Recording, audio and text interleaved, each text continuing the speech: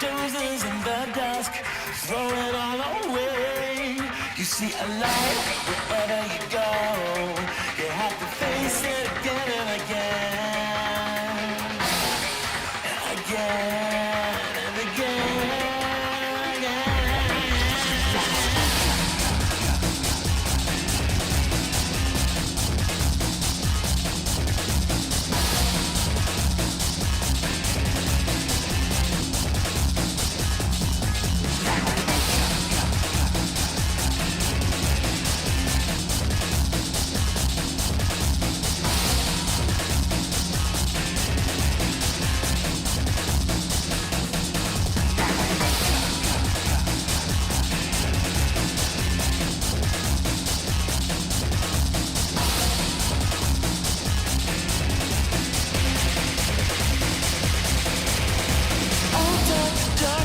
Dozes in the dusk, throw it all away.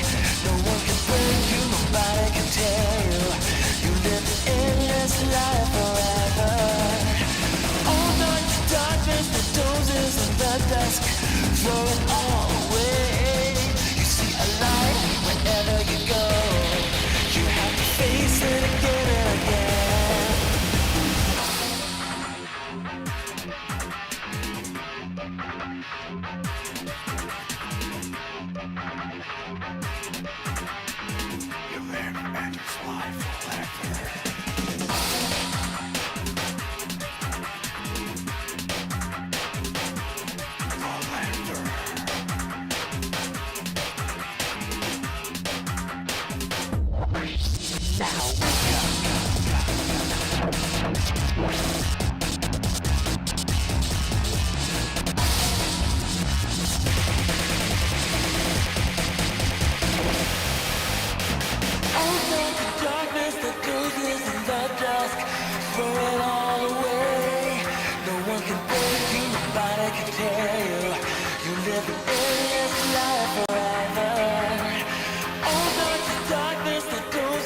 The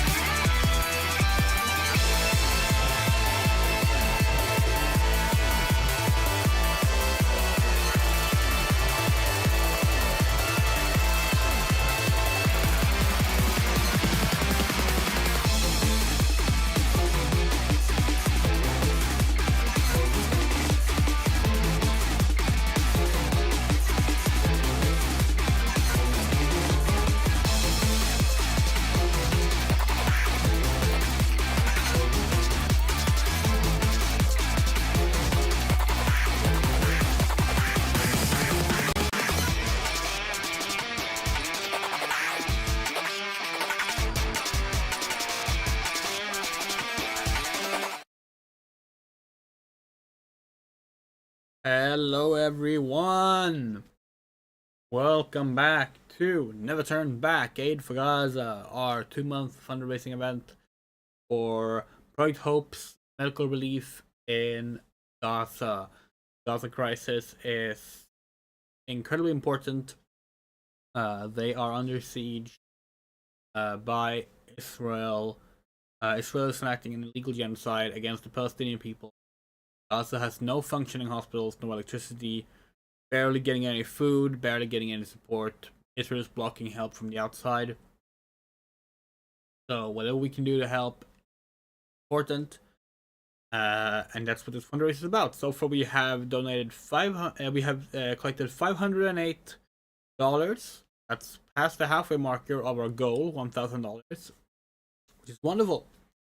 And what we have been doing, this is we've been playing Shadow the Hedgehog, going through all 326 brew routes.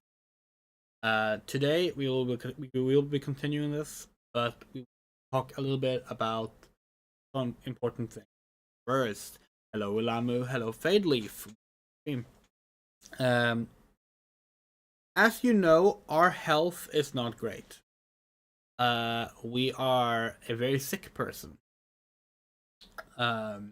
This stream fundraiser event has started to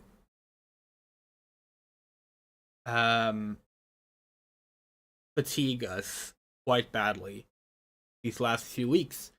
Now we still intend to keep going as planned, but there is going to be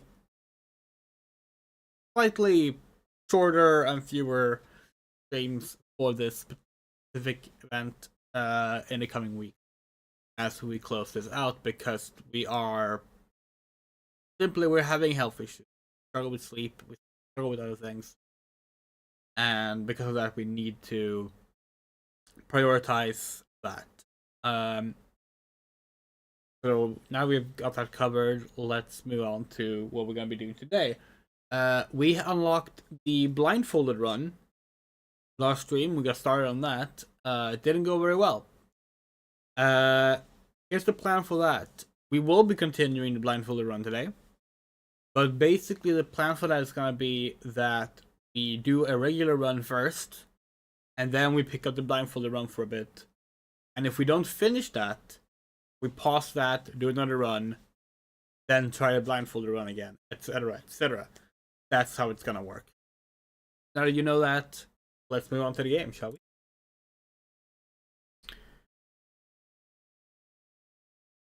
See.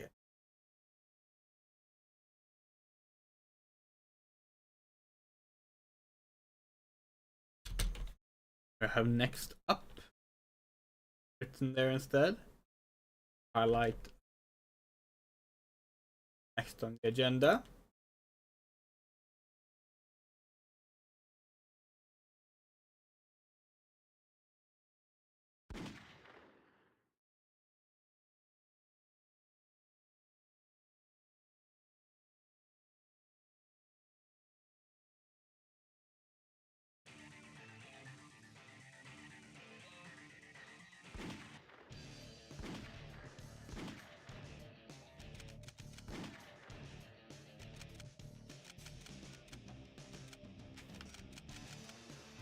Will it be against the spirit of the blindfold run if you have someone help us saying what's going on?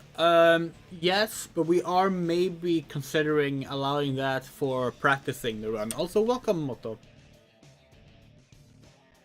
Okay, so we're starting the 64th run now.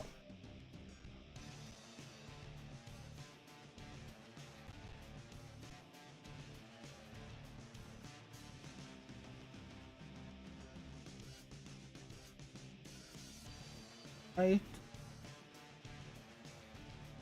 I have it up on our monitor as well. Alright. Let's go.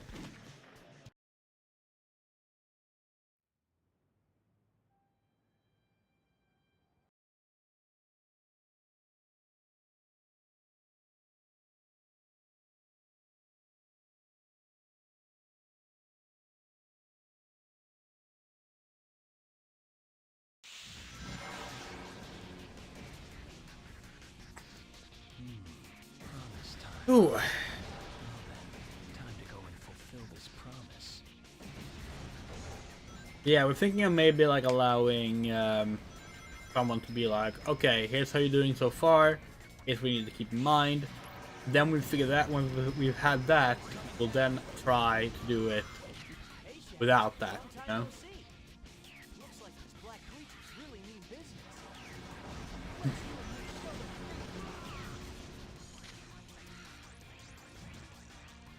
They're too strong for us. They don't. Nice over, Shadow. That's the ticket. You can unlock us.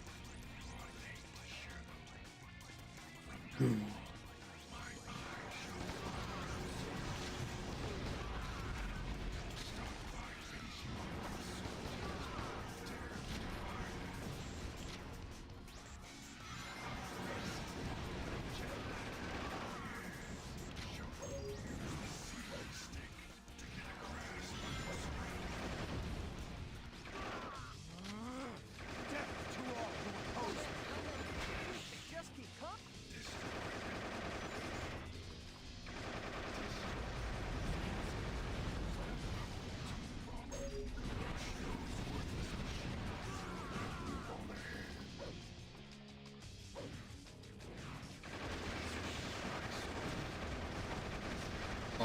Alright. Oh. Yeah, so regarding our health, this stream is 2 hours late. And that's because we woke up. We woke up in time. But like, we were barely able to talk. We were that tired, you know? And we've been dealing with migraines, worse than usual. We were like, okay, no. We need to prioritize our health a bit and reconsider how we're handling the streams right now. Yeah. And we've already accepted that we will not hit 326 this event. As fun as that would have been, it simply does take too much time.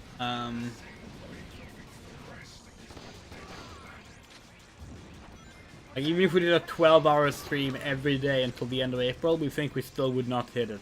So, yeah. We'll figure something out to still make it in the spirit of the event. But yeah.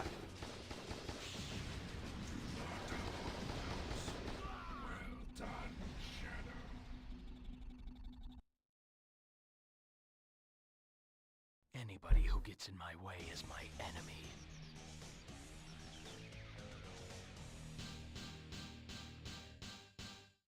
And like as a lot of you know, we have we're also the chairwoman for our local RFSL, which means that like we also have a lot of responsibility there. And there's been a lot of stuff this particular past month, so that's also been like a constant drain.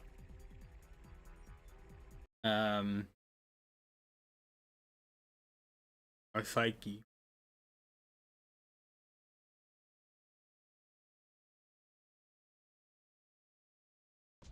Attention! Emergency.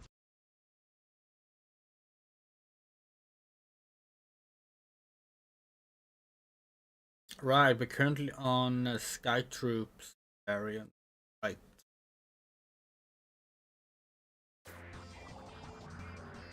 What is this sensation? I feel weightless atop this light. I see. I can control. Yeah, which way this to be fair, like most of the runs take 45 minutes, but some of them take much longer because they are longer missions. So it's hard to say, you know. And we also literally can't stream every single day. We're not even like available every single day. So yeah.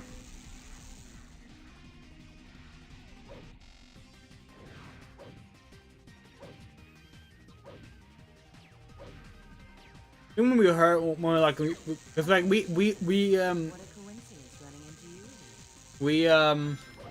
guessed it would be around 200 hours playtime, you know. And when we were like, okay, 200 hours playtime across 2 months, or 100 hours per month, basically. That's not that bad, you know? Like, we do a lot of really long streams. They'll be fine. But our math was wrong, you know?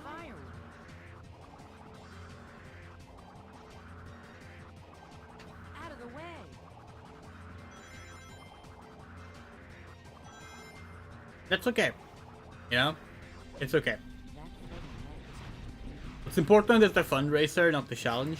Challenge is fun, but the fundraiser is the important part, and the fundraiser is doing well. We're past the halfway goal. We're like done really well there. Proud of that. That's cool. Not sure if anyone watched the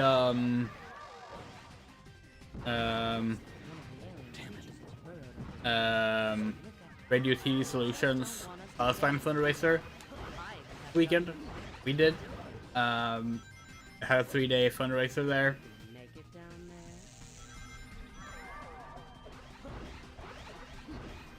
Fun watch. They raised over $100,000 across various different charities and GoFundMe's and etc. For Palestinians, which really cool.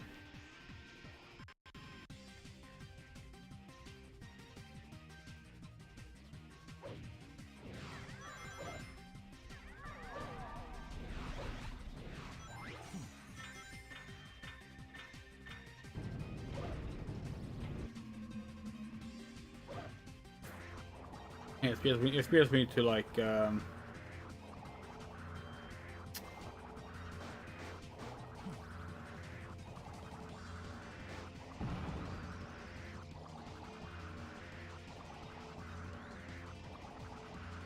we just got bad news that we can't talk about regarding our other responsibilities.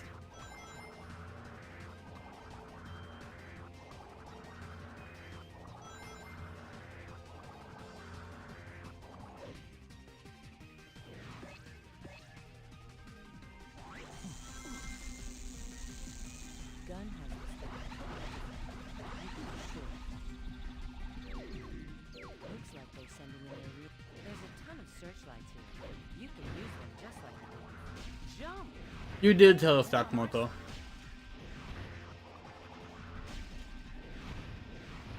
Stop that.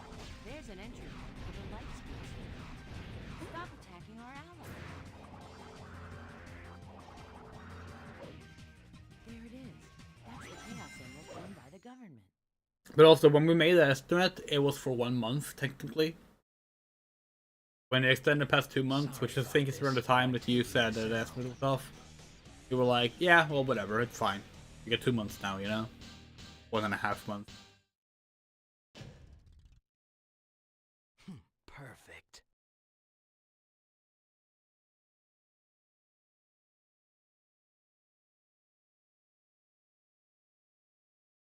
May is not gonna have any special stream event because we have Jurassic June coming up, you know.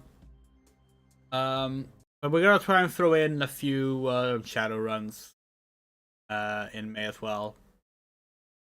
Like maybe like 1 a week or something like that. The next event, special day stream, is gonna be the Nazi killing stream that Moto and us will be doing. Feels like I've been here before. This place. More info on that will come, well, when it's time.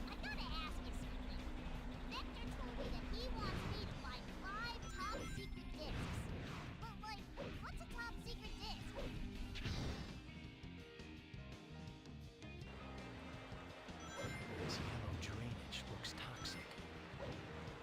I can probably cross the river by stealing one of the creature's discs. This saucer seems to hover above the ground, but it doesn't seem to go that high.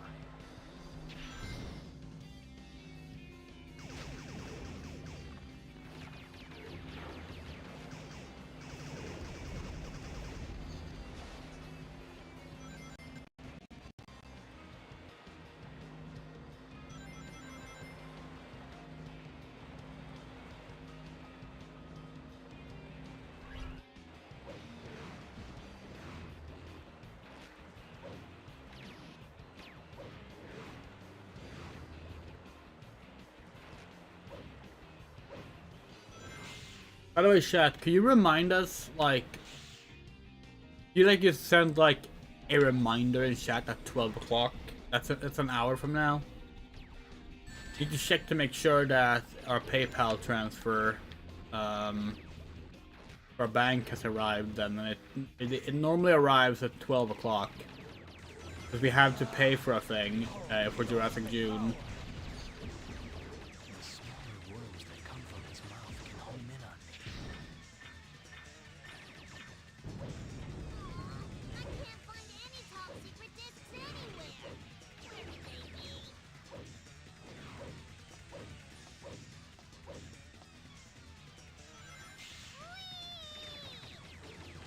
All right, good job.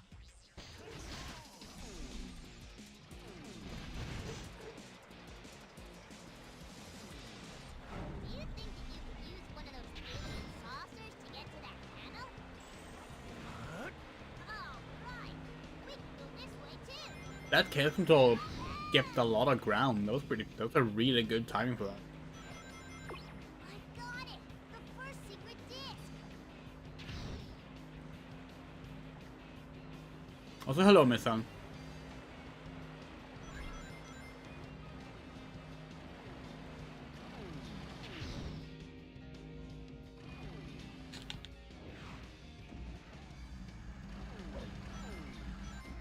I can use that for a burst. No! Damn, not here.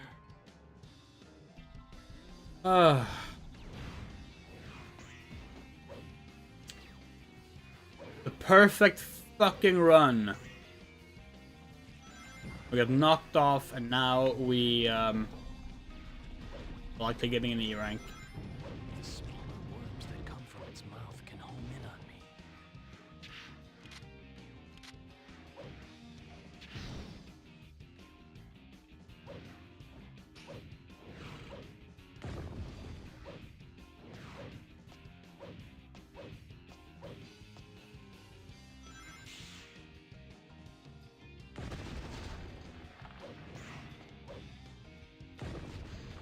Should I just leave the terror alone?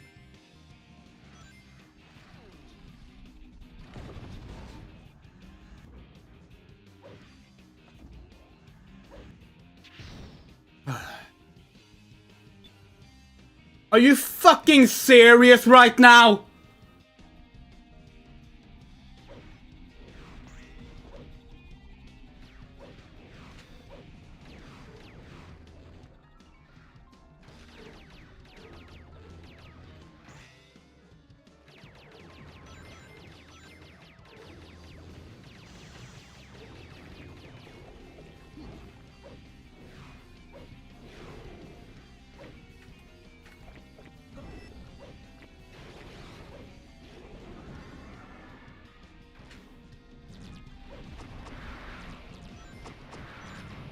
The smaller worms that come from its mouth can home in on me.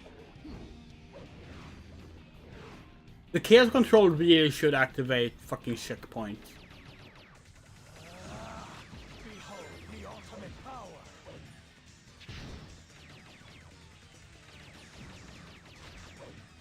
Chaos control!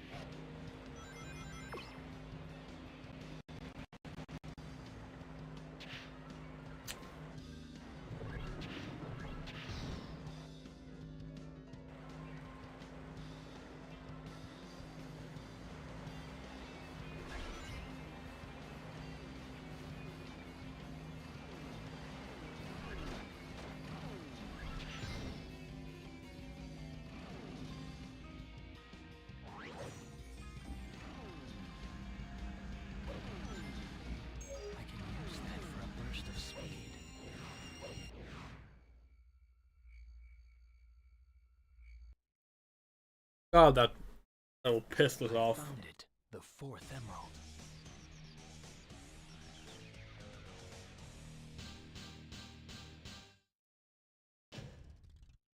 That should not be an A rank.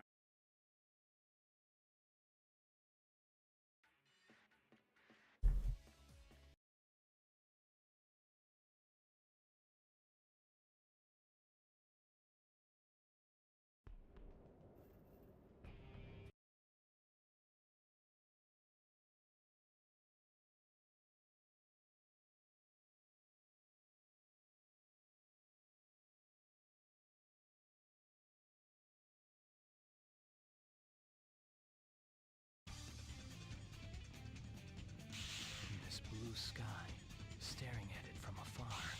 Have I seen it before? Alright, we're still doing Dark Mission on this. Kind of annoying.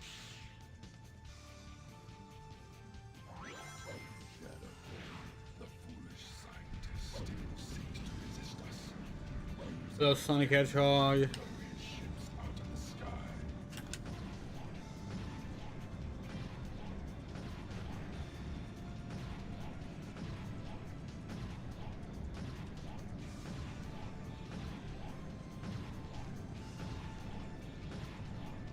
Next one, yeah. Yeah.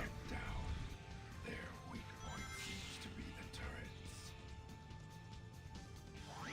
Oh, Shadow! Fancy running into you here. There's got to be some kind of peculiar power source that's keeping these ruins afloat. Find it and destroy it. Did you want to go through here, Shadow? Our temple defenses are not to be taken lightly. Look at how those humans flee without a fight. To you go the spoils of their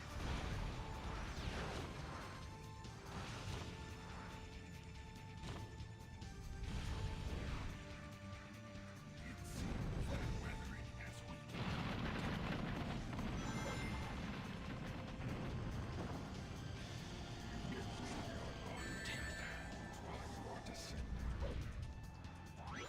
Remove these worthless machines from my sight. What are you doing, you traitor?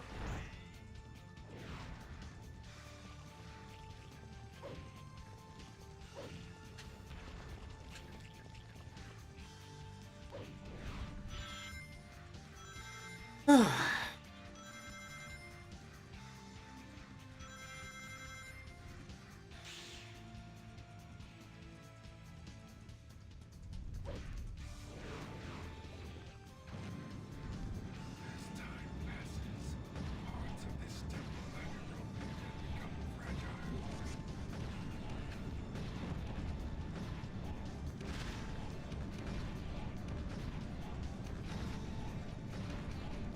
Two ships destroyed. How pathetic. The scientist is an incompetent imbecile. And now he shall uncover his foolishness.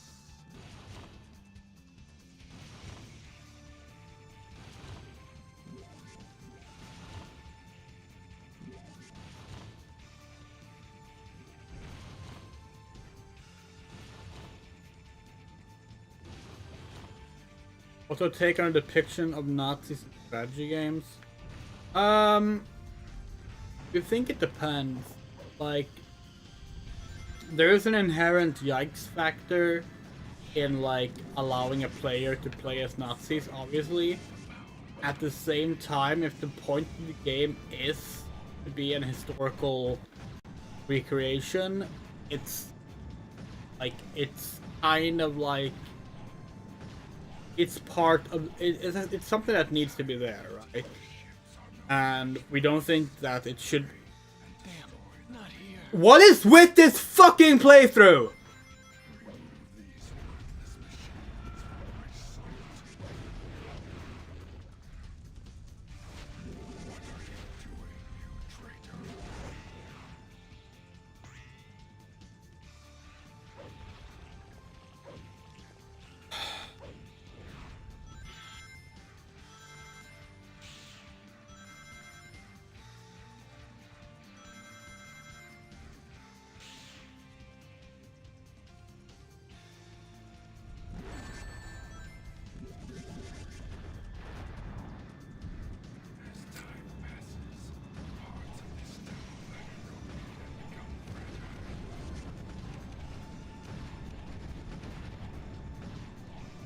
Anyway, in short, if the purpose of the inclusion is historical accuracy in like an historical recreation, like a war recreation or war reenactment, then yeah, like it's fine.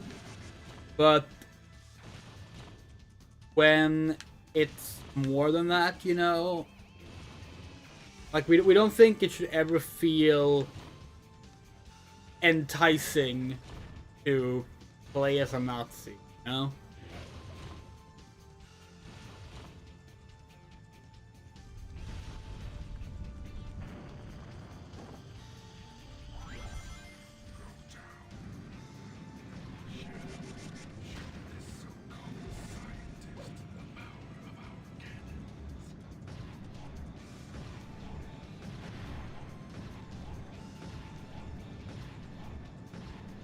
And also, like, while obviously the atrocities that German and its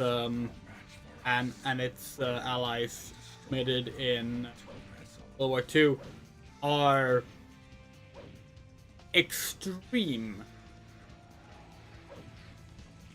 singling them, we also don't like singling them out as like the no-nos of history in terms of like historical games, because like there's not a lack for outright evil forces in history, you know? So like if we're going to like wag the finger at that stuff, then really a lot of like wargaming in general would just need to be shut down. That makes sense. We're not sure exactly if that was like what what angle of the question you were trying to ask, but hopefully that answers the question.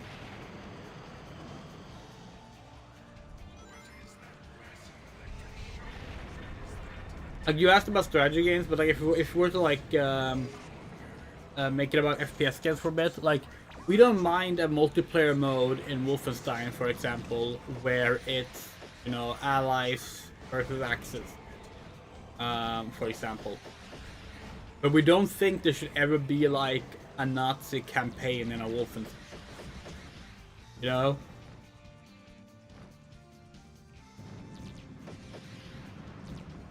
But on the other hand, like if the game is like a Medal of Honor game, going out of its way to do a war reenactment,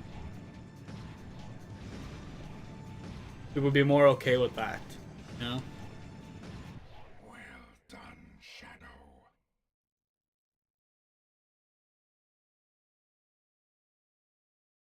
Doctor, I have no further use for you.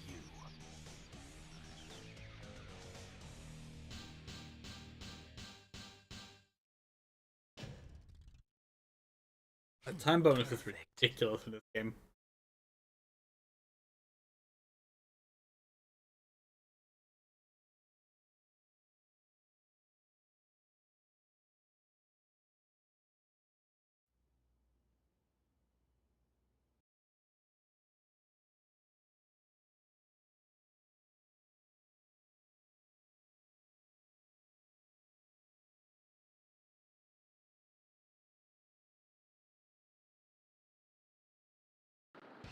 Shadow! We're in big trouble! The black creatures are after the president's escape pod.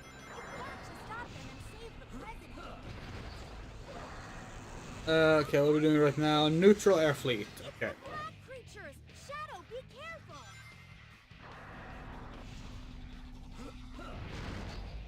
Try to get up here! Oh, okay. Yeah, no, that's a problem. That's legitimately a problem.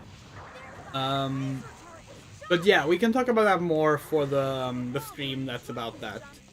You've only got about 2 seconds before you fall, though, so be extra careful. But yeah, no, absolutely. There's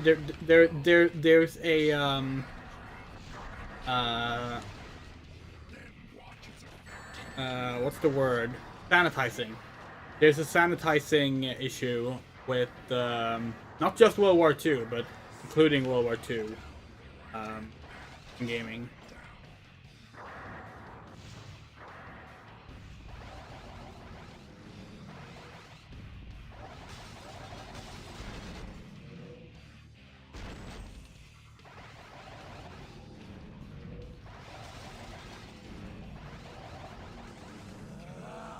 Behold the ultimate power.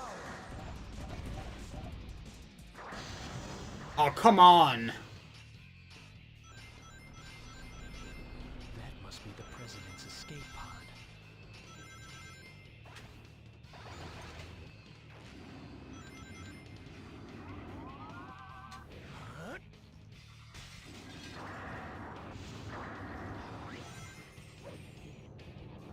If I jump dash along this wall, I can make it to that bracing. You should play more strategy games on stream, by the way.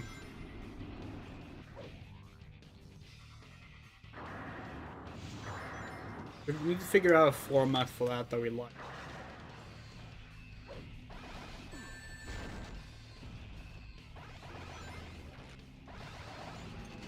Just playing like Civ and Age of Empires or Conquer and stuff like that would be a lot of fun. Yeah, we also love strategy games. We've never played them because we like strategy games to take a long time. And we don't think it's the most interesting thing to watch for a stream, you know. But yeah, we should definitely figure something out. Keep going, Shadow. No! How the fuck has that happened 3 times this playthrough and basically never in the 63 fucking routes we played in of this game before this? Jesus fucking Christ!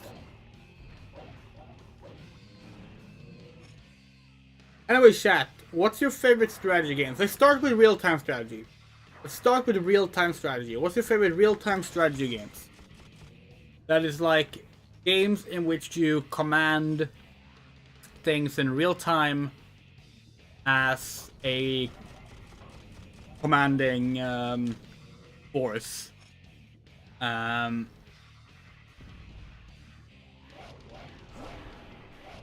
Most of the time it's wargaming, but sometimes it can be other things. But yeah.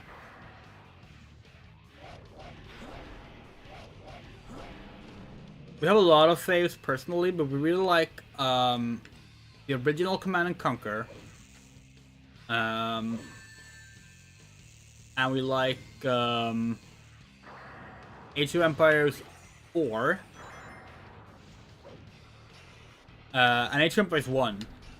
We like 2 as well. 2 is the popular one. 2 is really good, like we really do love it. But personally we like the simplicity of Age of Empires 1. And Age of Empires 4 just like took everything we liked about 2 and just kind of like improved on it. I think it's a real shame that Age of Empires 2 kind of did not do that well. Because that game is really good. It actually does.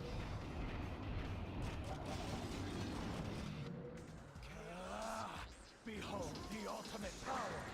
What else do we like? Warcraft 1, 2, 3. Oh, good. Was never that super big on StarCraft. Like, we liked them, but like, never like our big ones, you know?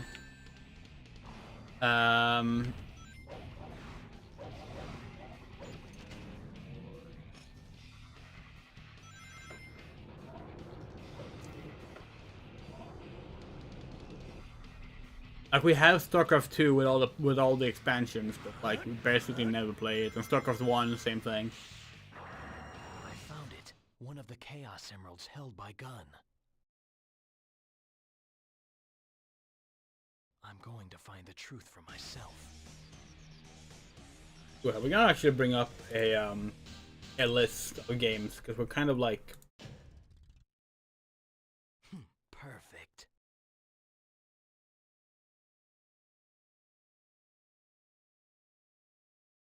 What else do we have here? Oh yeah, Cannon Fodder is a real-time strategy game. It's a bit different because it's not like you don't build in it, but it's an RTS game. The Cannon Fodder, that's a really good one. A Black Comet Hero, which we believe is just getting to the end. Yeah, we agree, Fadeleaf. That is our big weakness because we are not fast in RTS games. Battalion Wars, that's a good one too. That one is a bit more like, it's a mix of like Battlefield style gameplay and RTS stuff.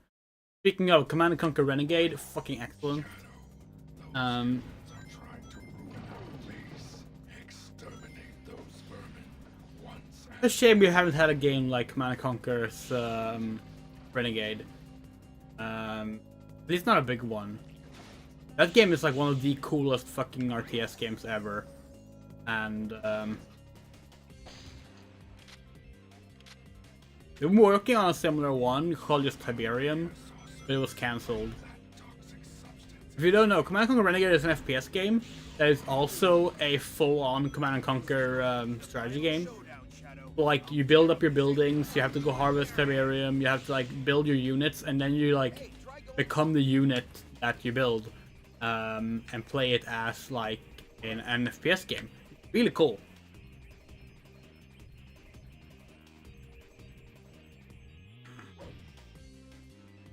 Dune 2 is really good. It's kind of the precursor for a lot of the modern RTS scene, especially the Command & Conquer games, because it's the same developer. Try going down.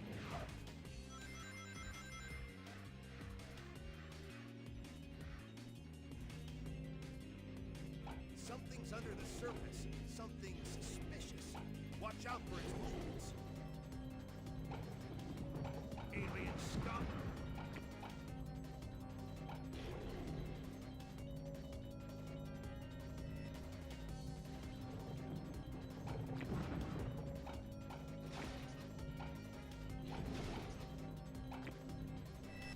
Okay, apparently we can't even hurt if we're that close. That's an... God, impossible creatures. That was a strange. Yeah. Black and white. That's not a good one. In terms of like, I mean, that's a god sim, which is an RTS, but like it's also like kind of like its own subgenre. Look, are they?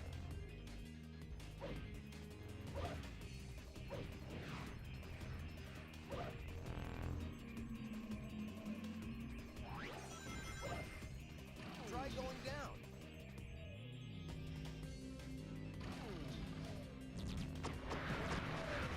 That thing can The somehow first Empire Earth was a lot of fun. right after he Never played the sequels.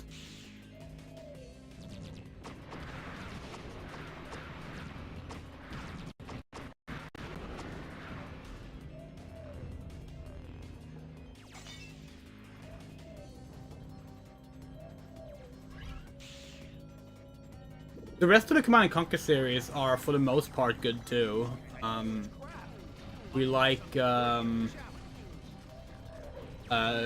Sun, we like Tiberian Wars. The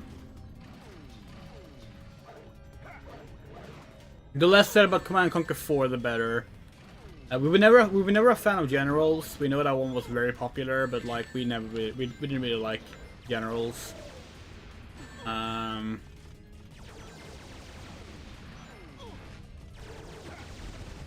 We wish we liked Red Alert more.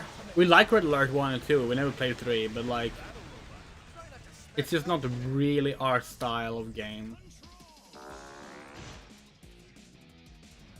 Guns sent their robots here too. I've got my eye on you. So think about it. It looks like we've got to go in through that warp hole. It was an interesting game released like around 2012, we think, called Ruse. It was kind of like them explicitly trying to do like a What do you think you're doing, Shadow? an RTS for consoles. And that was interesting. That was actually a very interesting game.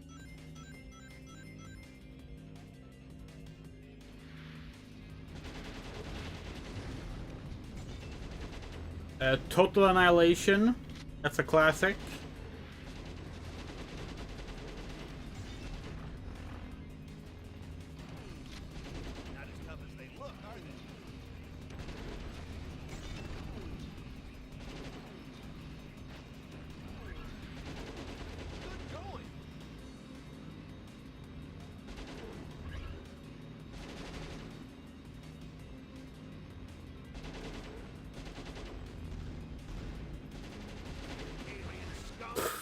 Oh, that could have gone really badly. No, we lost our chain gun! They're on our side.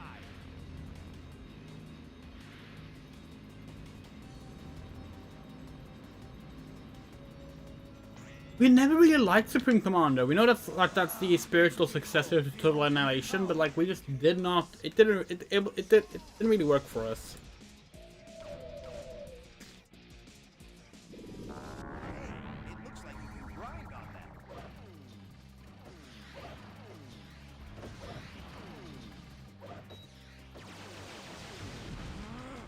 Death to all who oppose me.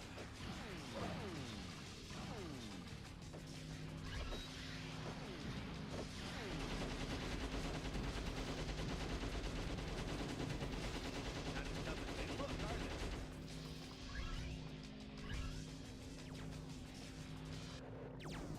they? Yeah, we really wanted to like Supreme Commander.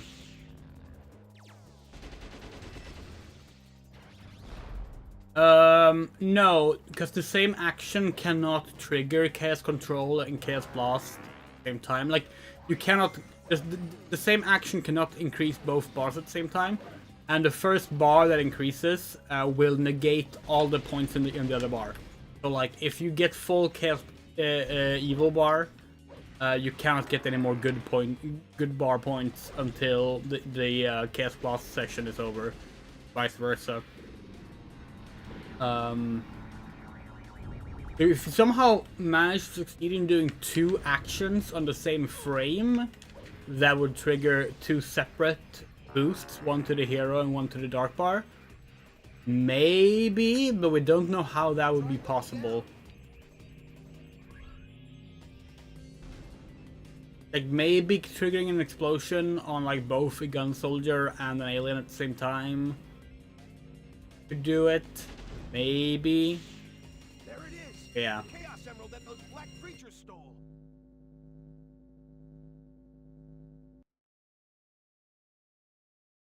Yeah, what else do we have here? Knuckles, I've got my own reasons for Looking at like strategy games. Dungeon Keeper, that's another style game, but like perfect. falls within the same thing. Syndicate, that's a good one. A lot of building games, which we're gonna jump over for now. Star Wars Empire at War, that game wasn't bad. Shadow. Very well. If you refuse to obey me, then you'll just have to deal with my finest creatures. What was that game called? Battle for Middle Earth. Lord of the Rings Battle for Middle Earth. First one. That was a good one. Never played the second one, but the first one was good. No, not Shadow Fever. Death to all who oppose me. Hit the slot button on the main body. We can stop the reels from aligning. Chaos Blast. Yeah, Final Fantasy 12 Revenant Wings. It's a RPG RTS hybrid game, for example.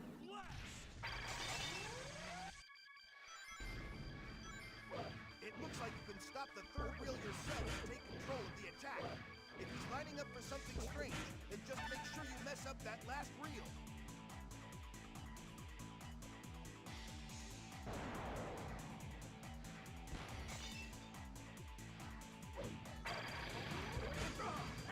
Stop that!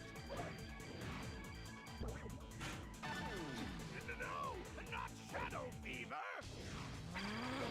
Death to all who oppose a projectile weapon. You can attack the cockpit directly. What? Wait! Abort! That's it. Now you've asked for it.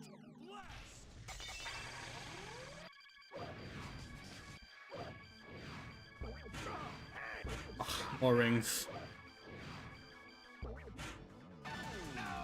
My beautiful rings! Set the mark to either missile or bomb. Give Eggman a little. So why do we get so much Shadow Fever? So, this might be surprising, but like Shadow Fever is kind of useless in this boss fight. It's so difficult to get multiple hits in. Death to all who oppose me. You hang for too long after the Chaos Blast. If they have a gun, it's good, but like they have to go get a gun, which is No! Don't drop them here!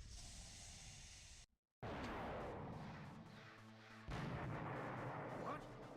No! This can't be!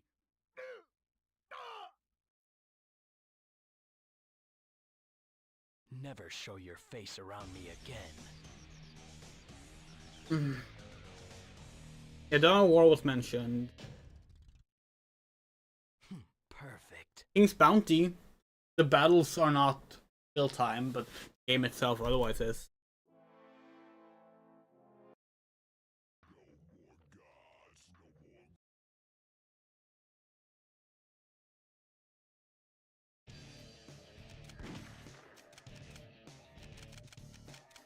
Alright. To love oneself. Yay. I'll look at a few more strategy games before we swap over to blindfold mode. Now, what else do we have here? We're looking at our like played games list. Natural Selection. That's a pretty cool one. That one is a bit like Command and Conquer Renegade. Or Alien vs Predator. Star Wars Galactic Battlegrounds. That's basically Age of Empires, but Star Wars.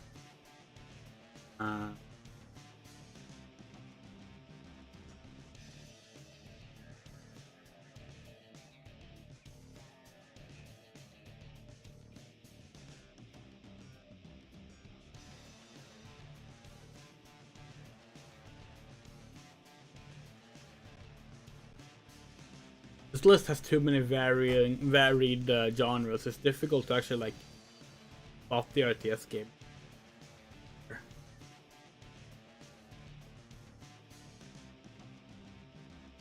Yeah, I hope Blindfold run.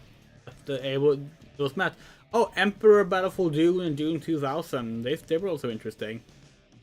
They weren't that good, but they were interesting.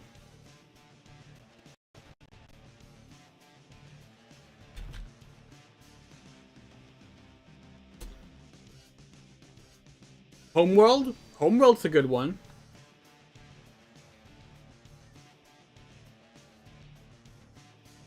Settlers, okay. Some of the Anno games are okay. Oh, The War of the Worlds. The PC game. That wasn't bad either. Alright. Time for Vestopolis blindfolded. Again.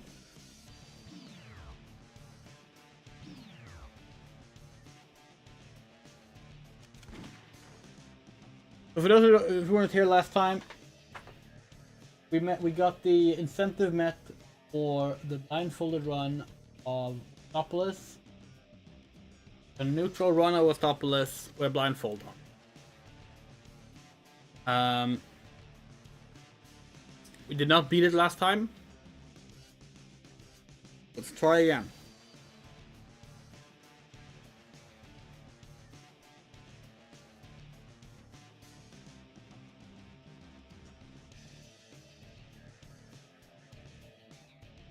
Alright, we can now not see anything. This controller, there. As you can see, hopefully that was clear. We cannot see anything. Means we can't read the chat, but here's just a quick first try without any additional practice. Maybe we should put this a little higher so that our voice comes out a bit clearer. We still can't see anything to be perfectly clear. Alright, let's go. Okay, so here's what we remember. First, not touching anything.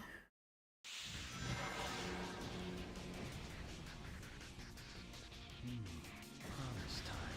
Move forward a little bit. Time to go and fulfill this promise.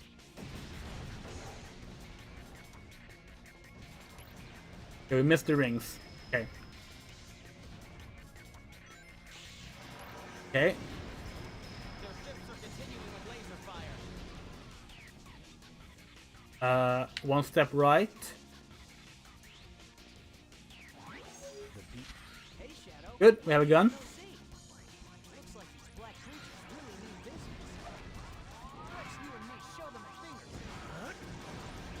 Don't touch the red fruit.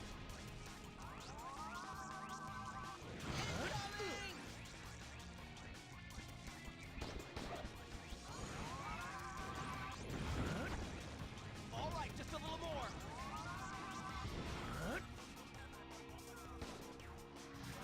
Hey, Shadow. That's one of the Chaos Emeralds. Okay, nice.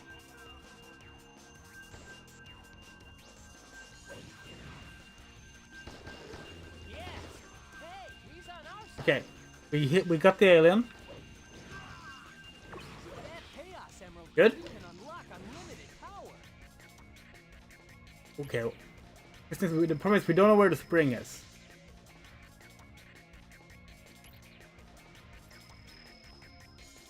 I'll go to the right a bit.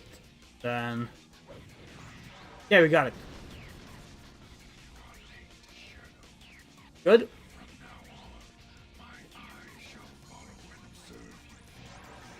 Tiptoe forward to avoid lasers.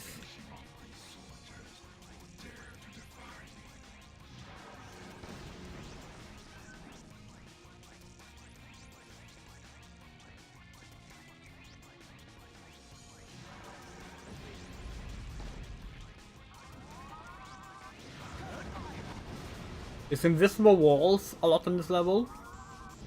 We were hoping to guide us forward.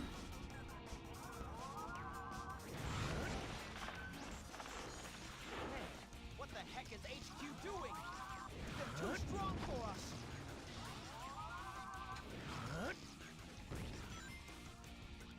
We just did a light dash. That's not good. Man,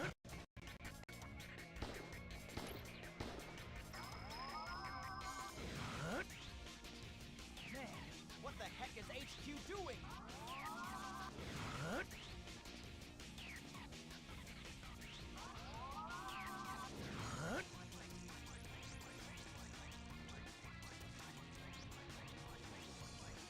Are we stuck somewhere?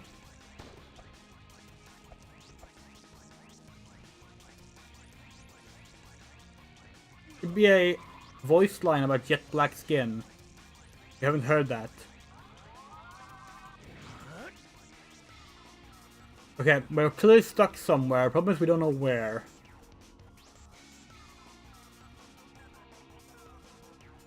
We're kind of hoping that if we just move to the right a bit, like that, a little bit more, and then turn forward and spin dash.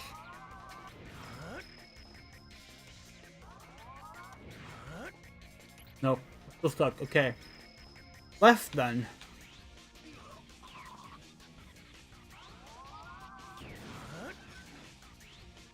That was something.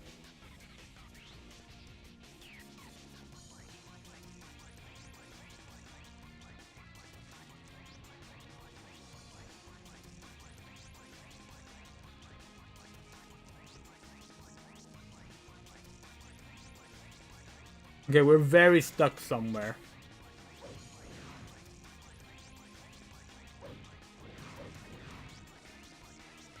Okay, we're at a wall. If that was a wall jump thing. What? That's a spring. Where is there a spring here?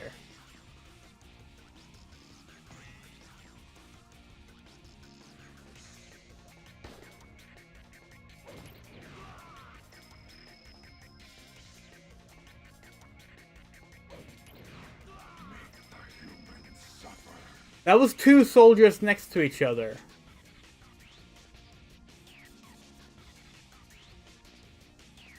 Oh, we passed the dash panel?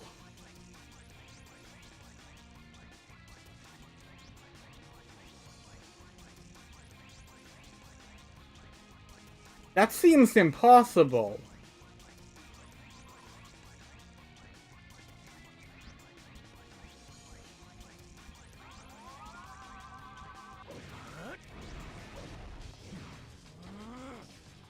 to all who oppose me.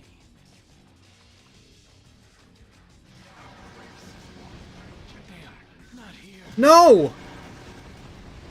Okay. Wait, no.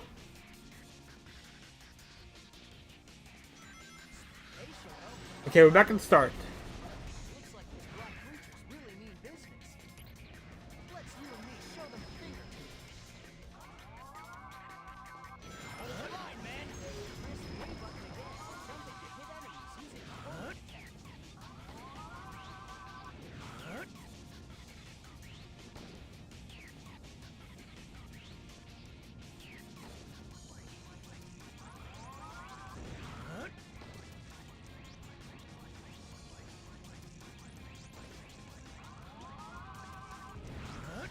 Hey, Shadow! That's one of the Chaos Emeralds! Hey, he's on our side!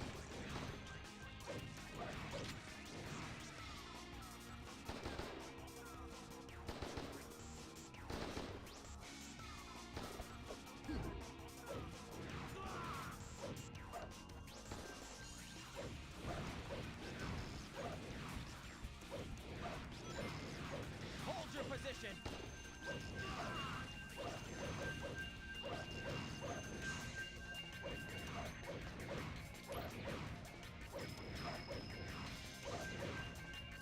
Oh, this is annoying. We haven't hit the alien. That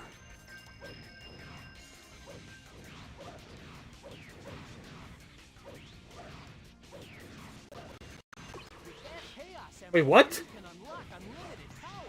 We had? Hold your position!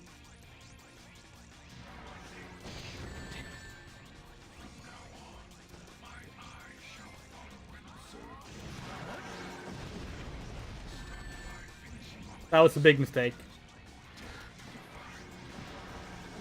This can't be. Yeah. Okay. Hey, Shadow. Long time no see. Looks like these black creatures really mean business. Let's you and me show them a thing or two.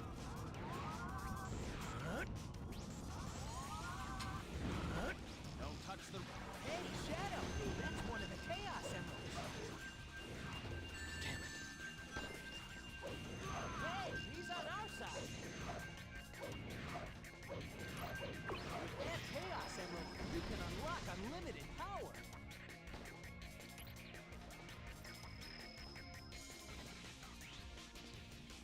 Where's Black Doom?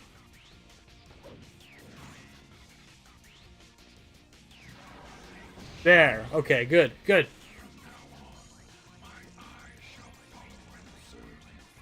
Okay, we're inching forward this time.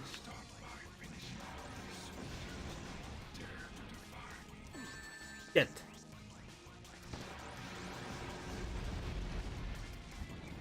Man, what the heck is HQ doing?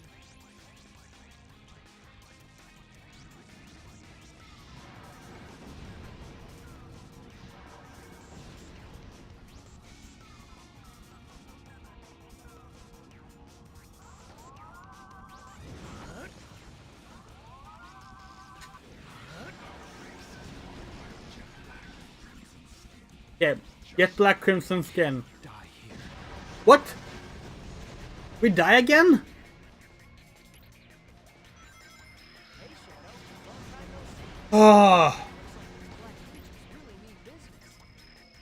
Let's you and me show them a thing or two.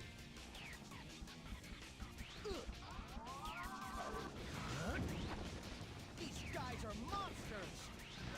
Hey! No. No.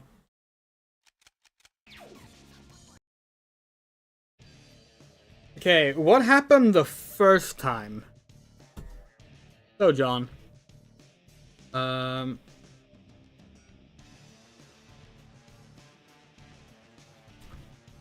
Okay, what happened that first time? We got really far the first time, right? We gotta go look at our own stream and see exactly what happened there.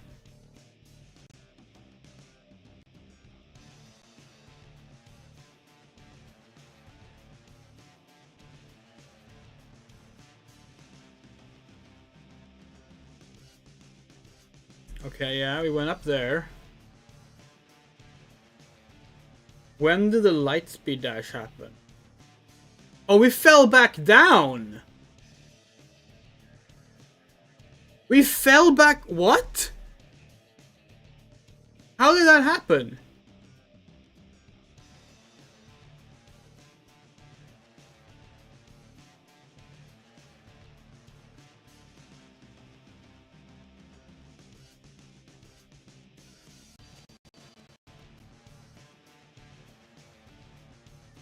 No, we forgot to hold up! Oh god damn it! Oh, that's so annoying. Okay, well we know what happened now. Starting over.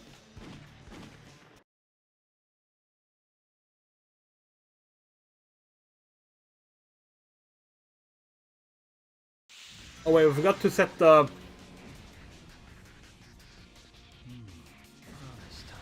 The text is wrong. Time to go and fulfill this promise.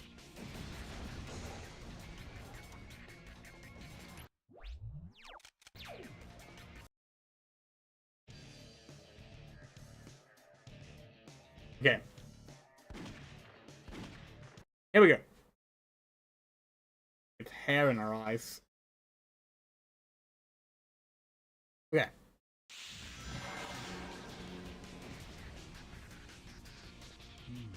Promise time, huh?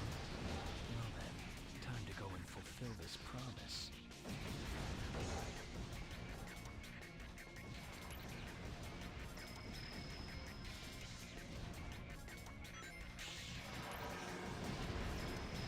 Point 0100. HQ, please respond. One step to the right, hold forward. Hey Shadow, long time no see. Looks like these black creatures really mean business. Let's you and me show them the fingers.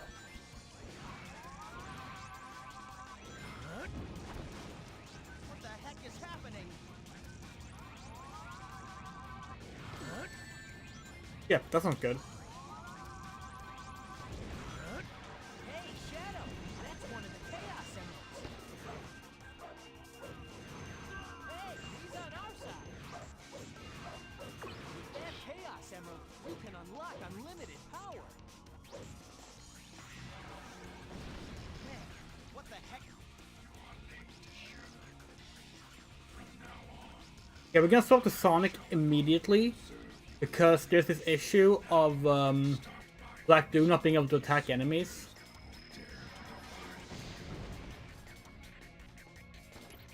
They don't give up.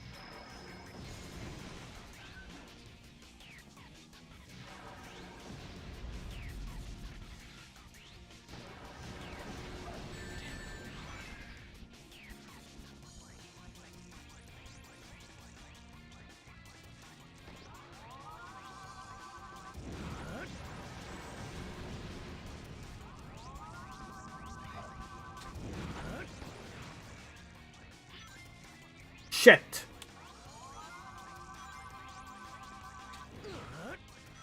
Cover fire. All right, just a little more.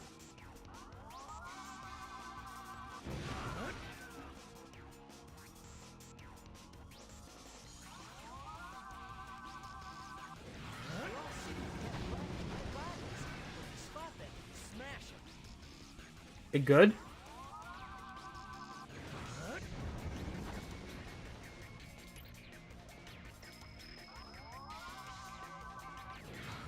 Laser strikes cause explosions, so stay clear of them too.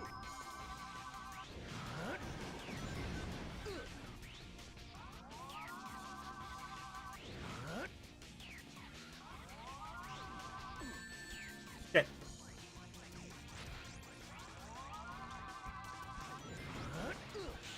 Got a ring, good. Okay. We hit the dash pad. There's a checkpoint nearby here.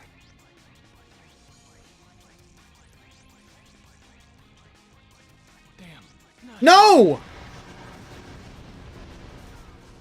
Oh!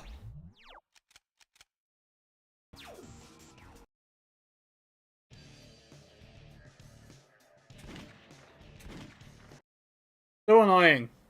We need the rings from before checkpoint. Like, that's why we're resetting.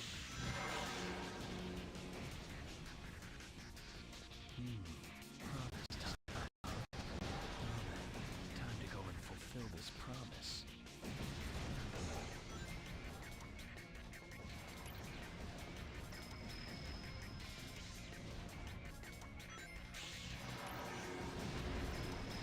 Point 0100. HQ, please respond. Hey, Shadow. Long time no see. Looks like these black creatures really mean business. Let's you and me show them a thing or two. Shit. All right, just a little more.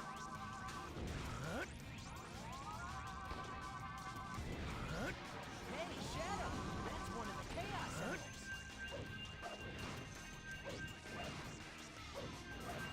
Hey, he's on our side.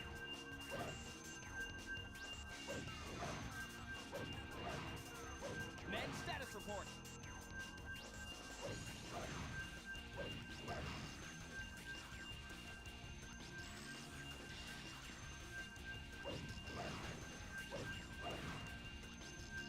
Oh, fuck. So we're in a corner. That's good.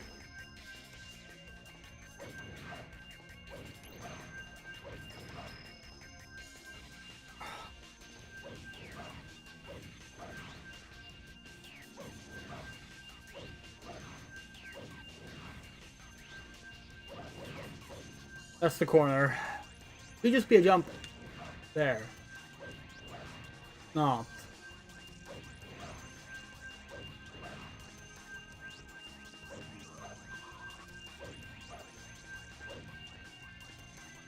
The alien might not be dead yet. Yeah, smash him up. That's it. With that chaos, There we go. you can unlock unlimited power.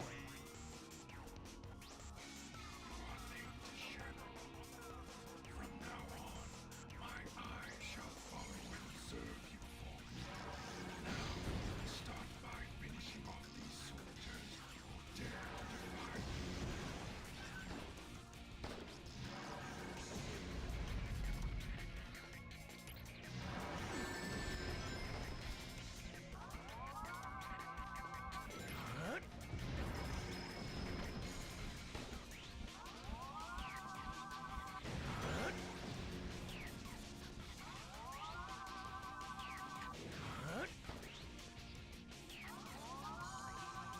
Sonic should be talking about their appearances after this one.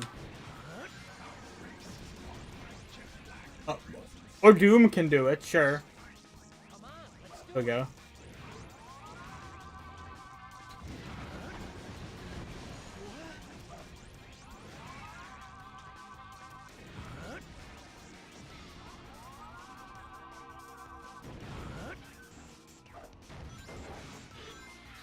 Laser strikes cause explosions, so stay clear of them, too. Blue Hedgehog spotted. Okay.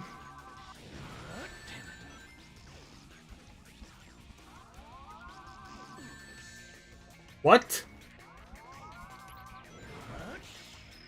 Okay. Good. Dash panel. Please.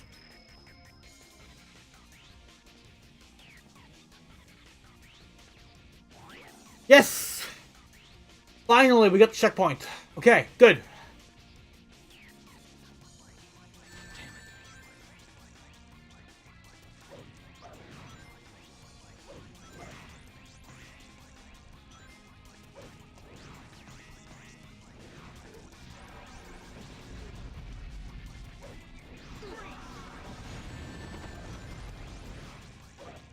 Let's run along that fallen crane. Take off now. But it looks like using homing attacks on those robots is the only way fast.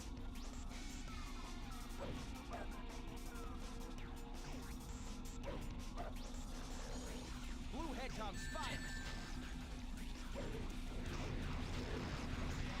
I repeat, this is not a great... No! That's okay, we got the checkpoint.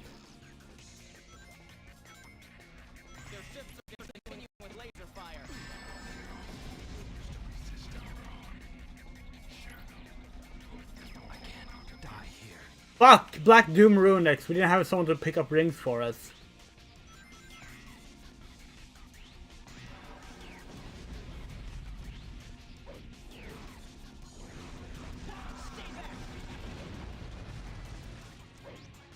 Let's run along that fallen crane.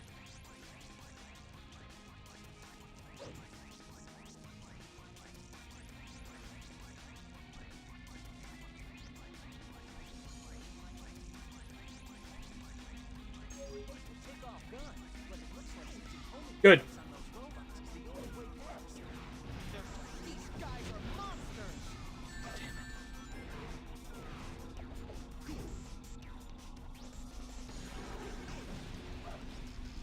Okay.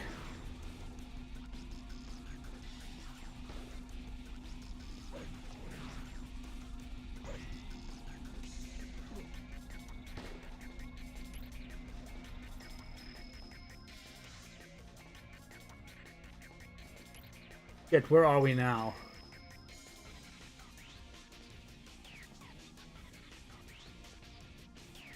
These guys just came out of nowhere. What in the world are they after? Okay. I'm falling off. There must be some kind of device that'll open up this cage. Oh, we're down! Okay.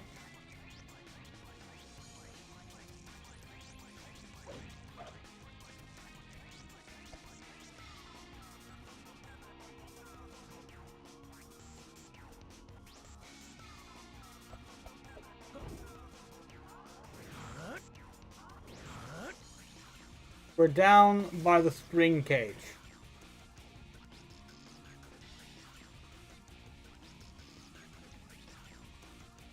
There must be some kind of device that'll open up this cage. I think it's up here in the corner.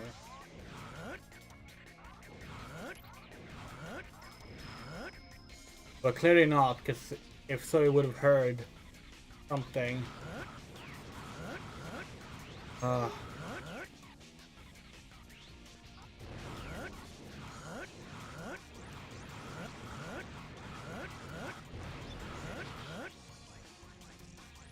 Did we hit it? We heard it be hit. Did Sonic hit it? Is that possible? I repeat, this is not a drill. Okay. Okay. We are where we think we are. You just been a jump here. We're after these red roots all over the place. Let's smash them all up. Watch out for the We did it! from above. Holy shit, we did it! Okay. Okay. Okay, we're not out of the... Okay.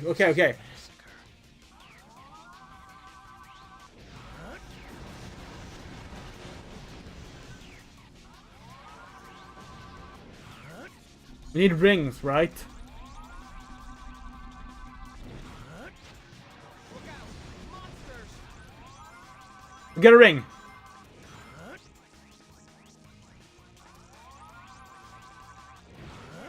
What the heck is HQ doing?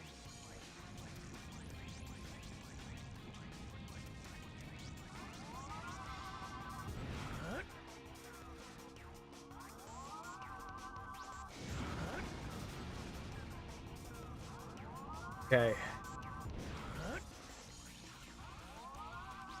Please. Are we stuck somewhere again?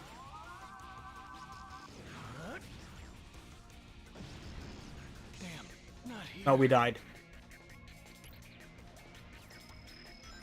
The entire city's on fire.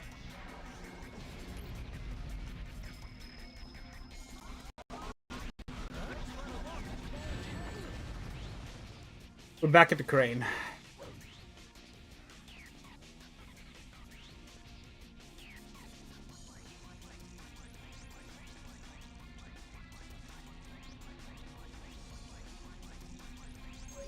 Take off guns, but it looks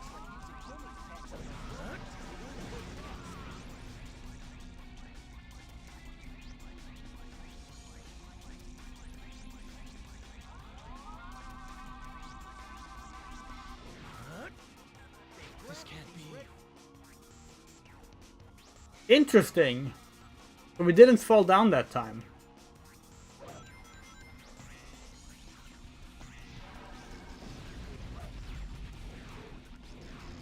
Don't let him get away! Let's run along that fallen crane.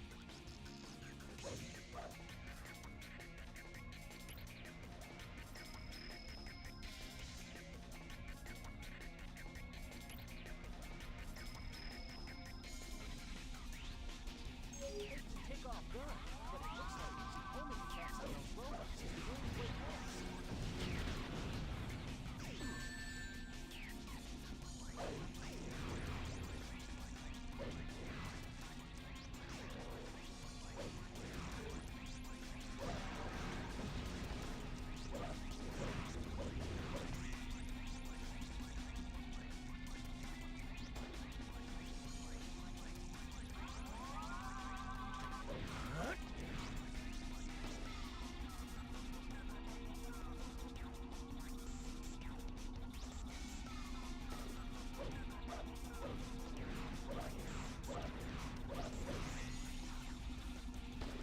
Where the fuck are we? There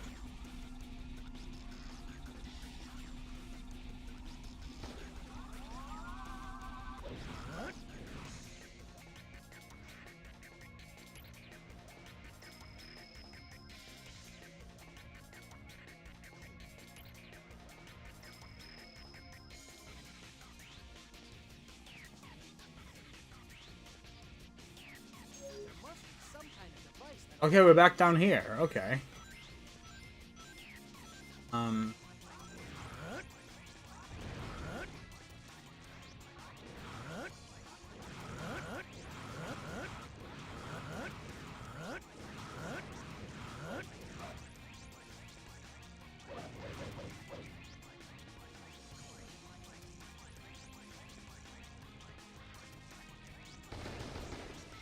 I have a gun. Oh.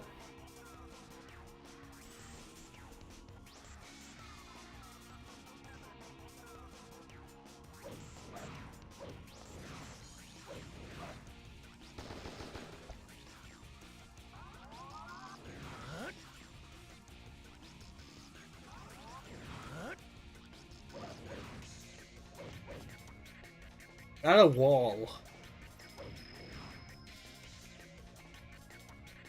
There must be some kind of device that'll open up this cage. There must be some kind of device that'll open up this cage.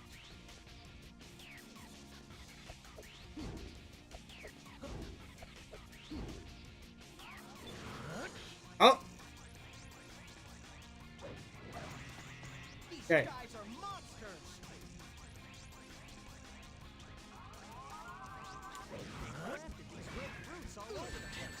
Let's smash them all up. Watch out for the red. Yes. Okay, good. We're back in the game. Back in the game.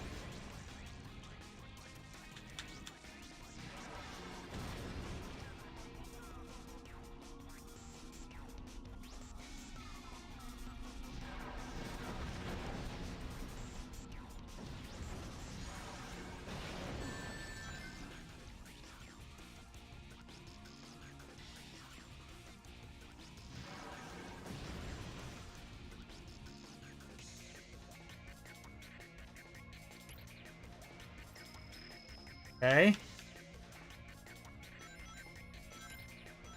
Getting a lot of rings.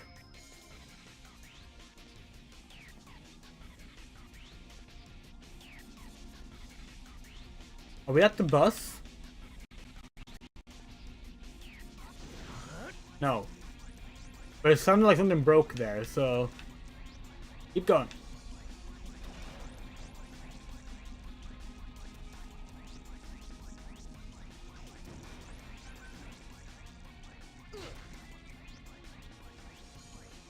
Not hearing any lasers.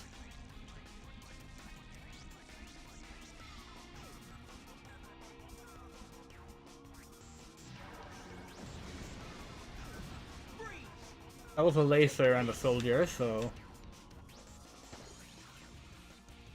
are potentially heading in the right direction. It is mostly holding forward when you're going down these slope walls. why we're avoiding spin dash right now, because we don't want to hit any fire or Hold the line. bent fruits Don't touch the or red lasers. We're hearing new things. That means we're making progress. We should still be aligned with the road. That was Sonic attacking someone. That's good.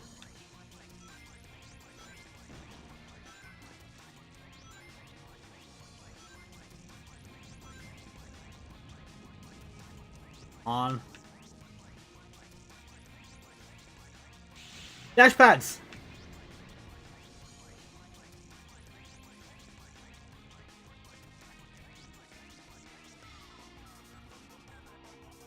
Okay. Why aren't we making any progress now? What were the dash pads? Why would we hit dash pads if we're not flying? Anyway, there's no flight path here. This is a mess. Is it ground dash pads? Could be ground. It's the same sound effect. In that case, we're at the loop. Can we go back to the dash pads?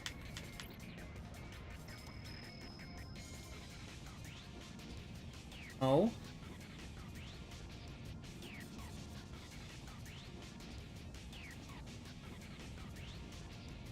If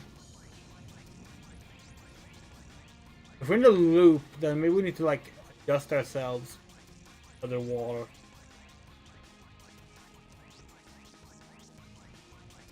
Okay. There's debris in this loop, which is annoying.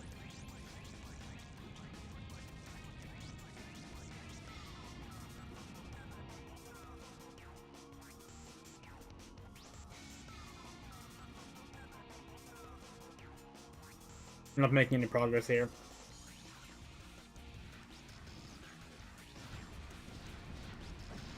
I don't know who or what these black creatures are, but you can't let them get away with this.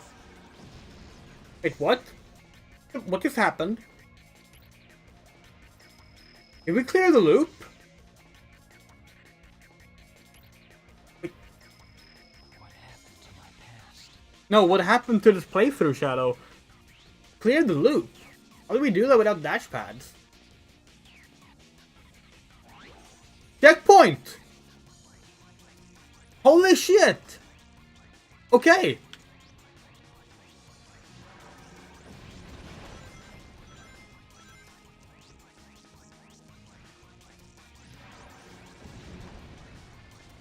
We have engaged the black aliens.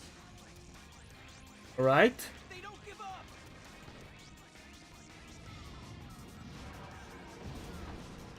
That should be the tunnel, right?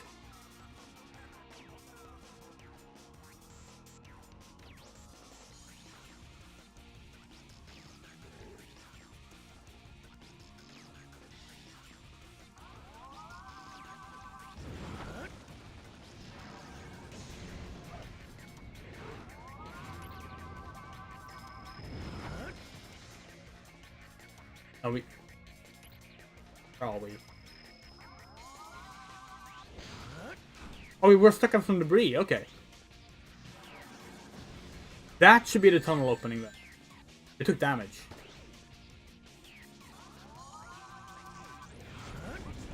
Citizens have been evacuated. I feel so sorry. Cover fire.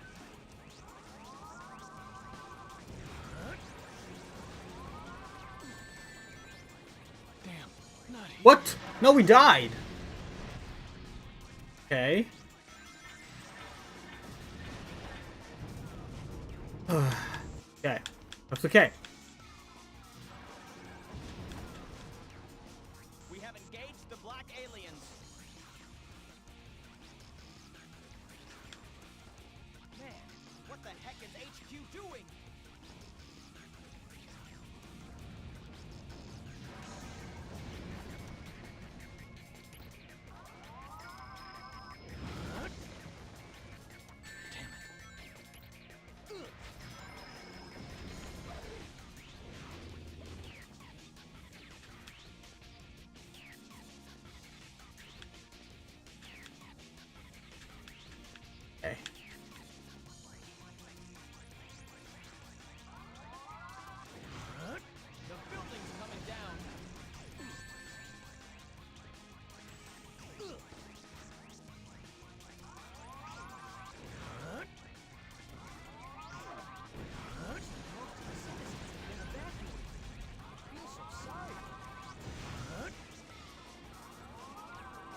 Need rings. What are these black creatures? Good.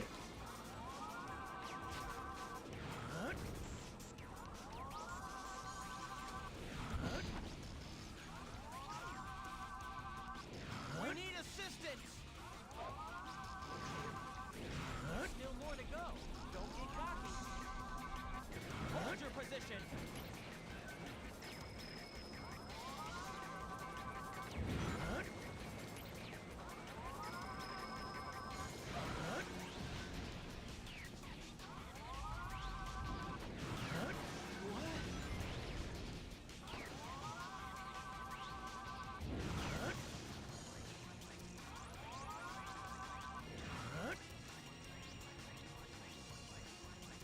That's the Chaos Emerald! Okay. Okay. Come on, let's get going.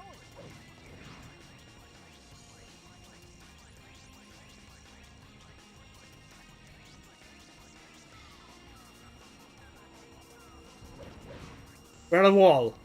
That was a wall jump. You don't know if the spring is to the left or right.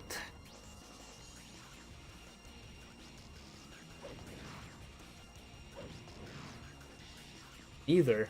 What? That's a wall. Did a wall jump there.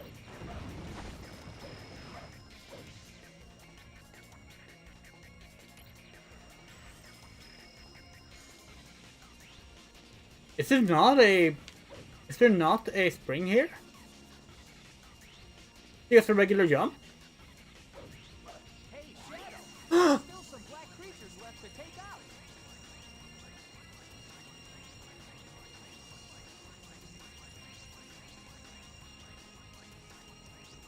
Okay, we can navigate by listening to the chime of the go ring. We're closer.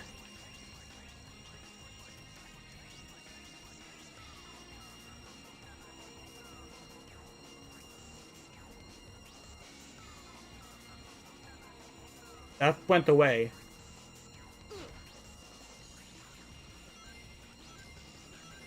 Someone got hurt? Sonic got hurt? Maybe?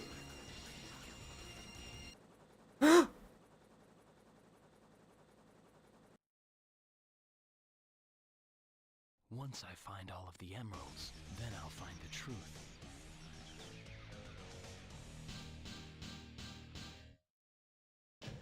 We fucking did it! Holy shit! 15 minutes and 20 seconds!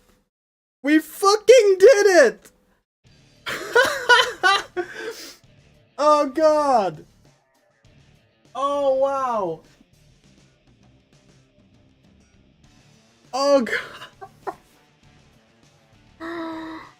Oh, that was painful! That was painful! Holy shit! We actually did it! We actually did it! Oh, we got stuck on so many things! We had to improvise so many times, but we did it! Fuck yeah! Fuck yeah! Oh. And our transfer has come in. Good. That means we can finally pay for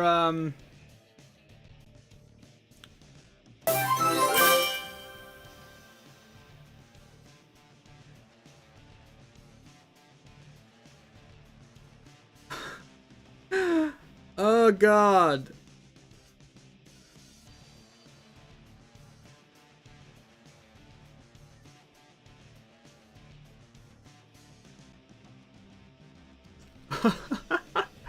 Alright, we have two cool things to talk about now.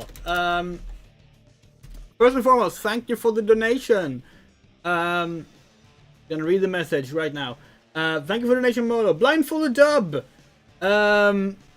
Yeah, okay. Holy shit, we actually did it. We just bought the Swedish dub of Jurassic Park 3 Dino Defender. That game was dubbed into Swedish. We'll be streaming it in Jurassic June. But yeah. Oh god. Oh, that felt good. That felt good. It felt terrible at some points in the middle of it, but yeah, we did it. With Stopless blindfolded is finished. Which means we need to think of a new incentive. We will try and do that. But yeah, so yeah, the sequel to the Jurassic Park 3 Swedish dub stream from last year is happening. Oh god. Before we pick up the next stream route, we're just gonna go fill up our glass for a drink.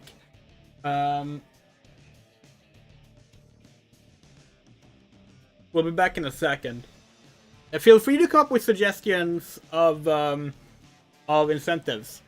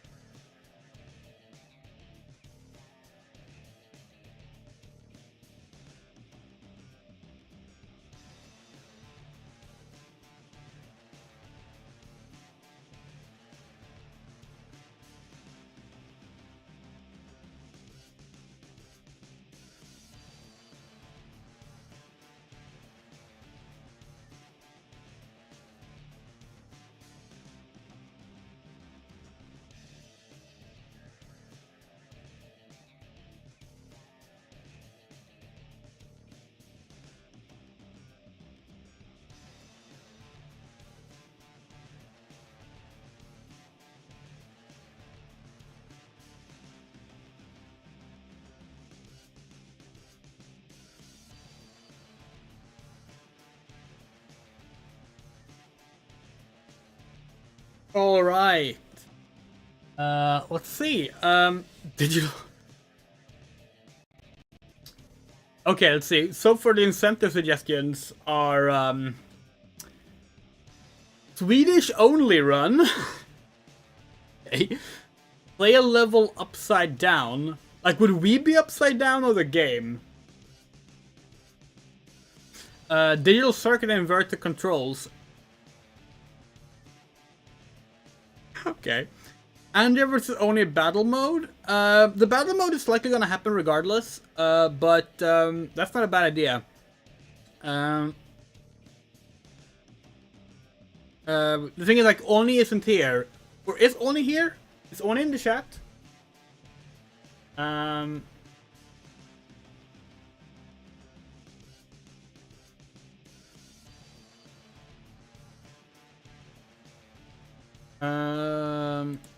We're gonna send a message to Oni.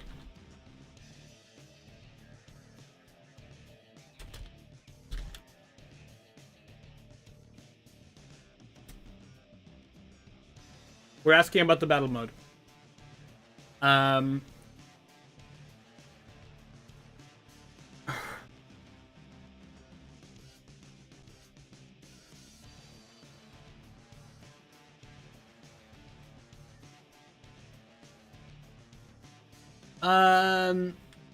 Let's go into select mode again. Maybe we can do something with, like,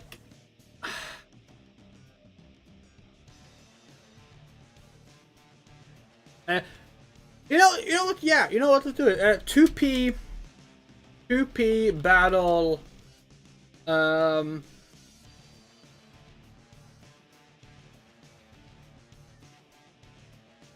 Um.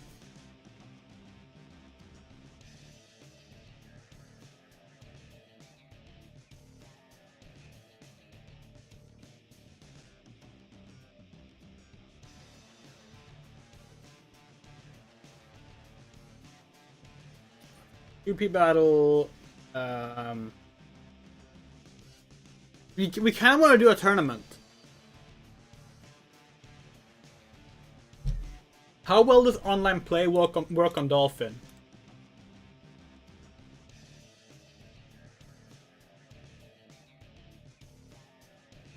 To be battle tournament.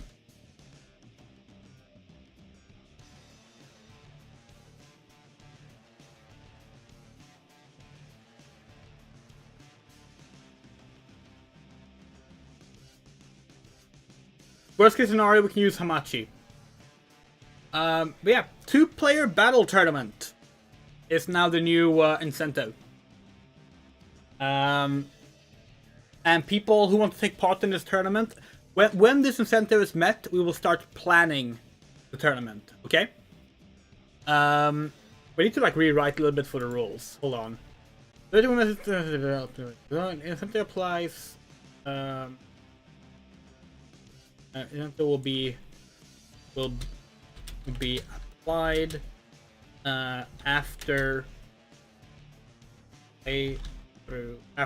ongoing playthrough. Current incentive applies after current playthrough. Only one modifying incentive per playthrough.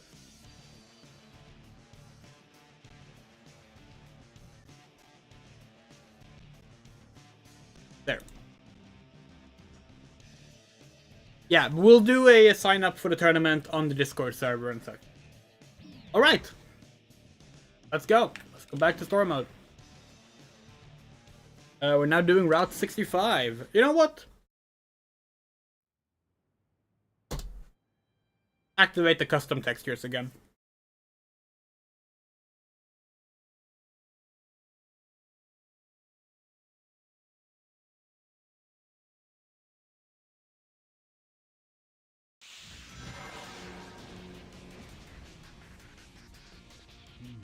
Promise time, huh? Well then, time to go and fulfill this promise. Do I know what our backup strat for the blindfold thing was? If nothing, if it was not happening at all, like we just could not beat it. Our backup strategy was to figure out a way to get chaos control, and use that to bypass the difficult section.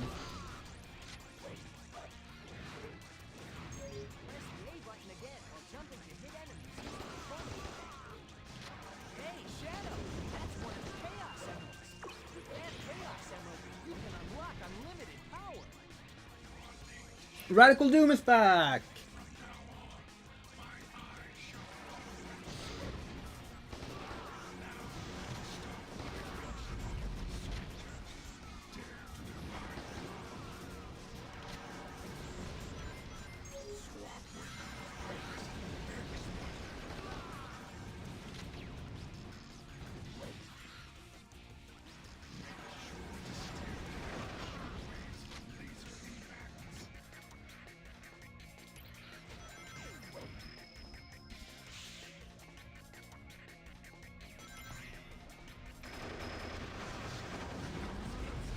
We're so glad we figured out how to do this part, by the way, blindfolded. Jumping up here, listening for this box. We did not think that was gonna work, but it actually worked really well. This part was not as scary as we thought either.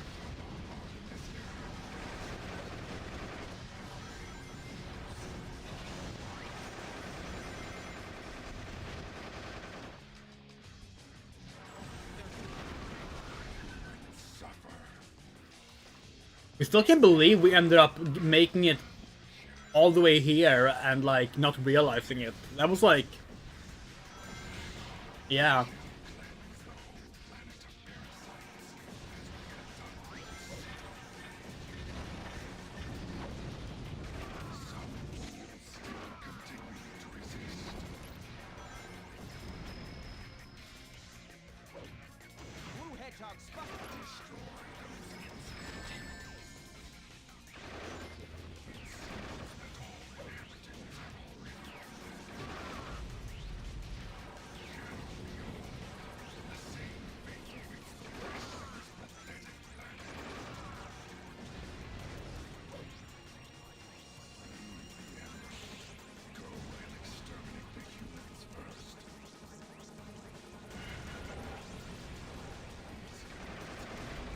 Oh, we will watch it. Don't worry.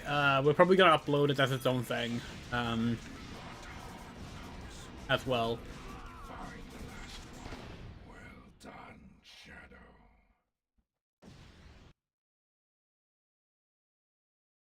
Anybody who gets in my way is my enemy.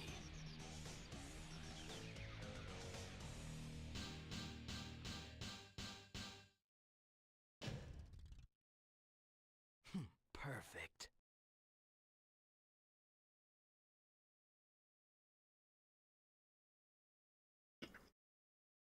By the way, there's a multiplayer mod for Shadow Generations now. You can play like co-op, like 6 people in Shadow Generations now.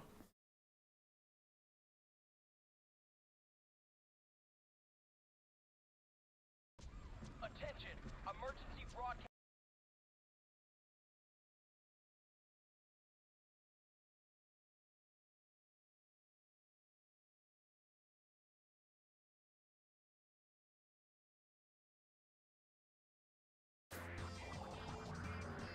What is this sensation?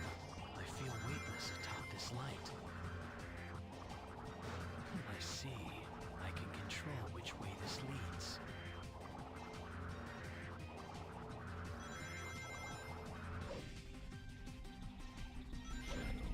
This is the information highway system that they call cyberspace. The core program that controls the data flow and the world order.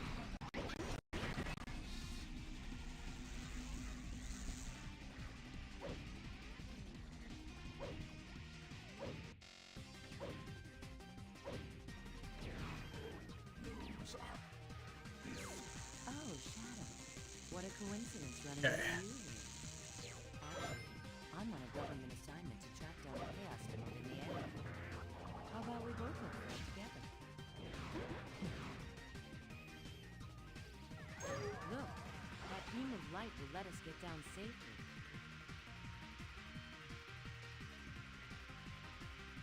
This is a light speed sword. Touch it. That red block is a fire. For people who weren't here last stream, Watch out. playthrough 77 is the one that's gonna give us a new level. Out of the way. We're currently on 65, so we were 12 playthroughs away from a new level. That flavor matters. It's a type of gun sentry.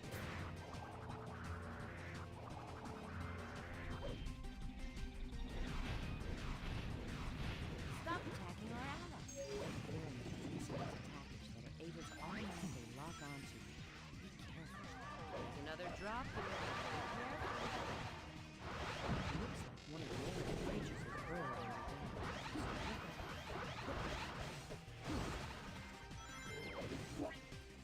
Think you can make it down there?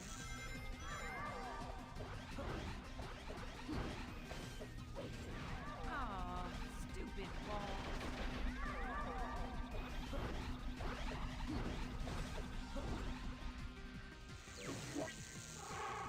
Maybe you can ride that light that's flowing upward. Moto, what fucking copy pasta are you putting in the chat right now?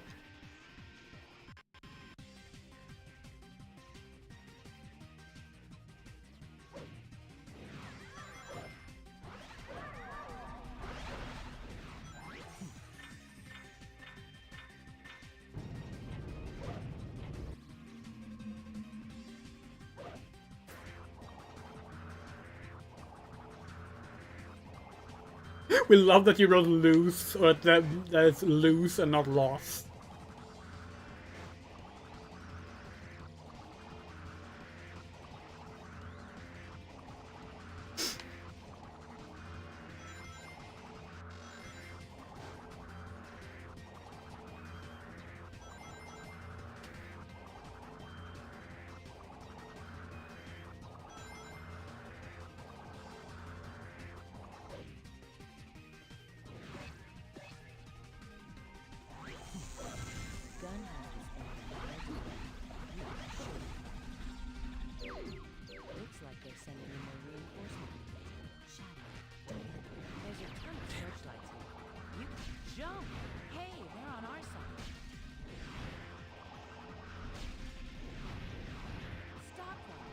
Here's an entry point to the light speed circuit. Oh. There it is. That's the Chaos Emerald owned by the government.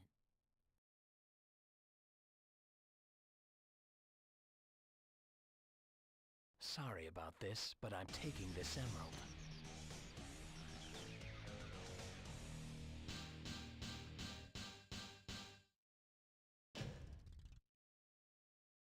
Perfect.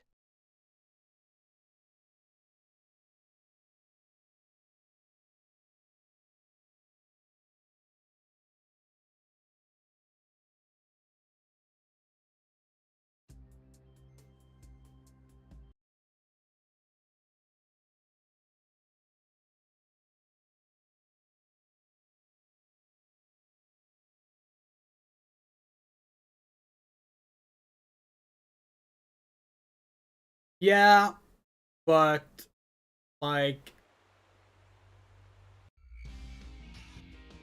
we talked about this before, but like the whole like Shono Seinen, Shoujo Josei stuff is so frustrating because like they are demographics, but they're also like not, you know? Like in general, stories are not. Yes, we know you're being facetious model. Like people are so quick to like put too much weight behind what those things mean, and like not even the magazines do that. Or, like not even the shoujo magazine or the shonen magazine, whichever one you go with.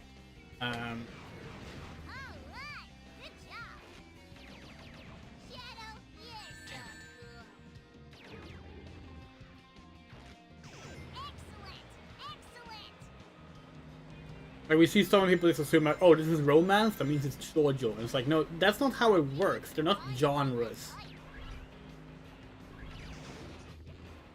Like, really wish people would like actually like look into how magazines work. And let's not even get into it, like, oh, this was published in a shonen magazine. That means it was for boys. Like, no. No, it's not fucking 1966 anymore. Like, it's not that simple.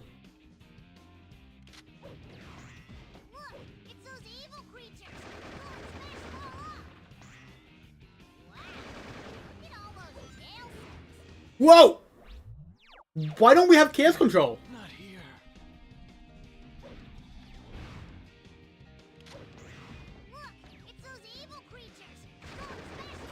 God, it's so funny. Isekai in the West. People are so fucking strict on the definition in the West.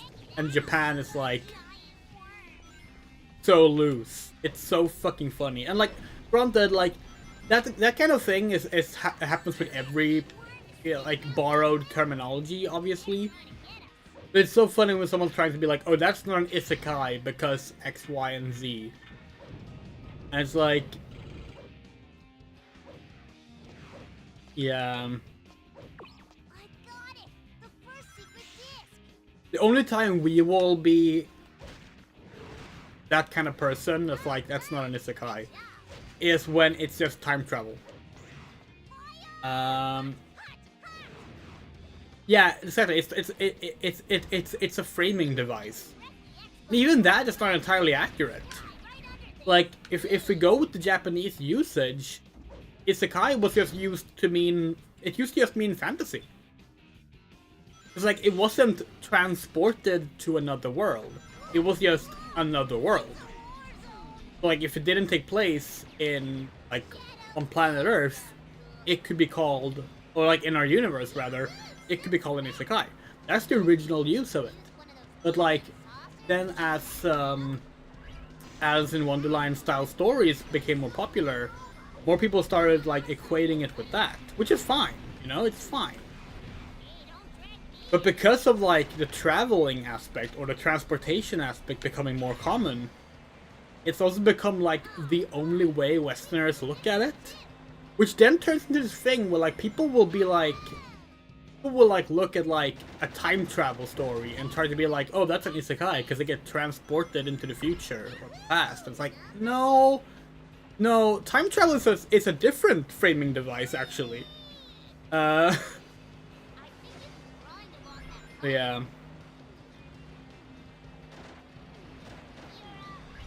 Not even getting into like the way people try and like turn the popular reincarnation aspect into a defining trait, and it's like, no, no, reincarnation has never been the defining trait. Shadowbringers is a good one, yeah. Shadowbringers is an isekai within the fantasy setting of Final Fantasy 14. Because like it's kind of funny. It's like it uses both the original understanding and the modern understanding of isekai, which is kind of funny.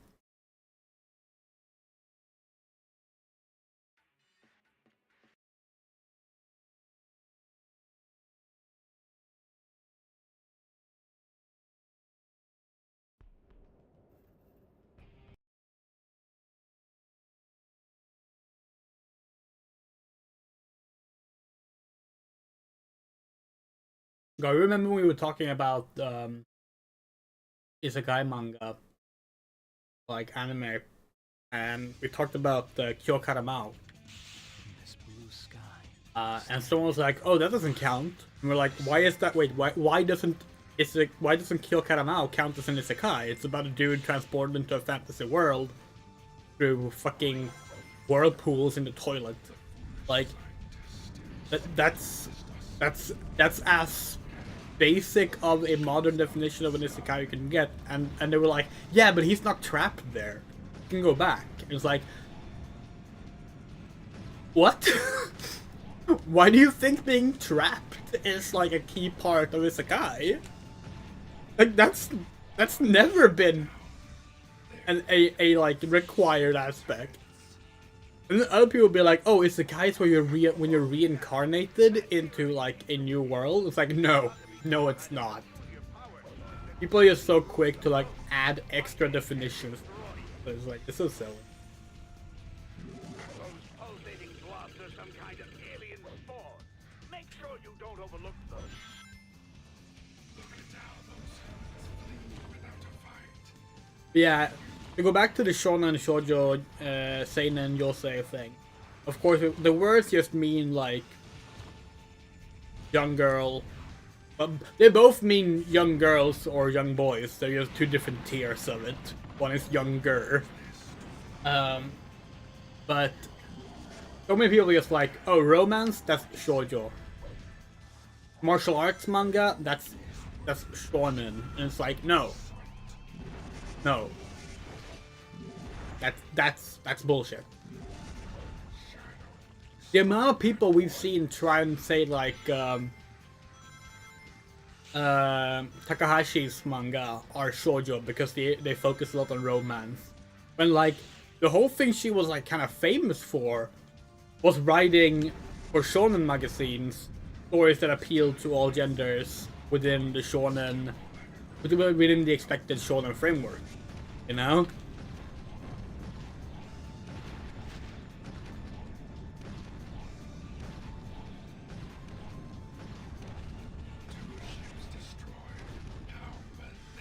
Yeah, and it also like it really hurts like conversations about queer manga as well, because so many people will be like, oh well, this Yuri manga was like published in a shonen magazine.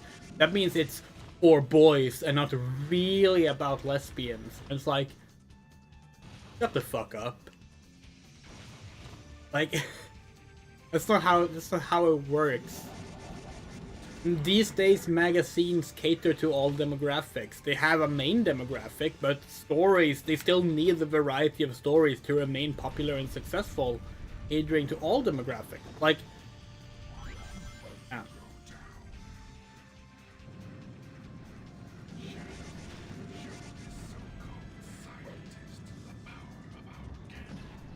Like, ultimately, the terms mean nothing, apart from where the publisher's original target demographic one.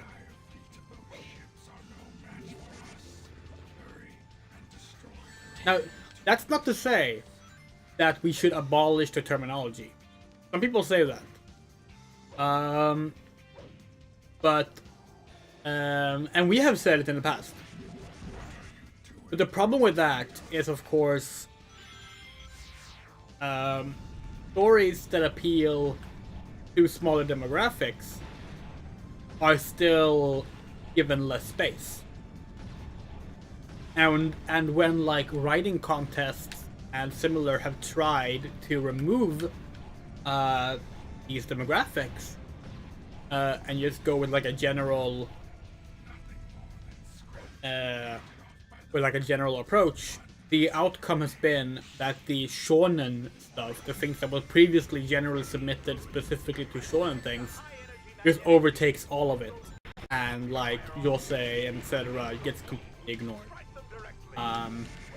So it's not as simple as abolishing the terms. It's about understanding what the terms are, why they came to be, why they are not as strict as people often think they are, and why they don't like limit genres. Behold the ultimate power.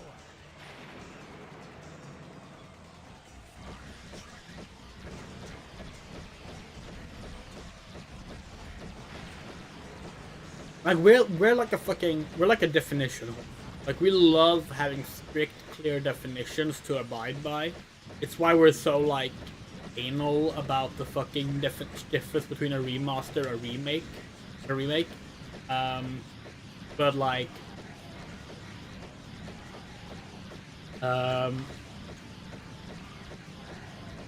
when it comes to like the Shonen Shoujo thing, we have completely changed our tune on that, specifically because, well,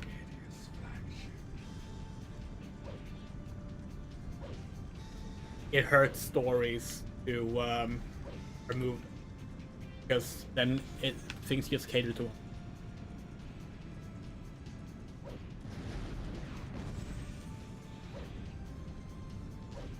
Getting up on this platform is so.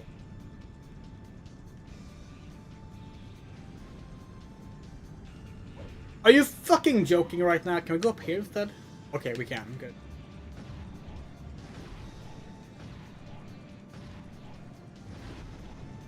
Yeah. Well done, Shadow.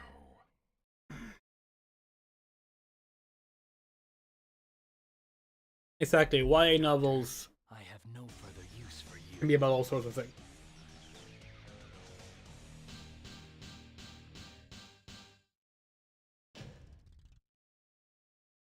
Perfect.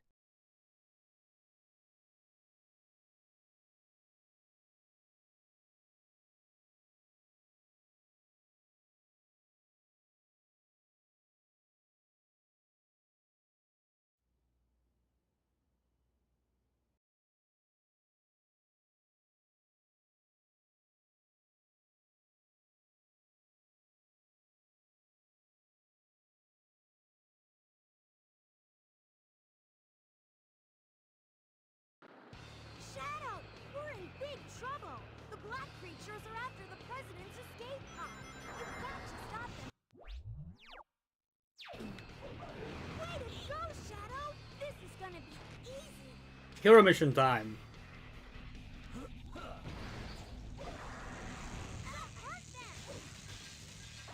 It's the black creatures! Shadow, be careful!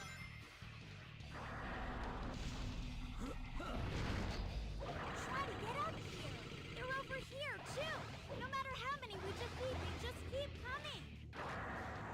They're firing laser turrets! Jump! When you stick to the wall during a triangle jump, you can run forward a little. You've only got about 2 seconds before you fall, though, so be extra careful. Chainsaw Man is an interesting one, because that one has a lot of cross-gender appeal, and like part 2 in particular is definitely more popular with women than men. Send her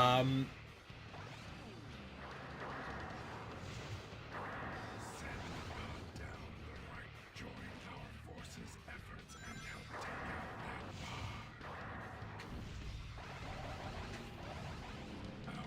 In fact, if we're gonna talk like 50 Shades of Grey written for men, we would point probably more towards like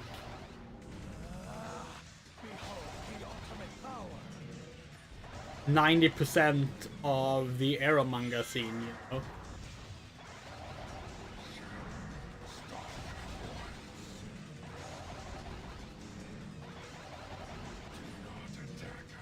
I mean, if like we're talking like things with dubious to outright no consent within the fiction, written by people that clearly don't understand the morals behind kinks, and then you have like basically everything made by what's the dude's name? The Victim Girls guy.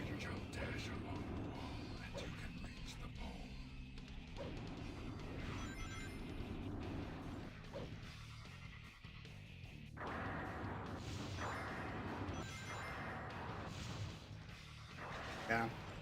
Our soldiers have left a red path for us that leads upward. Be on guard.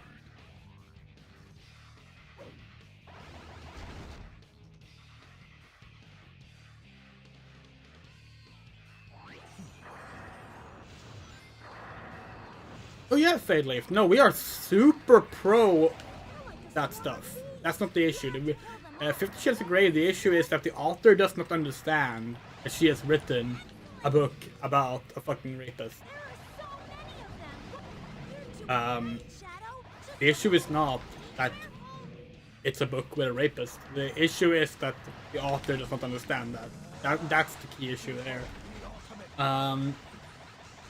But that's not why it became infamous. It became infamous because women liked it.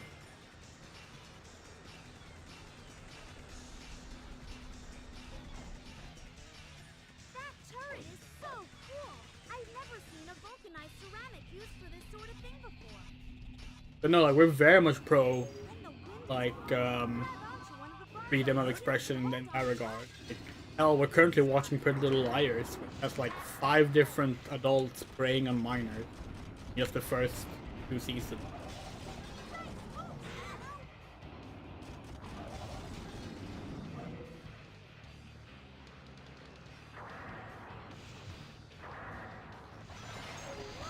there's a small gap at the bottom of the door. I think you can get through by sliding. Oh man, we're high up. Watch your footing, okay?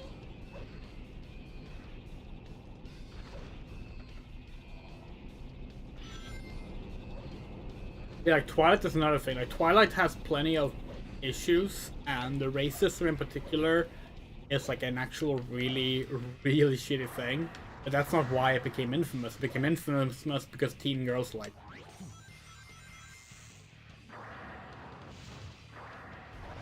And it's not like there's countless. It's not like there isn't countless examples of books written for men, by men, full of just as much inherent bad stuff that does not get the same kind of scrutinization.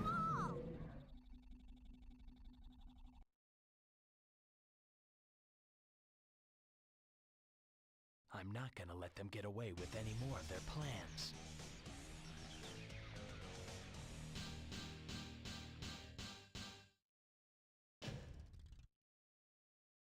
Perfect.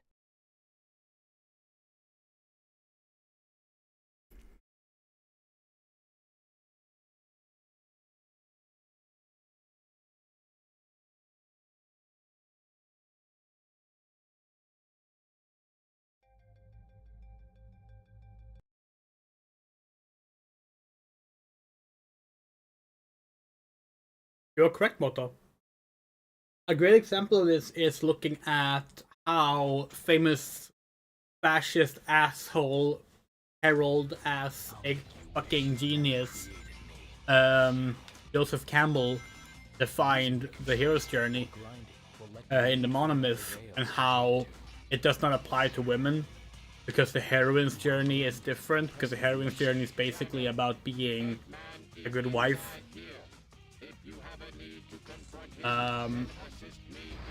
But yeah.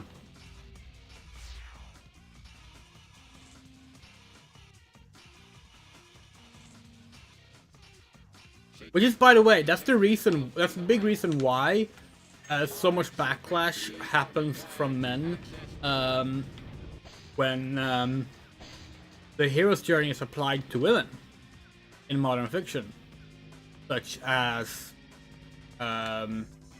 Rey in Star Wars. Object airborne without use of thrust or engine components. Does not compute. Because that's not the woman's role. Shark has surrounded my base and are trying to bring me down. Activate the volcanic defenses to shield the base with my lava magma. What are you doing?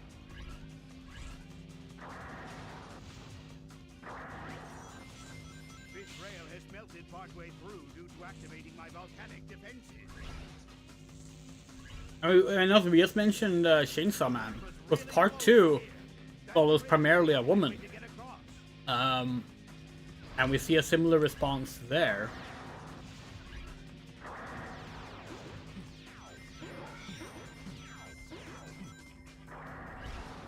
It's because it's been accepted as just the nature of stories that men have a particular role or women don't have that role.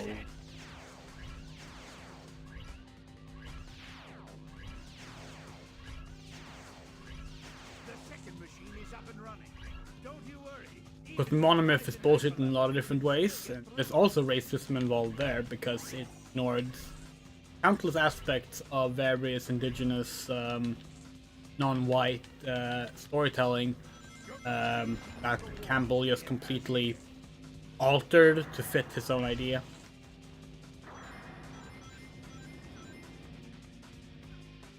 This rail is already under the... No! The Shadow Android's standard armament includes some very relentless lock-on missiles. Activate the defense unit and use the ledges leading to the path on the left.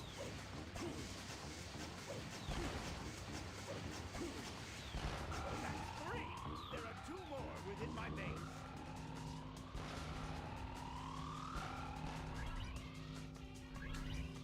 Shit. Oh, okay. Nice.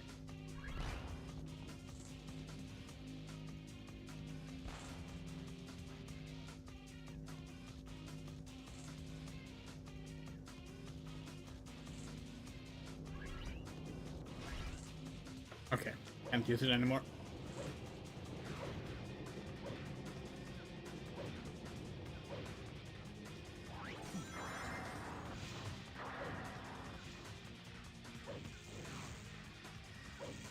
Yeah, Dragon Ball relationships are like infamously bad.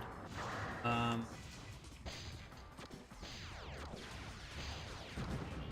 also very emblematic of tropes.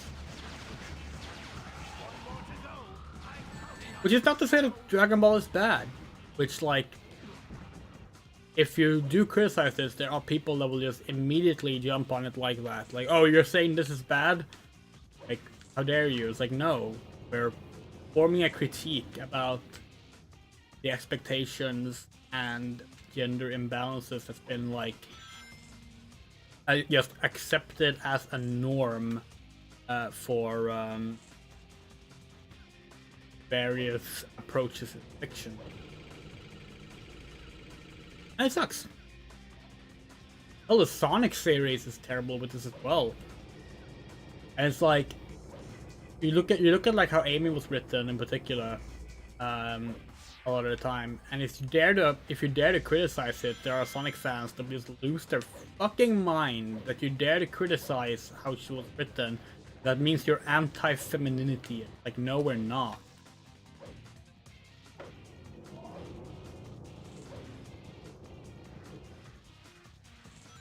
It's frustrating.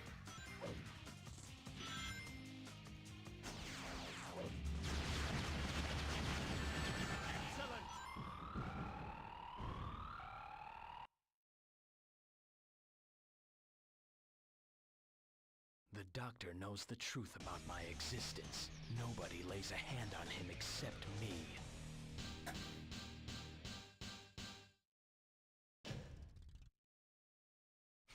perfect.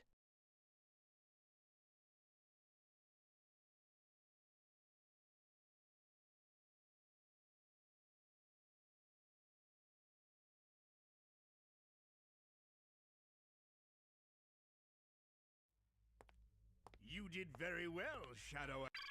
I'll turn both of you into scrap with my latest and greatest invention. Final target confirmed. Commencing combat. Get ready for a real blast. It's time for missile fever. Stop that! No! Don't drop them here!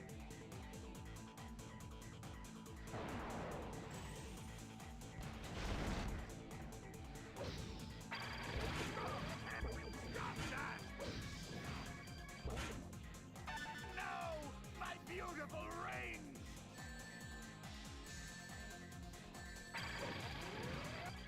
The next automatic system is sent to whoever locks the third slot as the designated attacker.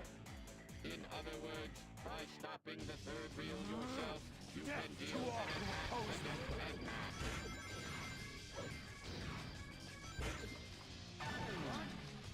Wait! Abort! Blast! That's it! Now you've asked for it! Blast! Accidentally aborted the launch. You need some kind of weapon to strike at Eggman's cockpit.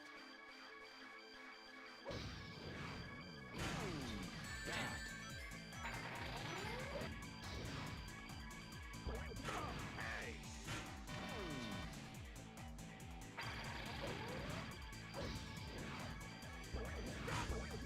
Hey!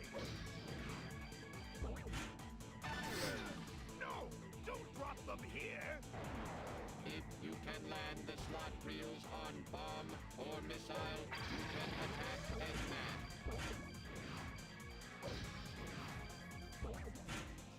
No! My beautiful rings! Hey!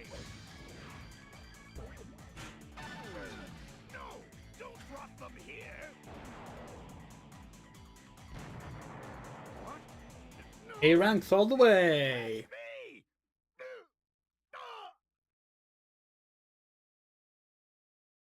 Sorry, Doctor, but this is the end for you.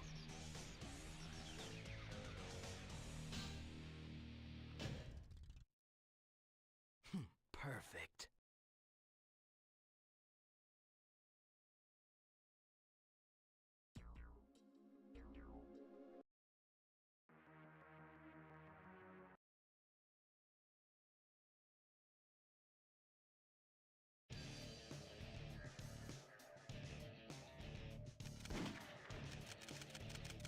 Revenge and determination. All right.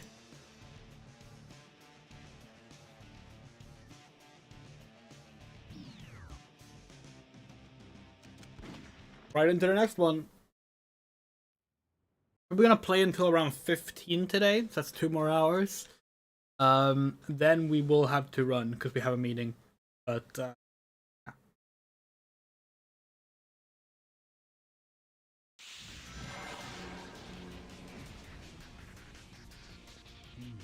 Promise time, huh?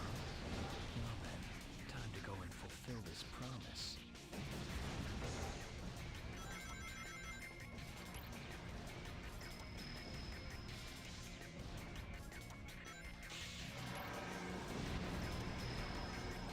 I also want to remind people that this is a fundraiser for Gaza, and you can donate on the Tiltify link that's on screen or in the description. We have a few incentives that are not that far away from being met, which I think would be a lot of fun to see the Sonic Forces one in particular, if you want our opinion on what to donate for.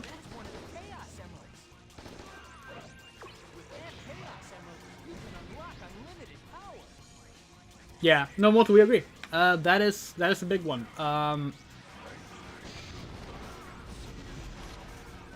yeah, it comes down to this idea that like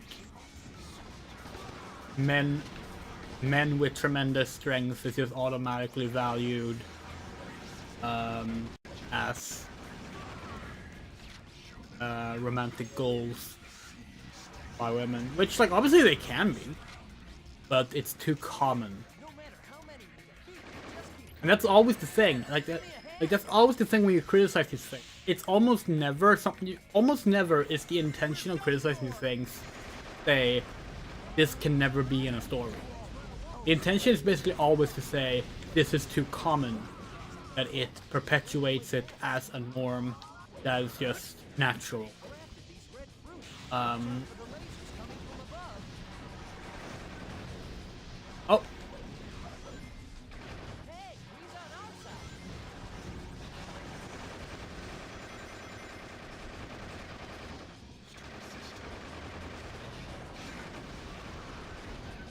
Yeah, like it can be framed as comedic and work sometimes. Like we think Goku actually works really well. Goku is such a strange person that it works, but like when it becomes when like other characters feel like they also fall in the same way, that becomes a problem again. And it's interesting how like in Dragon Ball Daima. Which, to be clear, we haven't actually seen Dragon Ball Daima, but we've seen clips of it. In Dragon Ball Daima, there's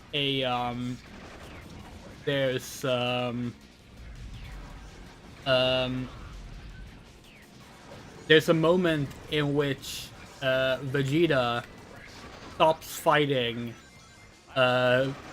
because Bulma tells him that if he doesn't, she will no longer take baths with him. And a lot of people thought this was a really funny scene, and it was. But then there were people who were pissed off that they pussy whipped Vegeta. When it's like, no, they show that Vegeta likes to be intimate with his wife. How is that a bad thing? It's a bad thing because people have decided that Anybody who gets in my way is my you shouldn't enemy. have those kind of emotional connections. But that was a good thing. That was a good thing that they established that with Vegeta. Like that actually like helps define him as different from Goku in that regard, and it gives more variety. And as a result, Goku being that way is now better as well. But yeah, Ranma 1/2 is interesting because that obviously that starts off with like. Every relationship in Ranma is a different trope. So like Akane and Ranma have the parents decided to have an arranged marriage thing. Then you have Shampoo and Ranma, which is the battle thing. And then you have what's her name? She was one of our faves as a kid. The girl who does those Japanese pancakes with a bunch of savory stuff on them. Uchio? Is it Uchio? Have a different trope in how she falls in love with Ranma. But yeah, absolutely. Ranma is also an example of this. Ukyo. We were close. We were close.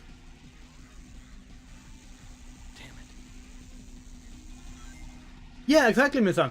That was a very realistic depiction. Like it was a really funny scene. It was realistic. It showed that Vegeta actually cares about Bulma, which like a big problem with the Bulma Vegeta relationship is that it just kind of feels like it's there because Vegeta needed a wife.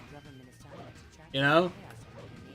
And the less said about Chi-Chi, the better, because oh god, Chi-Chi as a child was fine because she was a child. Ichi as an adult is like one of the most sexist characters in manga history in terms of writing. But yeah.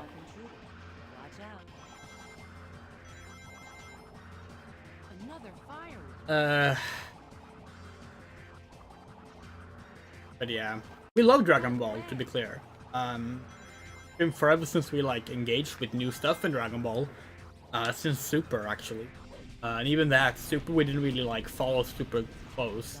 Haha. Yeah, in Dragon Ball Super we see as Goku doesn't know what we're kissing us. And again, we think that's funny. That is funny. That feels like it's genuine to Goku. But if every man has the same kind of like detached view of women, and don't put in any effort into their relationships, then it just becomes part of the problem rather than a unique quirk.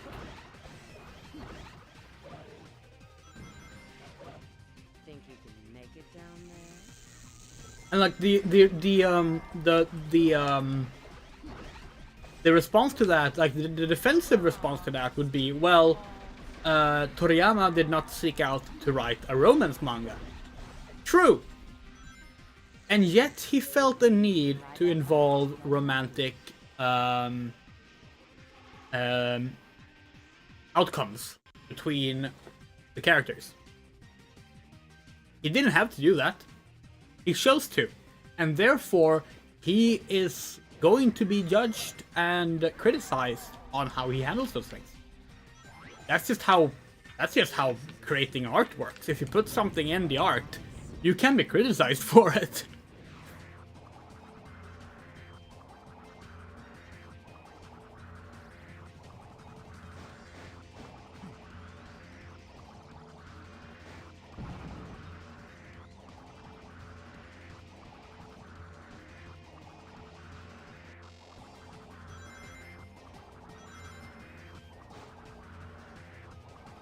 Yeah, no, you're right, Mordo. Super did roll back a lot of Goku's development.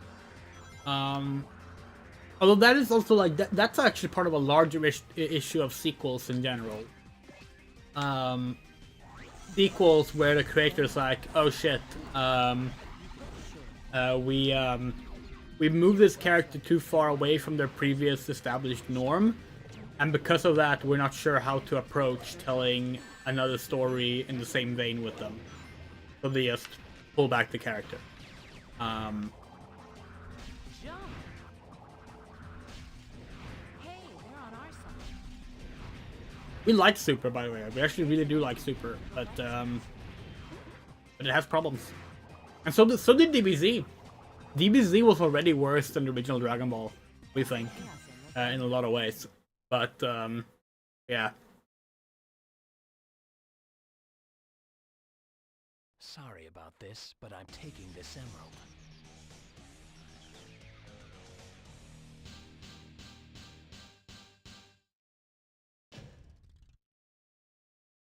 Perfect.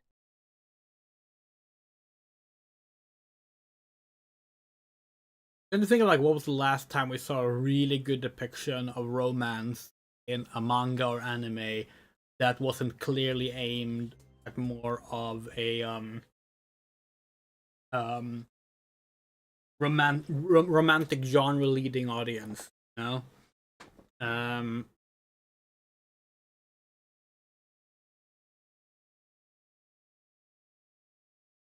Yeah, in general, the entire Sonic trilogy actually handles its male characters really well. And we really like the relationship between Tom and Maddie. Neutral. Of course, we never got to see Tom and Maddie get together. They're together at the start of the series. The one thing we really like about Tom and Maddie, and this is like so subtle in a way that you don't think about it, but like throughout 3 movies, the closest thing they've had to an argument, the closest thing they've had to an argument from one person treating the other one poorly is Tom not immediately telling Maddie about what was going on with Sonic in the first film. Which is very understandable given the circumstances, and even then, as soon as she saw Sonic, it was like, here's what's going on, you know? And she was like, okay, I'm in, let's do this. And we like that, because they could have so easily have tried and written in, like, these, like, breach of trust plot points, or like Maddie doesn't want to do a thing, and Tom wants to do another thing, and you have to go behind the back of another one, etc., etc. But like, no, these are two people that love each other and they trust each other, and they are constantly having each other's backs, and they are both able to be the strong one. They're both able to be the soft one. They're both able to like handle their kids, their triplets now, in like equal ways. It's really nice. It's like a genuinely really good depiction of a relationship that doesn't ride on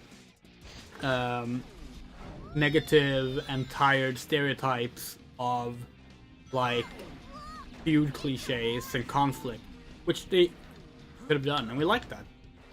We hope they keep doing that, because there's no need for there to be stuff like that.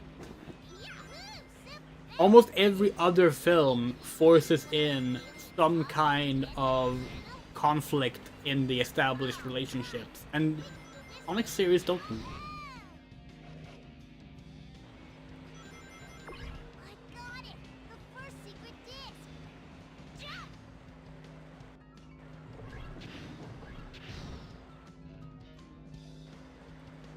Whee! I think you can grind along that pipe.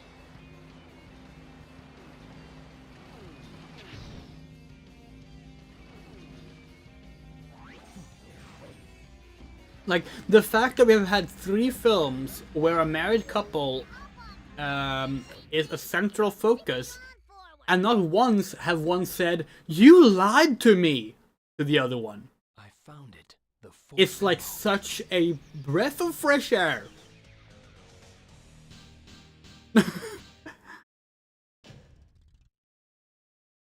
perfect. The Addams Family, that's a great example, Moto. The Addams Family is also really good.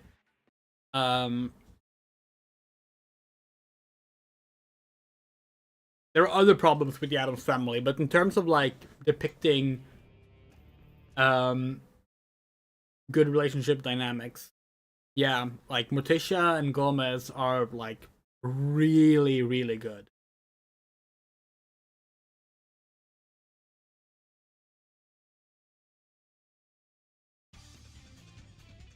Alright, we are on Sky Troops Dark still. Okay. Staring at it from afar. Have I seen it before?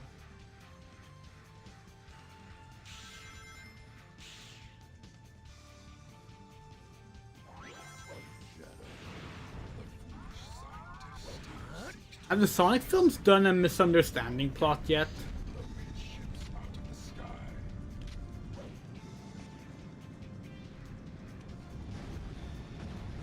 I think they have, right?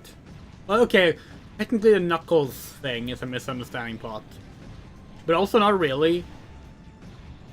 Like, the Owls and the Echidna were fighting. Knuckles' dad was killed. So was Longclaw. So it's like, that's not even it. It's just that they were pitted against each other when they shouldn't have been. But like, that's another thing we like. If we hate misunderstanding plots, again, not to say they can't ever exist, but they are so rarely done well. Find it and destroy it. Those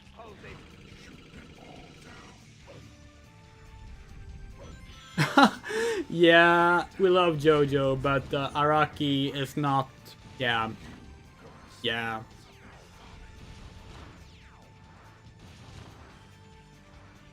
And it's only so many. It's only in so many of the stories where you can pull the time period defense. No, we haven't even ordered it, Miss-san. We don't have the money for it.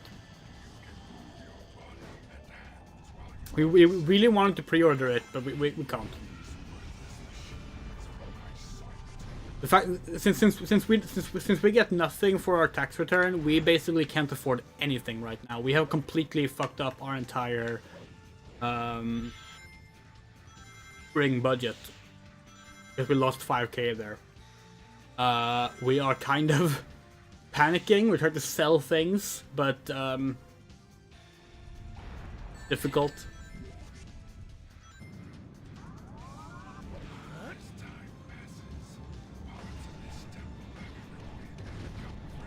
We thought you had gotten your copy, and we're happy that you did.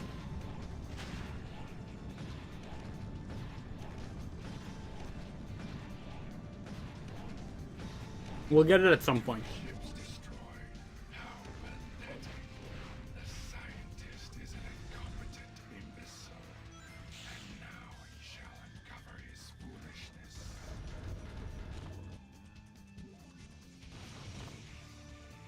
God, the steel ball run anime is gonna be so much fun though. It's not until next year though, right?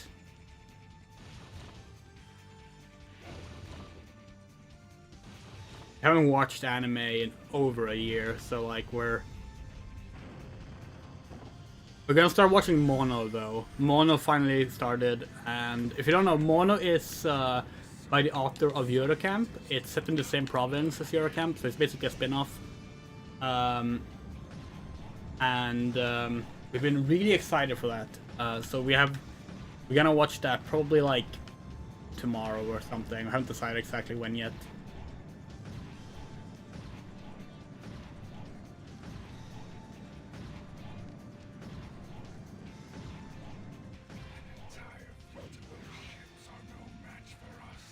We're gonna get the Shadow Steel box, and then if we can, we're gonna try and get the Sonic Steel box as well. But for now, we're prioritizing just getting the Shadow.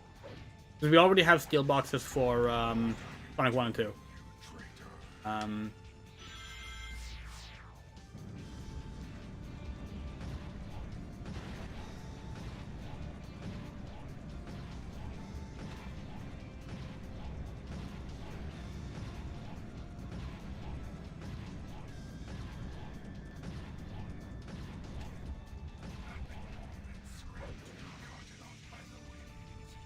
What's your favorite fucked up relationship? Oh god.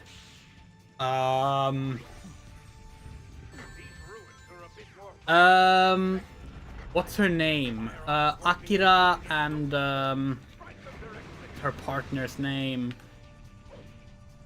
Akira and whatever her partner's name was in Selector Wicross. You know a relationship is good when the other person stabs the other.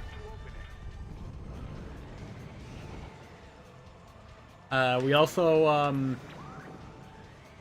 there's a manga that's like all about effectively like two girls abusing each other and eventually committing suicide. And we're not gonna say what it's called. In part because it doesn't have an official English translation yet, but because we don't think we want to even mention that one on the stream, to be perfectly honest. Really fucking...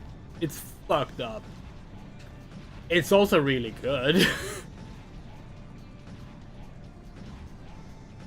We like fucked up relationships, we like fucked up stories, it's just that like...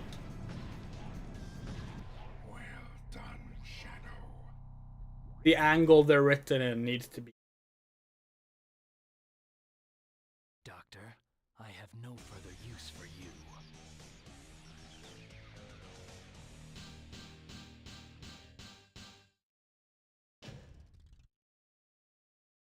Perfect. Kazuki no Miko, not a fan. Not a fan. Watched it when it was new. But like, no. Yurit, yeah. Yurit in Selector. Who, spoilers, Aki stabs with a fucking ballpoint pen. Oh, that scene is so satisfying. Shadow, we're in big trouble. The black creatures are after the president's escape pod. You've got to stop them and save the president. Whoa! Oh, Tails killed the other one. Shadow, we're in big trouble. The black creatures are after the president's escape pod. You've got to stop Yeah, well, yeah, Kansuki no Miko definitely has a fucked up relationship. That's true. But yeah, as someone who has been in like very abusive relationships, we have a very like particular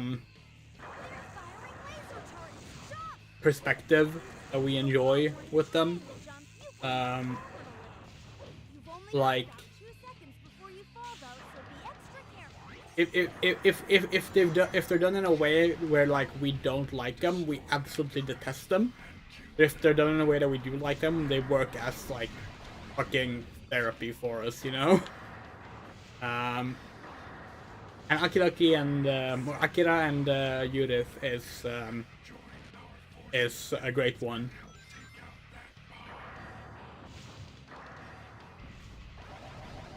gotta help him. Yeah, not to get too dark on stream, but like we've been in relationships where the other person have like tried to kill us. So like, but I would make it very clear that when we engage with abusive fiction and relationships in stories, it's because we have an experience with it, and not because we don't consider that something actually problematic. I guess I've always taken sunsets for granted. I'm afraid of nightfall tonight. And of course, vampirism, we love vampirism. Basically every vampire story has some kind of fucked up relationship.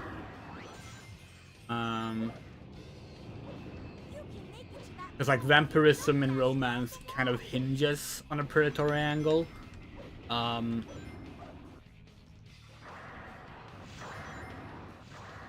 Yeah. Watch out! They're shooting at us from up above. Is there any way to get up onto the second level? Of course, it also hinges on a queer-coded angle, which is awesome.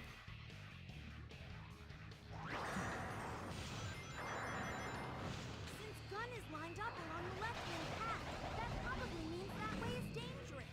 We should take the right-hand path and take out the swarms of black creatures. Excellent!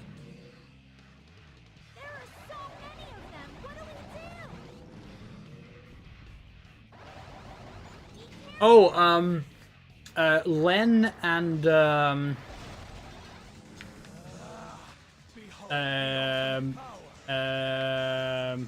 Len and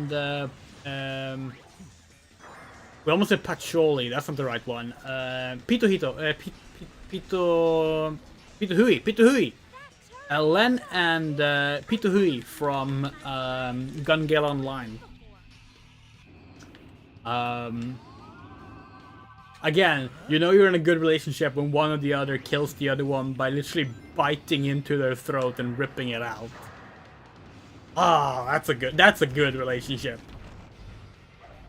To be fair, this was in a virtual battle royale video game, but it was also like she did that. She did that to her. Oh.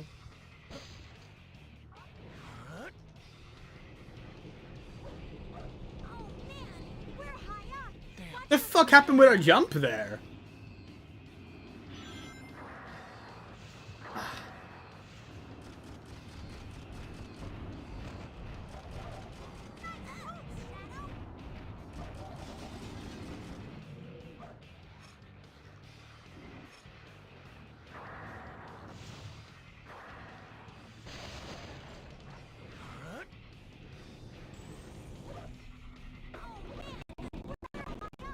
Watch your footing, okay? Hey,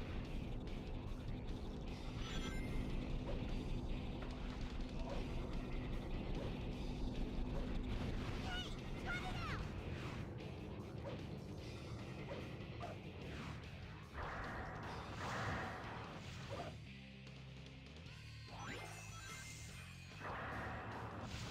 Yeah, like one of our all-time favorite relationship dynamics is just two deeply wounded people hurting each other back and forth because that's all they know. You can have a happy ending. Like you can have them both grow and become good people and like actually show love towards each other eventually. But like for us, that's just very therapeutic to like read about. I'm not I gonna mean, we literally wrote a fanfic in which a person takes her romantic partner up into a Ferris wheel blindfolded, and then ripped off the blindfold specifically because she has a fear of heights, and to basically put her in a wounded state so that she can see her partner be pathetic and want and feel that she can protect her. Which, like, that's fucked up. And we loved it. Oh, almost every relationship in Riddle Story of Devil, Akuma no Riddle, they're great. They're fucking awesome. I'll make you wish you'd never created me. Using the control stick while grinding will let me lean toward other rails to jump to. While grinding, pressing the Shadow, Eggman is inside here. If you have a need to confront him, then assist me in my search.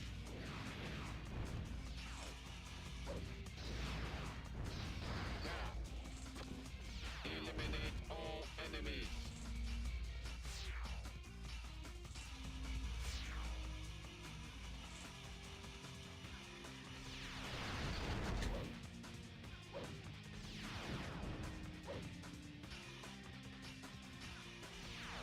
Enemy mech units repelled.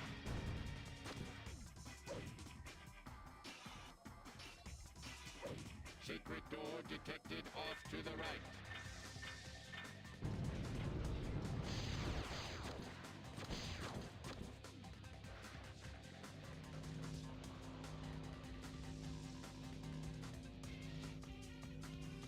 Object airborne without use of thrust or engine components.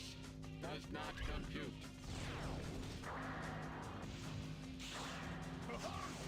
I believe it's been like...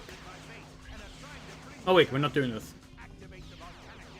I believe it's been like over 10 years since we cosplayed from Aqua and the Riddle.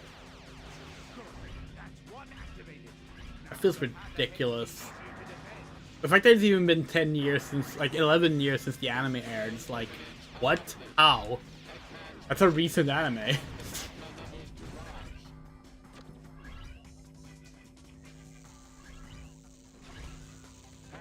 has narrowed due to activated defense mechanism.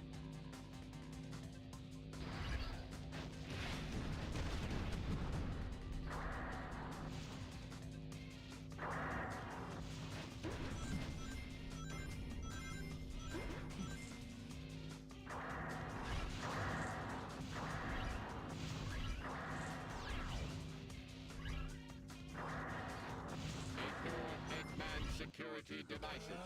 There's no time to tamper with them.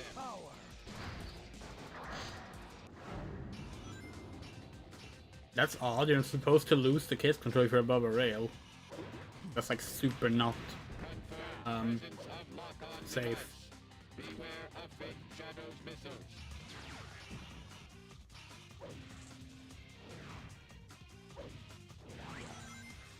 Do not turn on the devices. Proceed directly along the main path. Damn it.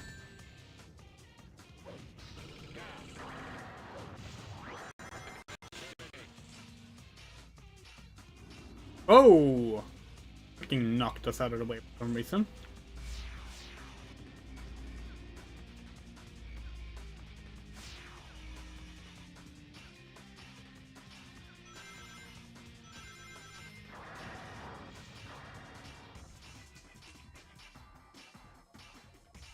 Counter by using Eggman's robot's own bombs.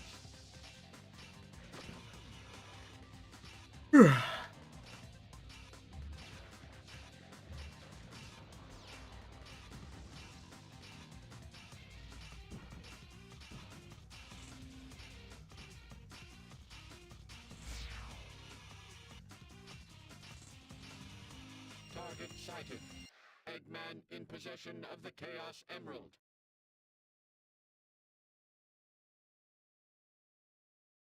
Doctor, at last I'll hear the truth from you.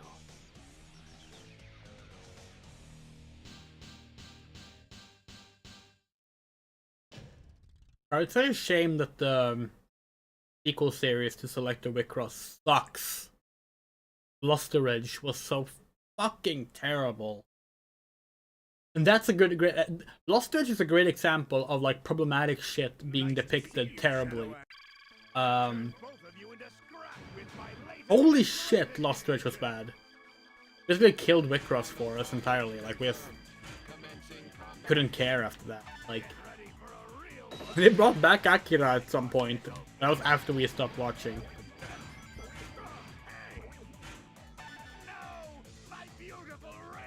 If you don't know, Wicross is a card game, and the Wicross anime is effectively like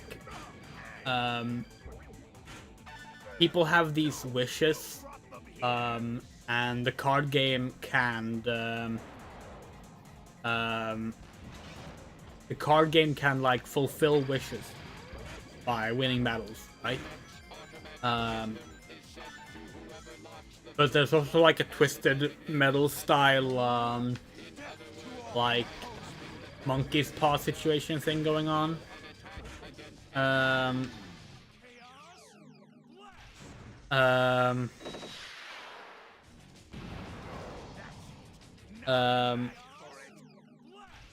We will check it later, Miss. Don't worry. Where are we? Okay. And Akira is this idol. Akira is an idol who basically ended up killing a kid through card games. And this, like, completely fucked her up so bad that she's basically just now in super villain mode. And she ends up in, like, a sexual relationship with another idol who is actually swapped out her body or her brain, her mind, with a character from the card game, Yurith.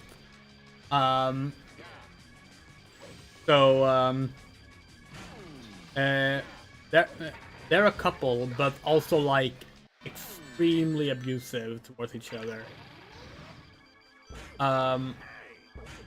Akira's wish is literally just to be like the most beautiful person ever.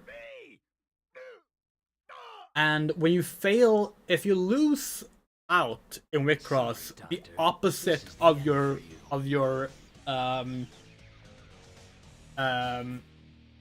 wish happens. So the kid that died wanted to become healthy. He was sick. She was sick. They're all girls. Sorry, only girls can play until Lost the Ridge. She was sick. So when she lost, she just died. When Akira loses, she gets a glowing permanent scar across her face. Like, it can't be covered up because it's a magical scar, so she will never be able to have a pretty face again. Which is fucked up and problematic in its own way to say that scarred faces are ugly, but it's so fucking just ridiculous, and we love it. So she now has a red glowing scar on her face, and she walks around being a supervillain. Ah, fuck, we love Selector Wicross. Birth of the Robot Emperor. Yay! Alright, Mr. We can look at the DM now if you want.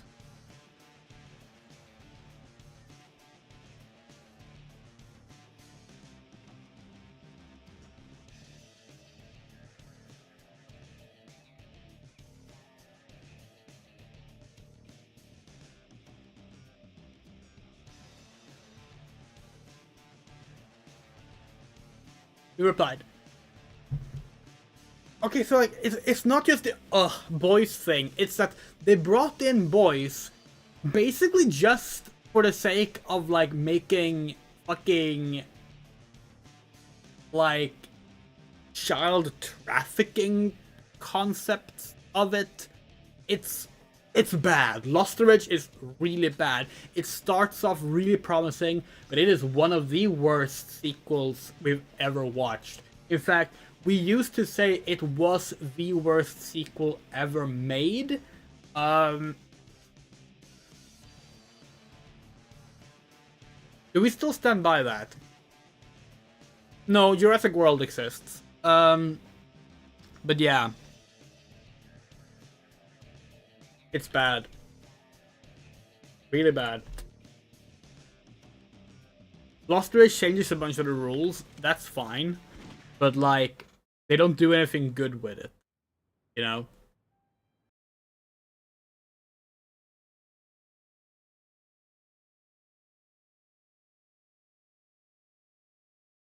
Lost Race Part 2 got delayed so much, likely because no one liked it.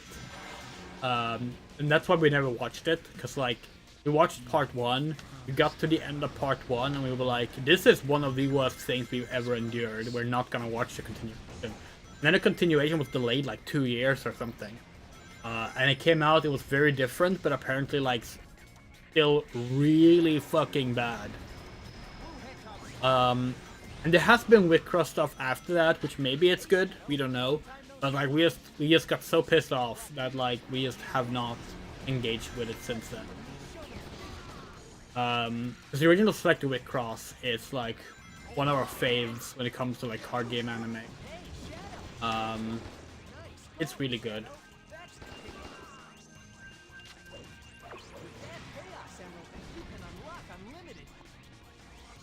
Like, if you follow fucked up bad things, yes, absolutely. But, like, it engages with them in an interesting way.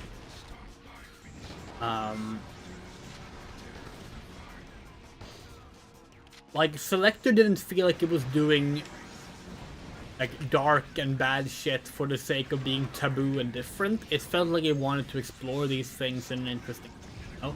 Lost Edge was the complete opposite. It was just, hey, what if we just have a bunch of horrible things and have nothing to say about it?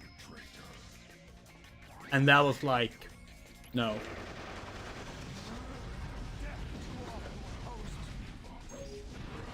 Not to mention it also has queer baiting, which that didn't help either.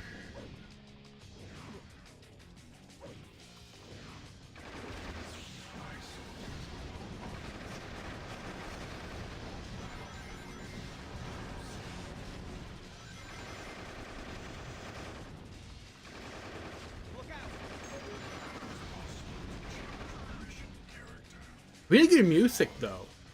Like the songs for Lost Ridge, they were really good. I remember listening a lot to the music from Lost Ridge. It's kind of funny considering we hate it.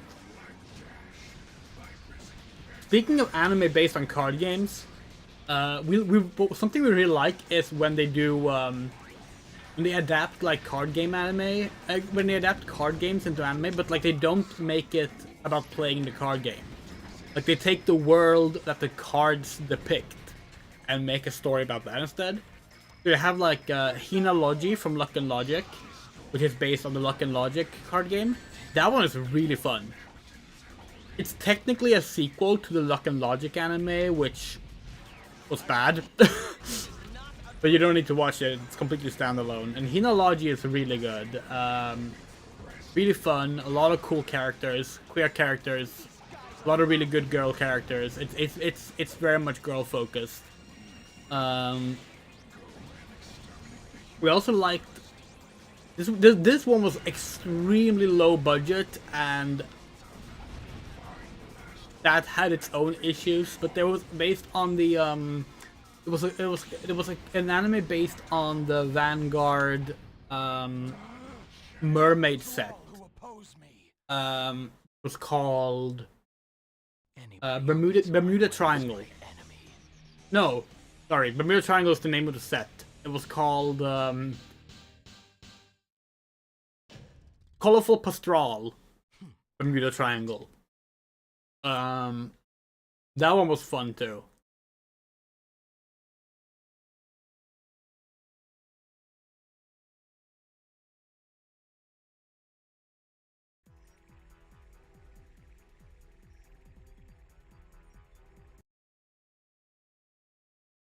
We can never really get into the Vanguard anime, we tried.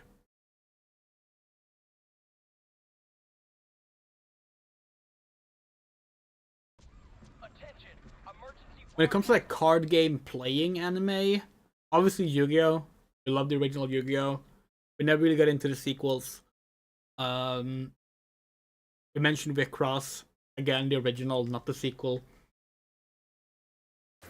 There's probably more, but those are the ones that we think of right now. Sensation. I feel weightless atop this light. And when we say Yu-Gi-Oh, we mean Duel Monsters, not the Toei Yu-Gi-Oh. Although we do love the Toei Yu-Gi-Oh. That anime is wild.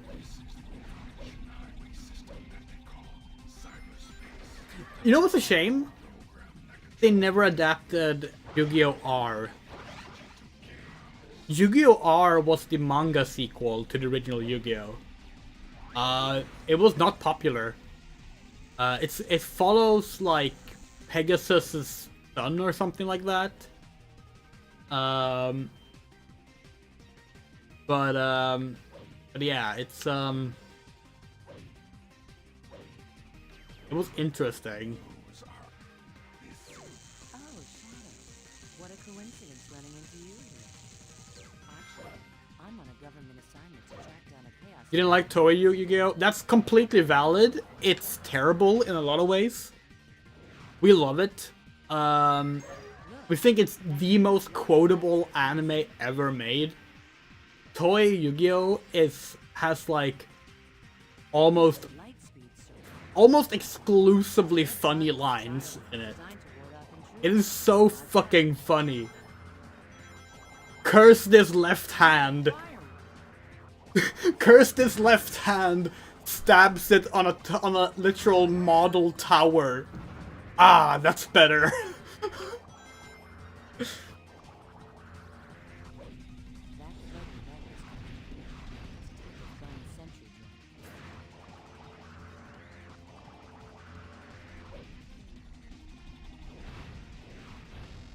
You don't like the Duel Monsters anime? Really? Interesting. We love it. Okay. We love half of it. There are parts of that anime that suck so fucking much. That when they're in like the virtual reality world with like Kaiba's like step sibling. That's like one of the most boring fucking stories ever told. Noah, thank you. That almost made us drop the anime. Although it's basically worth it because of the final episode in that arc where Kaiba's dad becomes an explosion. Somehow he breaks out of virtual reality as an explosion chasing after the helicopter. Oh god. That was dubbed into Swedish, by the way. That was dubbed into Swedish. The original Yu-Gi-Oh! Duel Monsters anime was dubbed into Swedish. We talked about this before. Great dub. More accurate to the manga than the Japanese dub, somehow.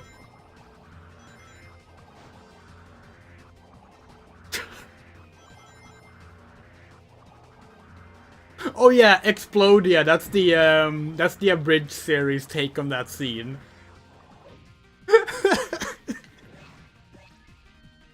Oh god, that was funny. But yeah, we don't like that. We also think a lot of season 4 in There's a ton of search. You can use them just like jump. They're on our side. a lot of season 4 of Duel Monsters suck. Stop that. There's an entry point to the light speed circuit. Stop But like, Duelist Kingdom is perfect. Duelist Kingdom is perfect. Battle City is good. The final arc is really good. This, but I'm taking this emerald.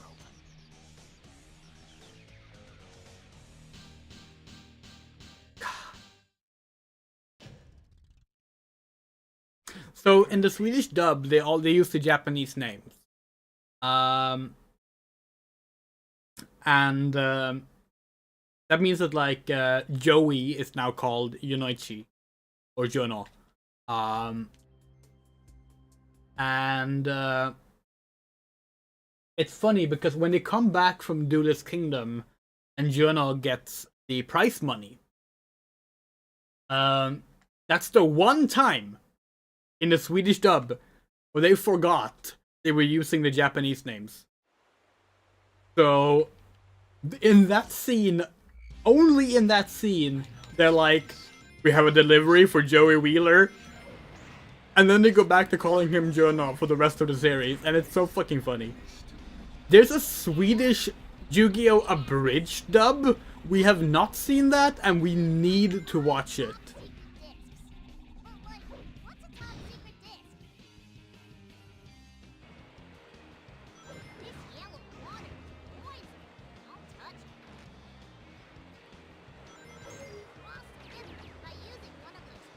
The Duelist Kingdom manga is great, yeah. I mean, the manga in general is really good.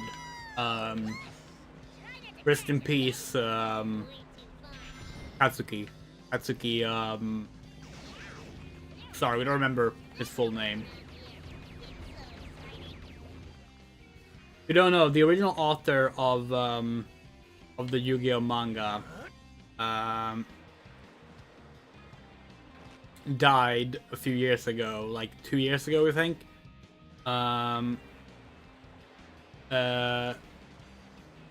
He was trying to rescue people drowning, and ended up drowning himself. Which is fucking terrible way to go out. Obviously, drowning is incredibly painful, and like doing a good action and dying while doing a good action is like, wow, you know? Evidence that karma isn't real, by the way.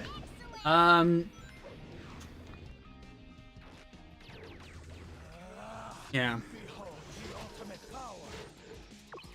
The regular Swedish dub is great. How can she find it bad?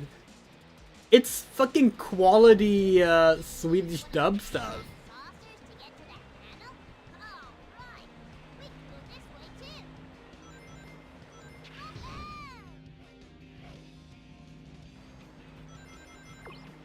No, it's not his magic Egypt powers. He just believes in the heart of the cards.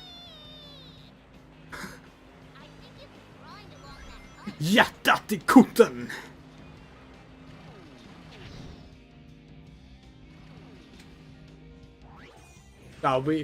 We wish we could just put on Yu-Gi-Oh! In Swedish and show you the original Swedish dub, but there's no way that would get past the copyright censors. I found it, the 4th emerald. Yugi.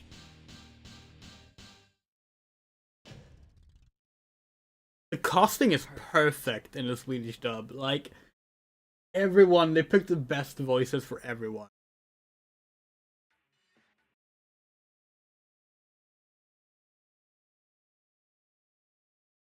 Remember in Duelist Kingdom when Kaiba wants to win against Yugi so bad that he like uses the virtual reality shit that like the cards use against him? He decides to like stand on like the ledge, and it's like, if you attack my card now, the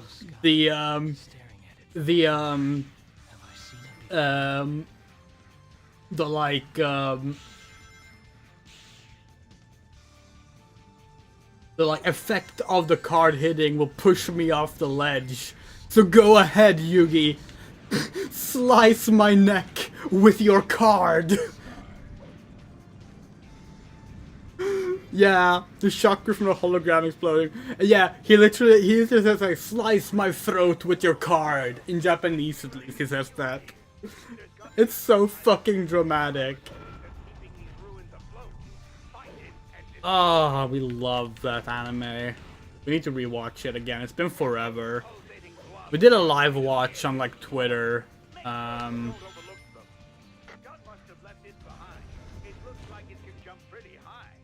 Fucking good.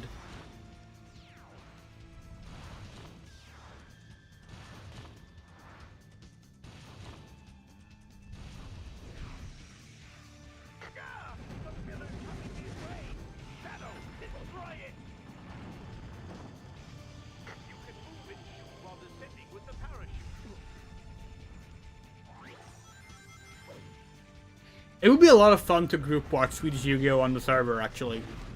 We could totally do that. But we kind of want to rewatch Yu-Gi-Oh Toei, though. There's one episode that's really transphobic, but like, apart from that, it's a really good watch. Like, it's really funny. You should pull out some of the Yu-Gi-Oh Toei quotes, because like, it is just so fucking quotable. And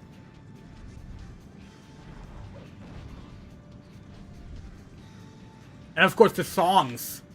God damn the songs. The Toei anime has the best opening and ending songs of the entire franchise. Like Kawaita Sakebi ga Koshita sonna nume Kizasu Kimi no Yasotte sekai o mitai na Come along with me 誰にも出せない答えが Oh god, that song is so fucking good. It's a shame that that anime will never ever be re-released. Because Konami owns Yu-Gi-Oh! Now, and Toei owns the Toei anime, and like, yeah. Yeah, Yu-Gi-Oh! Bridge also did not age well. The first season in particular has really transphobic and homophobic shit in it. Which, like, we get it. It was like, what, 2006, 2007? Like, you couldn't do online humor without doing that stuff back then. It was just, yeah. And like, Little Karibo has himself acknowledged that shit and apologized for it, so we're fine with it, but it does suck. Because we did rewatch Yu-Gi-Oh! Abridged, like, maybe, it was probably 10 years ago now, but like, after we came out as trans, we like, rewatched it, and like, with some episodes that we were like, oh, fuck. This really hurts to watch now. It's like, we know that, like, Little Karibo is like a progressive person, you know? But yeah. The gay clown comments, like, for example, are like, that is not a haha laughing with the gay community, that is laughing at the gay community jokes going on there, for example. Which is unfortunate. Yeah. Destroyed the first power source. The temple is beginning to rumble. Hurry, before this place collapses.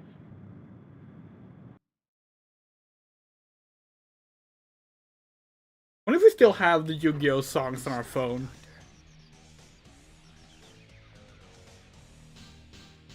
We basically never use the music app on our phone. Perfect. We don't even know where the music app is on our phone. Where the fuck is it? What's it look like?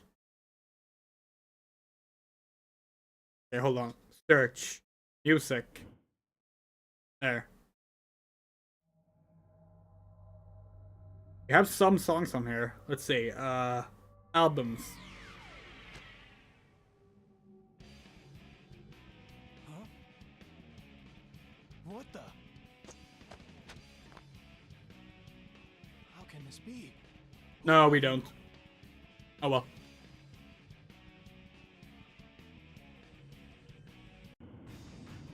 Shadow, I need to get back to my base and restore order. Oh yeah, the 4Kids Yu-Gi-Oh! Has really good music. Who are on my Genuinely. There's like a particular tune or thing. Hell, the opening theme song, like, it's funny to be like, oh yeah, it's just a bunch of your move and I need. End off those gun pursuers. I'm going high. like you can point out how like it's mostly just saying your move and Yu-Gi-Oh, you know, but like the song fucking slaps, you know.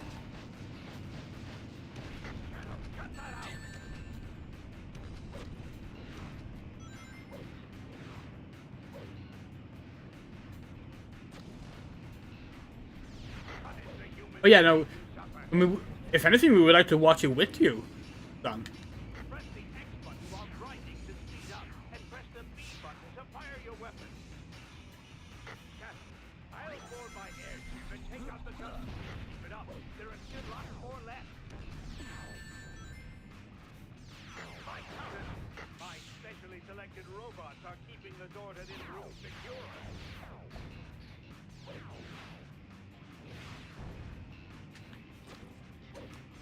Yeah, let's we should set up more Swedish anime watch nights on Discord. That's absolutely a thing we can do. We can use Yu-Gi-Oh! Abridged as a test for it. See how it works.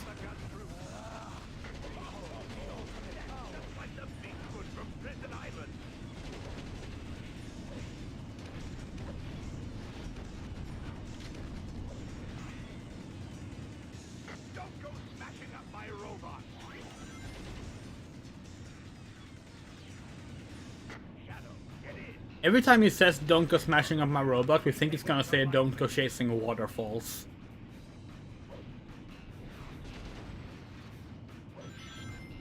All right, on to the second half. Try going up.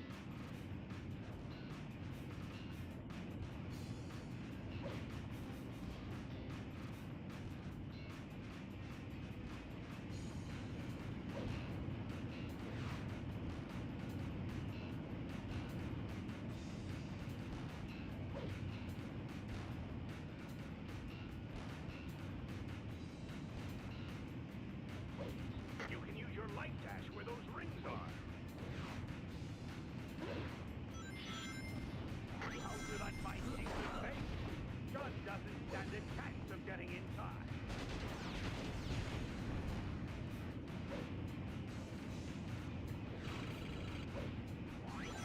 I'm going to reduce my altitude. Shadow, go up and take care of the gun soldiers.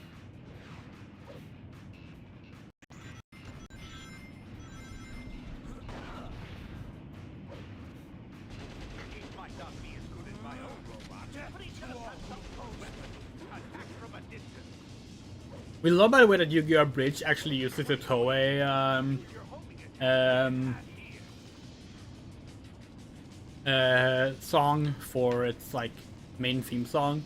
Like Kawaii Sakebi is like genuinely like one of the best fucking songs in like anime history. Go lightly.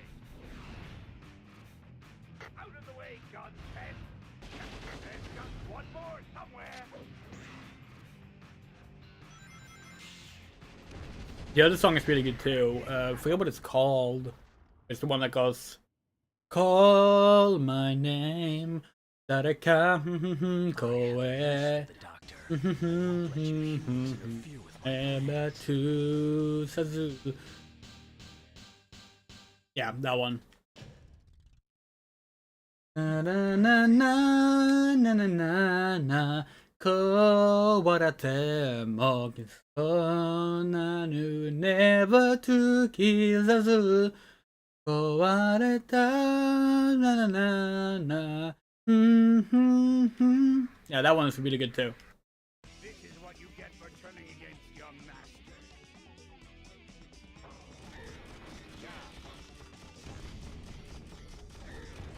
Oh, you asked for it. Yeah, we wanna watch Yu-Gi-Oh! Now! Why are we playing Shadow the Hedgehog? Next time we meet, Ashita Moshi Kim ga Kowaratemo. Yes. you wait and see. Oh, that song is so good. Those two songs, we're pretty sure were only released on cassette tape. If they got a CD-ROM release, we've never seen it. The rips that we have on our old computer perfect. are cassette tapes.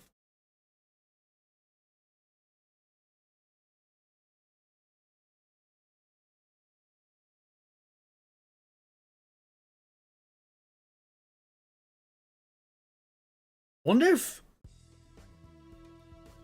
Do you think... what's the company that does a lot of like really niche anime releases? But sometimes big ones. Like they did the Japanese release of Sonic X on Blu-ray in English. Discotheque. Do you think Discotheque could maybe figure out a way to do the toy anime? That feels like it might be possible. I mean, they figured out how to do fucking Nanoha. On a completely different note, Andrea, do you have Äventyr bland dinosaurier? We're gonna answer that question by doing this.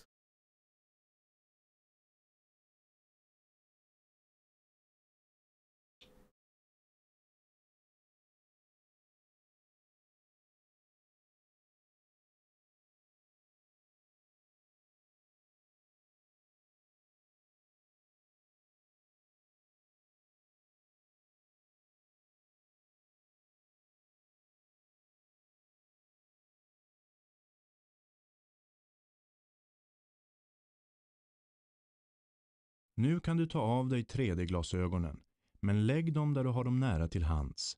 Det finns 3D-bilder i 3D-museet, Skapa en dinosaurie och uppslagsboken. Välkommen till Äventyr bland dinosaurier. Om du behöver hjälp klickar du på frågetecknet. So as you can see, we haven't really figured out full compatibility yet. But we are working on it.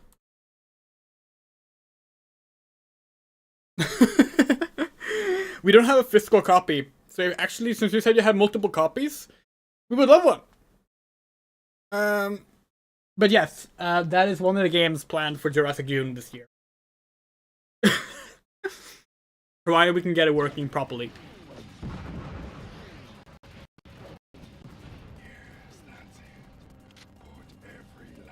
We might need to use a virtual machine for it. We're gonna look into it. Yeah.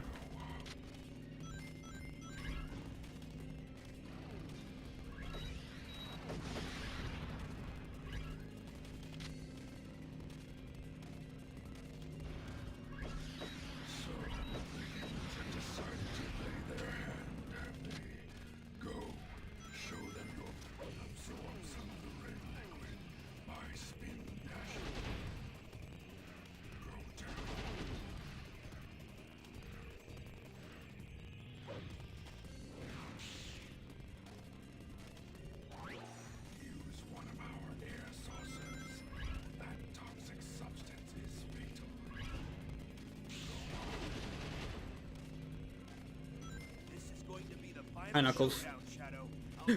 Or rather, hi, Atem.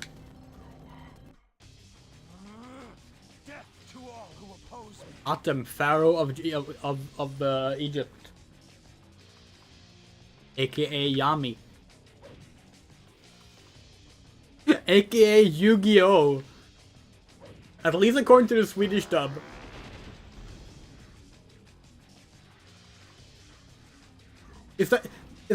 Do they say that in the English dub as well? When Atem is like, I've been called by many names. Does he list Yu-Gi-Oh! As one of them? Because in the Swedish dub he does.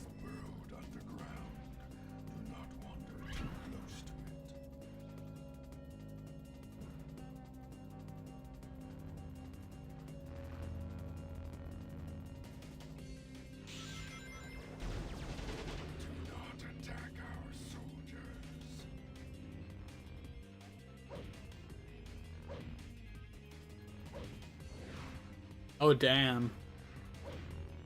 Sorry to hear that, Miss Sun. The ban thing. He does that in English too? Nice.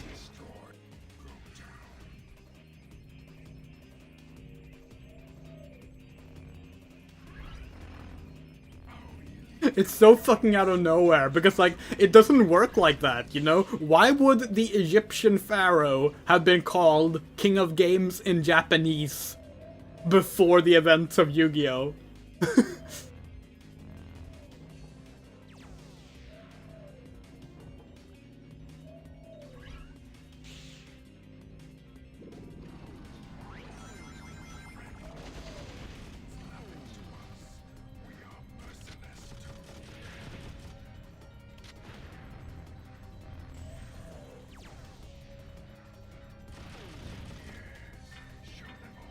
Yes, the Swedish dubs are the Swedish dub casting is perfect for the cheesy ass script. They really cast everyone really well for that.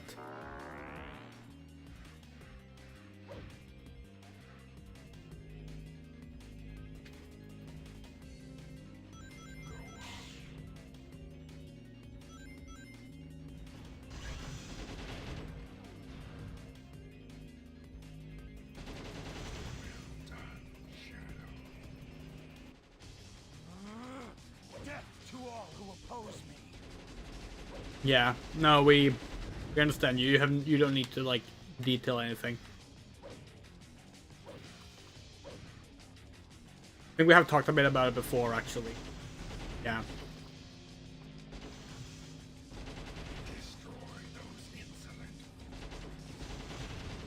Now, use that light to go onward.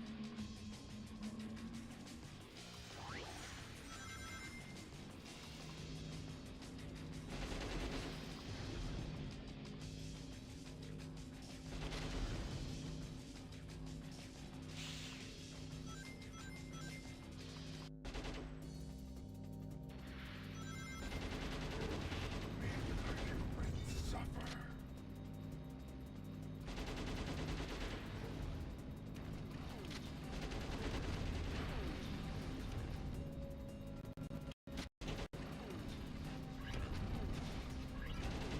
Paths still remain. Hurry up.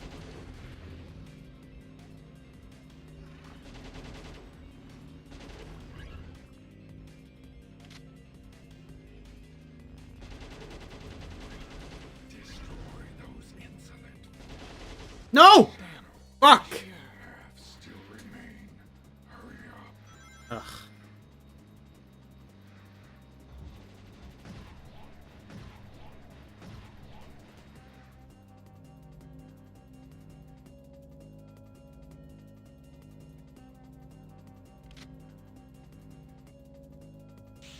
Yeah. Yeah, that shit is rough. We had a really bad relationship with our father, but it's actually been somewhat repaired in just the past year, since he moved into a home here in a local town.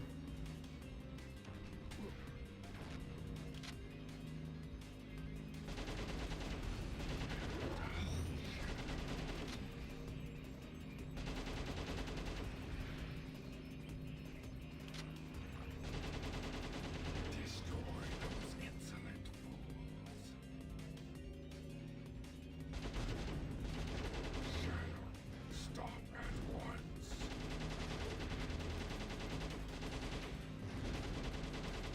Make the humans suffer. Do not attack our soldiers. In our case, it's a shame that it took our dad getting severe dementia for us to be able to like repair the relationship with him, but at least it has been repaired now, and that's nice. Yeah. To all who oppose me. Fire a gun at the moving crate. It sucks.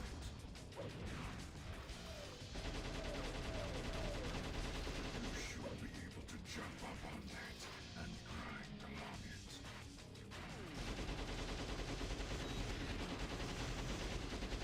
Destroy those insolent fools.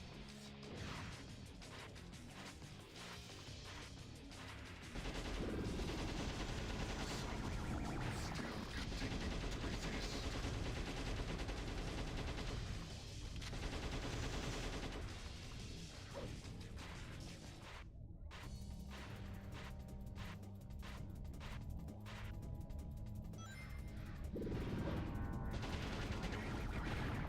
Suffer.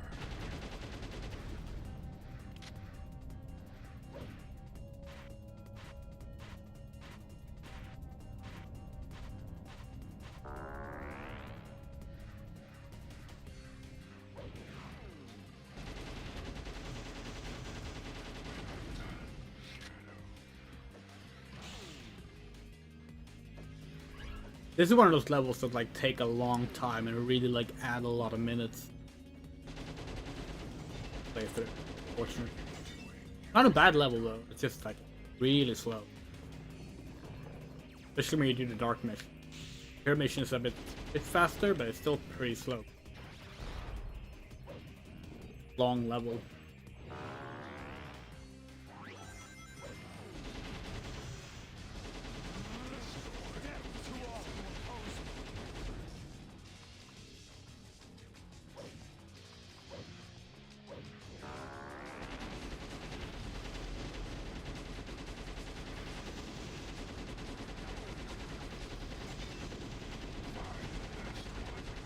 Finish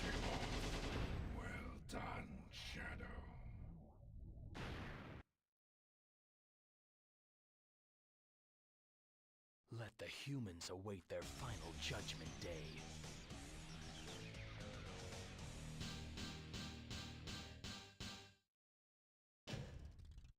Oof, that was a rough one. That's because of the death in the middle.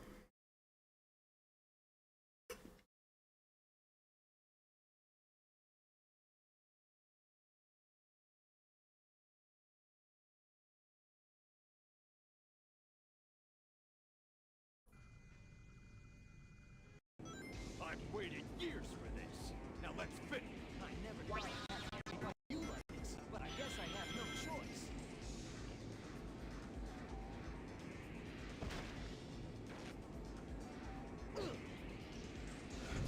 Charged weapon is somewhat of a nuisance.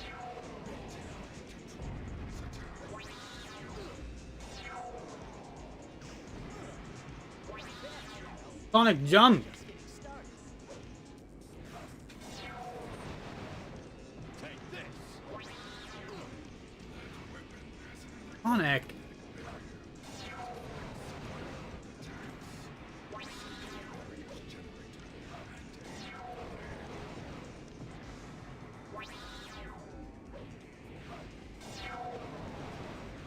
Take this.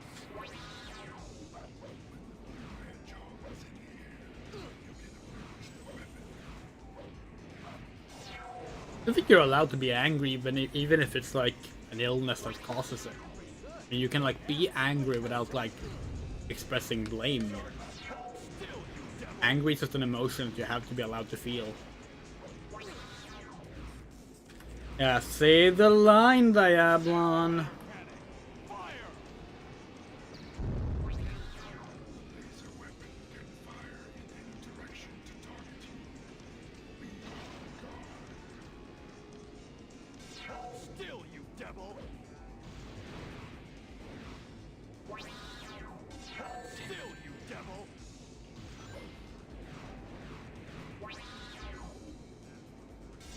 Still, you devil.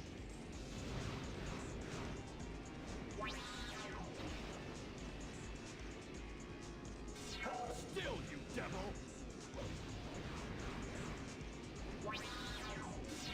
Still, you devil.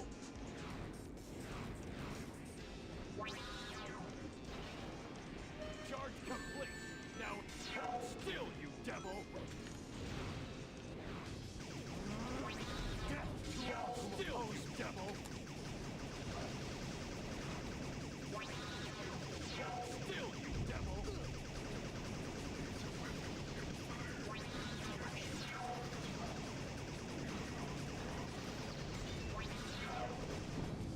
Nice! Good clean Diablon fight.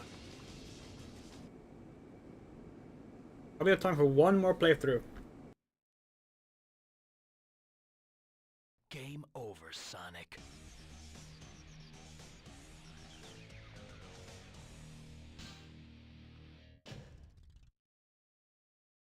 Perfect.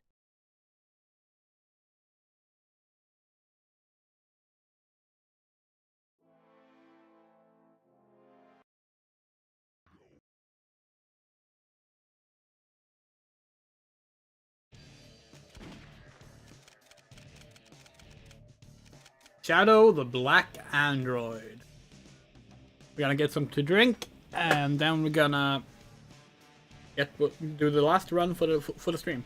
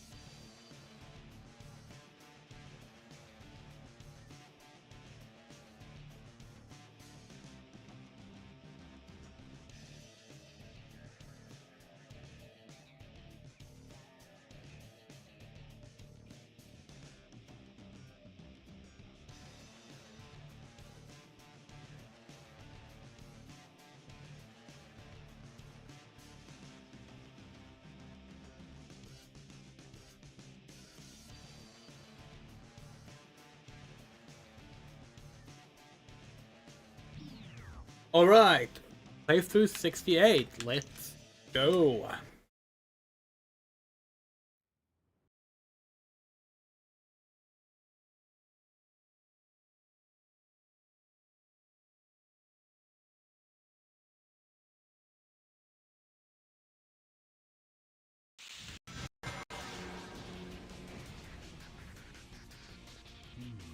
Promise time, huh? Well then, time to go. Yeah, no, it's okay, Miss-san, you don't need to detail further, we understand.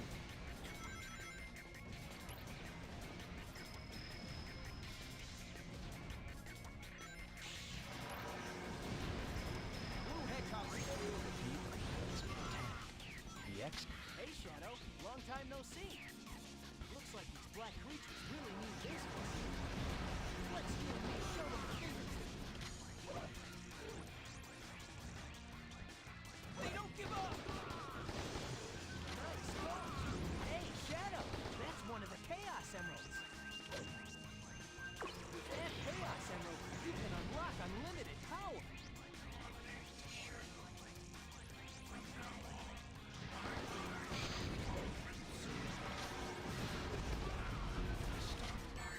Ouch.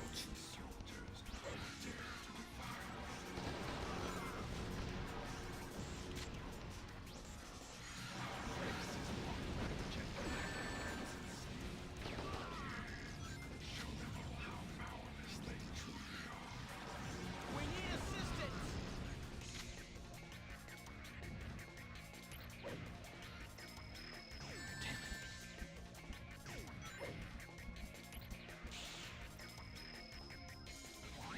This is point 0100. HQ, please Death to all. Ah, fuck.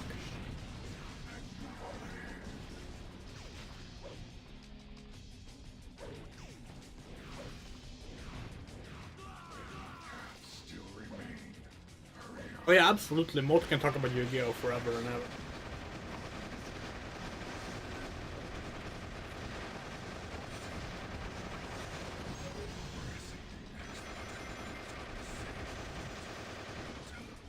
You really want to buy the Yu-Gi-Oh! Like Legacy collection that they're putting out. Like a bunch of old Yu-Gi-Oh! Games on it.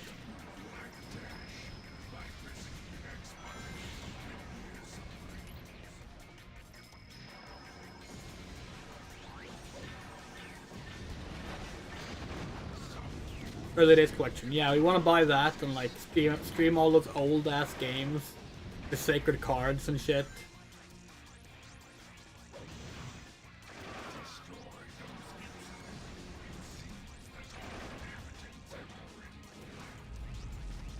They're not even that good games. They're pretty bad actually, but like they're so much fun.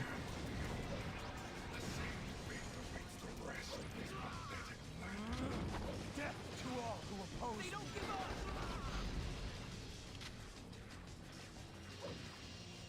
Yeah, it's okay, my son. You understand?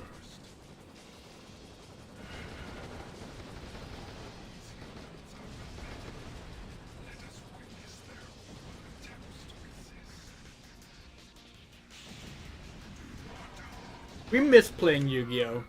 But also, we know we could not get into it again. Anybody who gets in my way is my enemy. In part because of the cost of playing.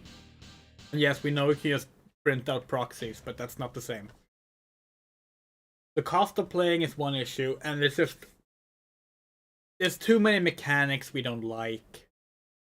Like, honestly...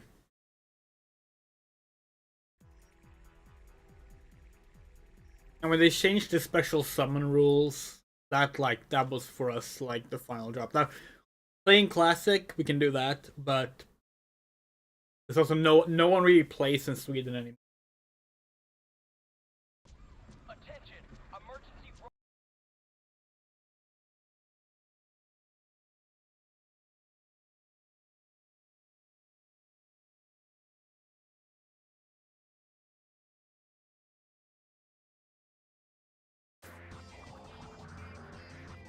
this sensation? I feel weightless atop this light. I see. I can control which way this leads.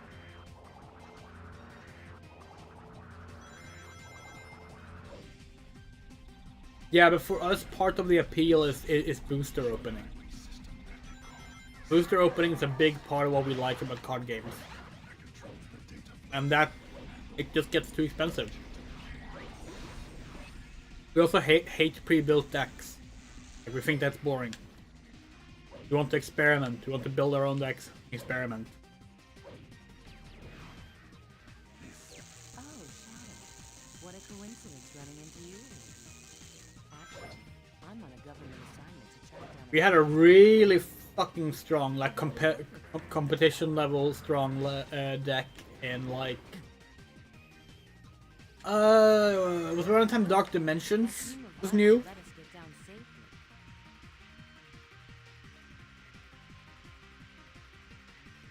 This is a light speed surge. Touch it. That red block is a firework designed to ward off. Yeah, Miss, and it's likely because of that, because of it being made for lower bit Windows computers, which like you can solve with a virtual machine.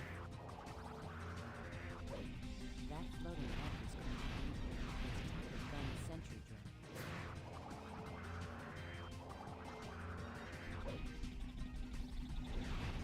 What's Battle City Box?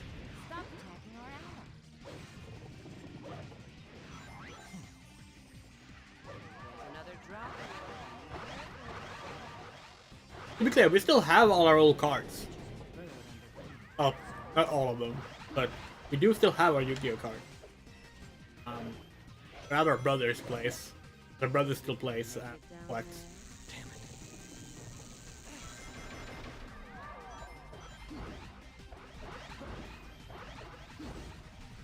Aw, stupid ball.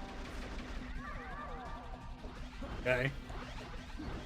Maybe, I mean, maybe Moto, we'll see. Like we said, we might be working at Narcon, so like, we don't know how much.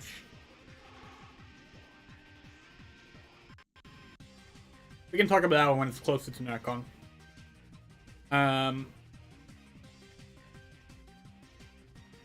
We tend to only bring our Vice Swarts stuff there because the only place you can play it, basically.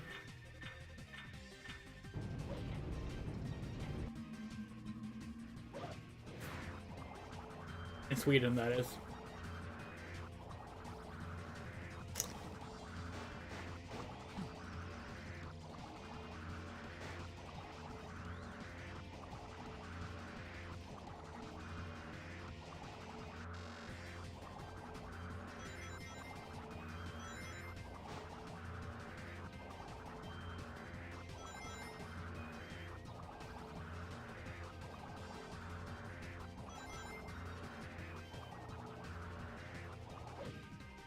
Oh yeah, for sure. Gun has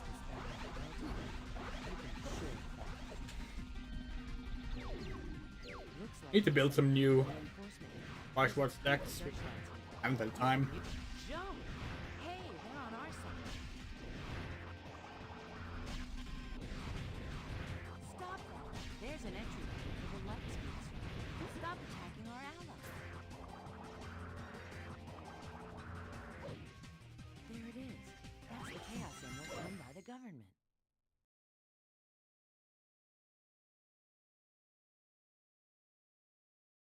Sorry about this, but I'm taking this emerald.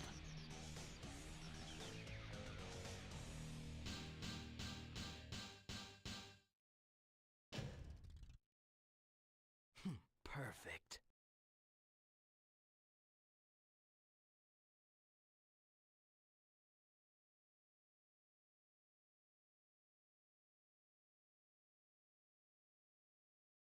Really missed them?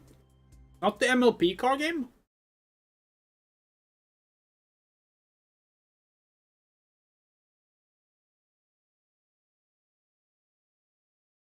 Vice Wars is a Japanese card game with a bunch of mixed IPs. So like, you can play with Love Live decks, you can play with Attack on Titan decks, play with Puyo Puyo decks, Nanoha decks, Bang Dream decks, like Hey, Shadow. a bunch of anime decks. Vector told me that he wants me to find 5 top secret discs. But, like, what's a top secret disc? That's fine. We're surprised that you would want to learn the Digimon and Pokemon card game, but not the MLP card game. That's the thing that surprises us. Ooh, whoosh! Try not to crash, okay? This thing is way too fun. Yow! There are black creatures everywhere around here. It's so exciting.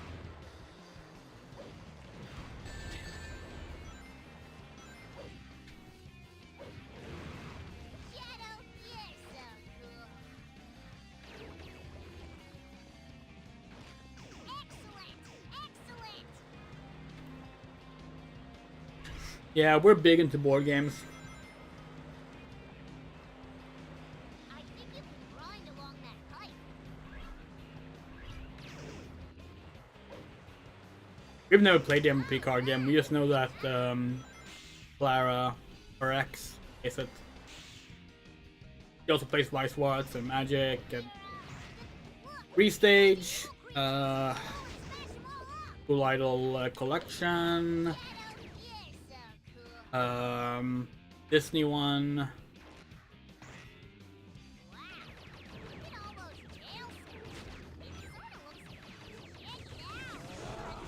Behold the ultimate power.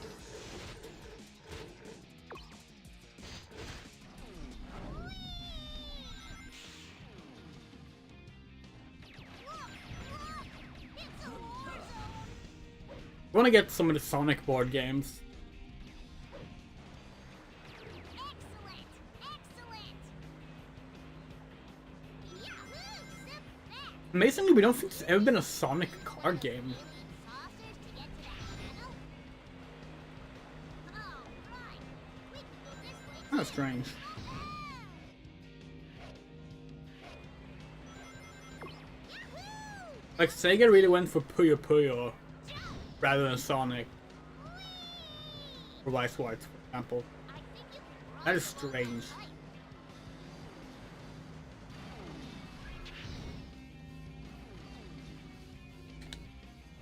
Those gun robots just keep on coming.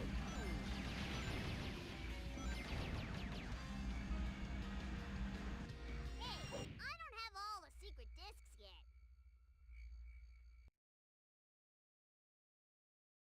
I found it. The 4th emerald. Lord, you love the jackalope. Dream.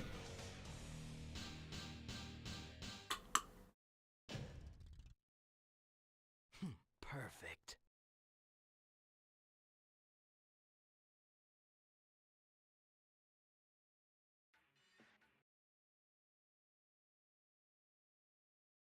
Okay.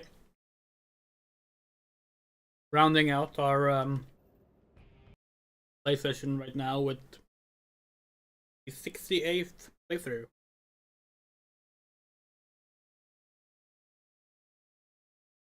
You know what board games we want to play, Misan? We want to play the original trilogy of Jurassic Park board games. Sky, staring at it from afar. Released Seen it before? between 93 and 2001. They made one for Jurassic Park, one for The Lost World, and one for Jurassic Park 3. They look really cool.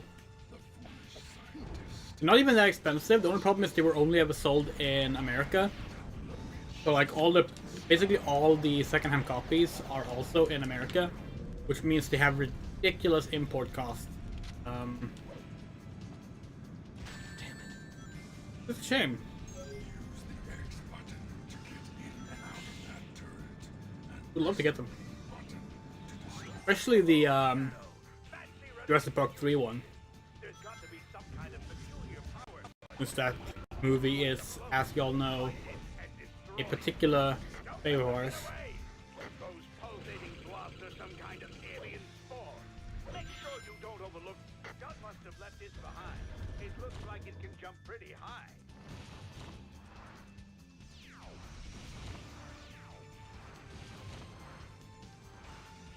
We have no idea how long the sessions are, since we never played them. Personally, we like long board games. We started playing Talisman recently with our partner, and like that, our first session of Talisman took like 3 hours, and like that was a lot of fun.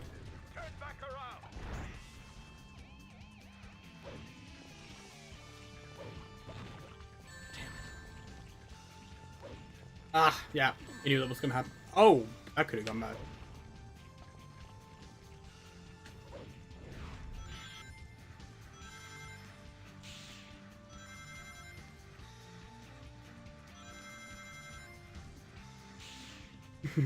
Talisman is fun. Like, we got screwed over so hard in that game.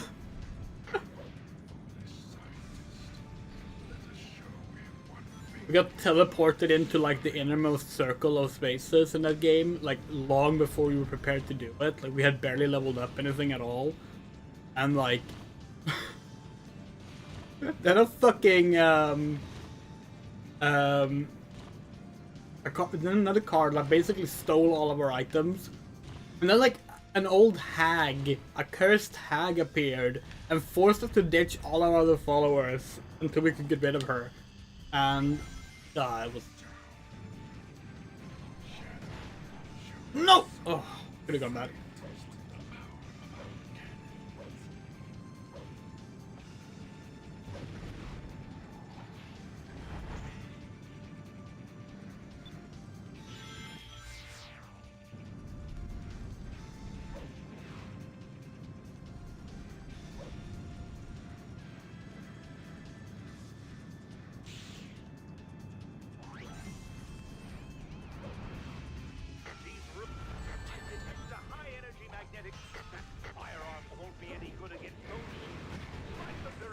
Yeah, so our partner got found a copy of Talisman at like sold secondhand at like a thing we went to. Well, we found a bunch of fun Final Fantasy strategy guides. Flea market, that's the word.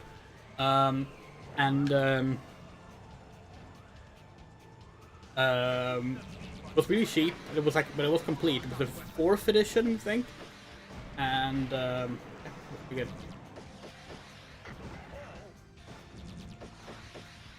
Oh, that sucks more.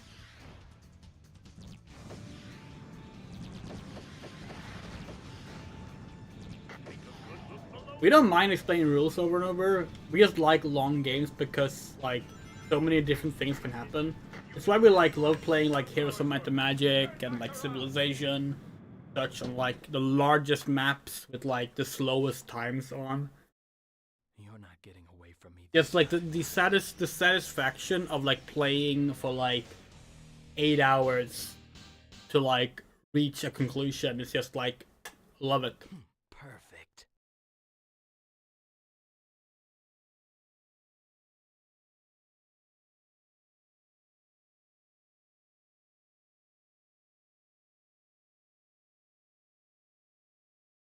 The problem, though, is when games effectively become stalemates, where it's just like, it takes a long time because neither player can do anything to win, and it's just like, that sucks. That sucks. That completely ruins the game, and like, that's not fun.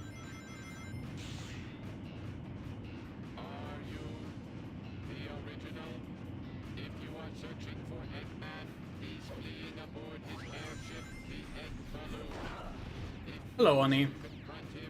We've added a 2-player battle incentive to the list because we finished the blindfolded run.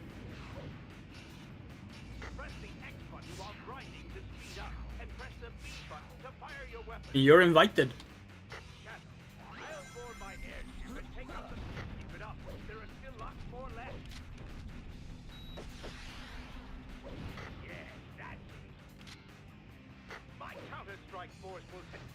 In the older Civ games, our favorite way of winning was getting to Alpha Centauri. In Civ 6, we like, what's it called? The like diplomatic victory. We effectively just win by being good at diplomacy and democracy.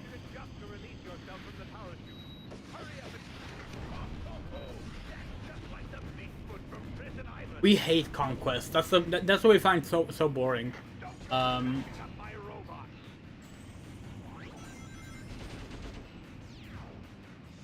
It's like, if you wanted to just win by conquest, we would just play, you know, an RTS. Because 90% of them requires conquest victories.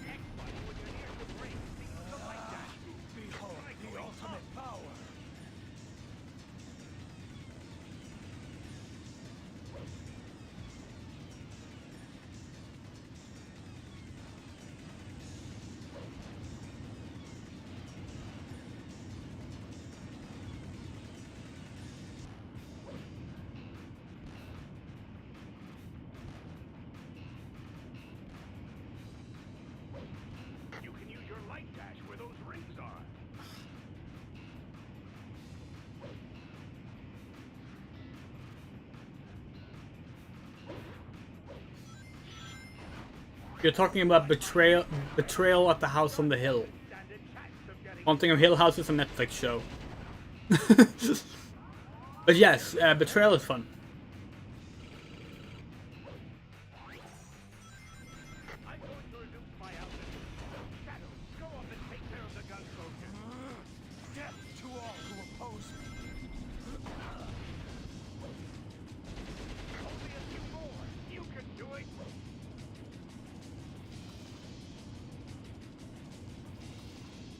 Betrayal is fun. We don't like the new edition. The new edition changed how the scenario is picked, and like it's still fun. We still like playing it, but like it's now less random. It's like now you get like an intro story, and the intro story decides what the next scenario will be. So like that limits some of the randomness and like silly ways that things could go. And we think that really hurt the game, to be honest. Like, still fun, but the game was better without that.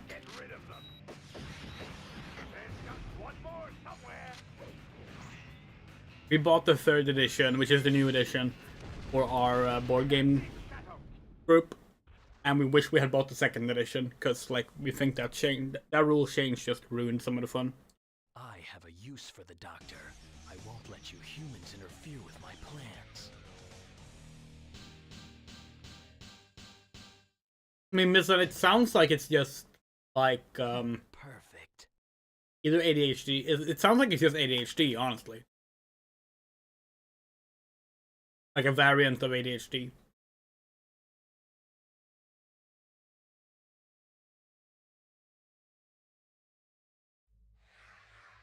Like enjoying something but still getting like frustrated and bored by it. You don't have ADHD? Sure. But like that's definitely a thing that like ADHD causes. Like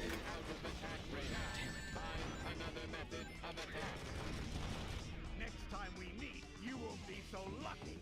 Just you wait and see.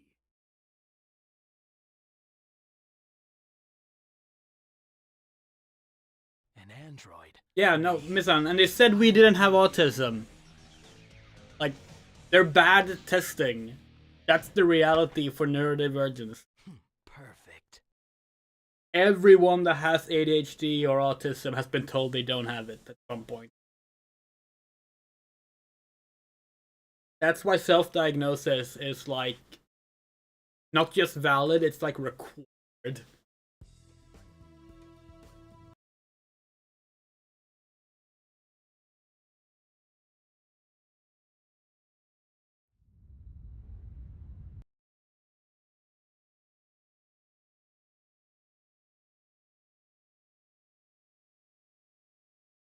What we need is we need more doctors that have Shadow We need more doctors that actually have ADHD and autism, because most of them don't know what the fuck they're talking about, and that's sadly just the reality of things.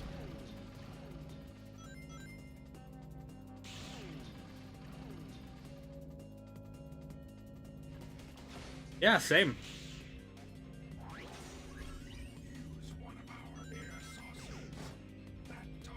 It's the same thing with the trans thing. It's like trans healthcare sucks because it was made by cis people. Neurodivergent healthcare sucks because it was made by neurotypical people. Like, we've known you for over a decade, Nissan. We may not be a doctor, but we do have ADHD and autism. We would definitely say that we have gotten the impression that you have ADHD. Like, absolutely. Something suspicious. Watch out for its movements. But yeah, so a lot of the time they basically just go like, well, you seem to function, so clearly you don't have this problem. It's just like, yeah, it's silly. That's unfortunately just how it is.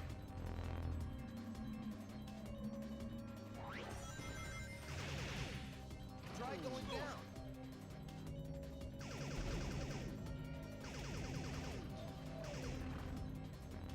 You want proof of our patience? We played the Duke Nukem stream. Try going down. Need a gun. Stop attacking the good guys. God. We love our ADHD. We love our autism. Does it cause problems? Absolutely. But like, it's also like part of like what makes us interesting.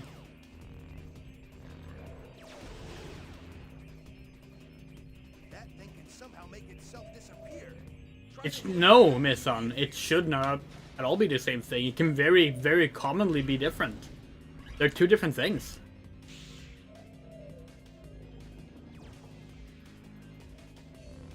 I mean, if they were the same thing, then everyone who loves board games would love computer games, and that's kind of famously like a separation.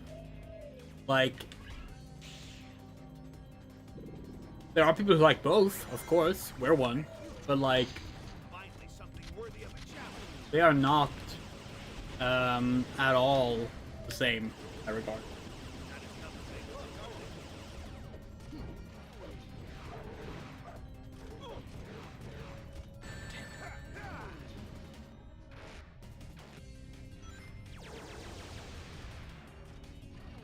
Like, if you ask someone who really fucking loves to play Warhammer, if like they get the same experience from playing Warcraft, they will say no, because it's completely different things. Hey, try going up. Similarly, someone who is like really, really into Risk will not necessarily like playing Call of Duty. Like, Let's go in through that warp hole. yeah.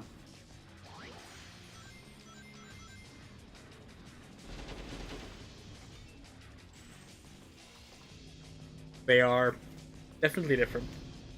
Risk is fun. Yeah, it can be. We're not super big into Risk personally, but it can be fun. We actually agree there, Misan. We think Risk takes too long. Risk is too simplistic and monotonous for the time it takes. Which is why, like, smaller games of Risk, with smaller maps, is super fun.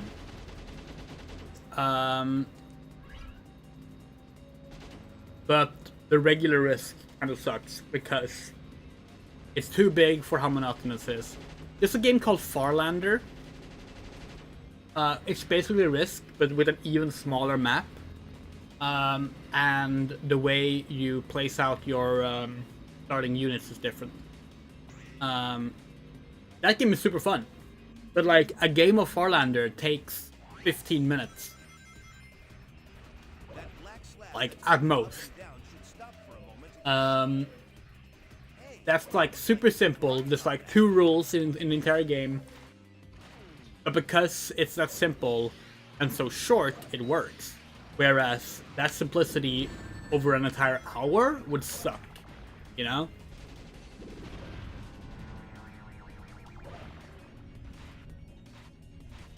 Chess is great, again, because there's a variety. All the units move differently. So a long session of chess, provided you still have a variety of pieces left for most of it, can be interesting. Go up here.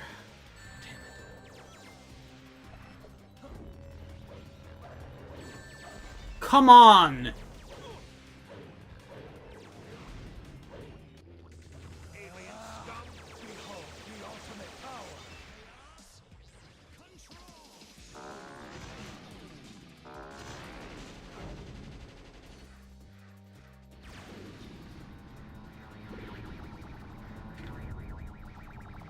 Don't know what our most hated board game ever is.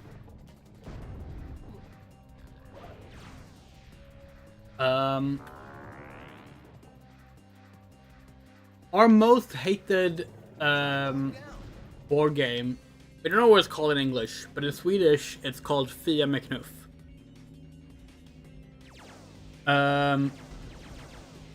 The reason we hate it is the player cannot make any decisions. It's a linear progression of dice rolls deciding everything, which means it's always just a random outcome that the player can't affect. You might as well not be playing, because you can't actually affect the game. The Fia med knuff, all you do is you roll a die and you move your piece that number of steps. You can't make a choice of what you're gonna do. It's always just roll the die, move on a set line until the end of the game. That's not a game. That's pretending you're playing a game. Very well. If you refuse to obey me, then you'll just have to deal with my finest creation yet. What in the world is that thing? Get ready for a real blast. It's time for missile fever. See, here's the thing though. In Monopoly you have choices. In Monopoly you have choices because you have to buy things. You have to manage your money. You can sell properties. You do bidding. Although people never do bidding because they don't know bidding is a thing. But No, not Shadow Fever. Death to all who oppose me. It looks like you can stop the third kill yourself to take control of the attack. If he's lining up for something strange, then just make sure you mess up that last reel.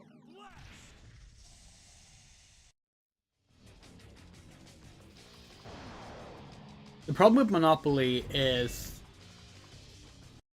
that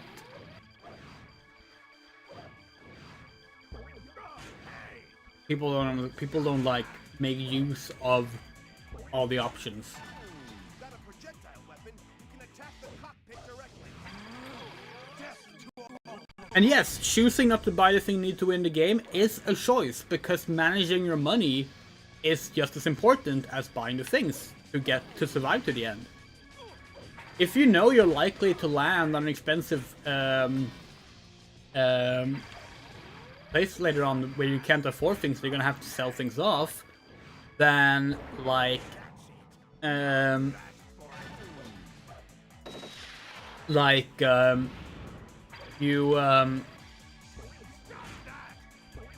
can actually manipulate how things go in the game. That's a strategy.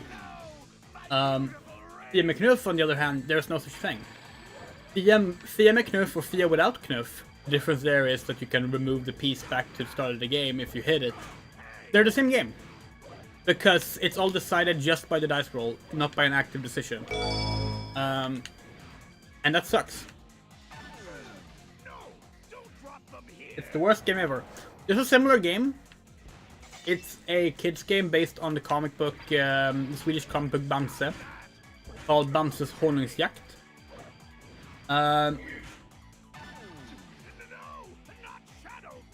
Glad to hear it, Akira Olivia. Bamses Honungsjakt starts off promising. You start with a pile of tiles, right? And you place out the tiles to build the map. And it's like, oh cool, so the map is different every time you play, right? Sounds really cool.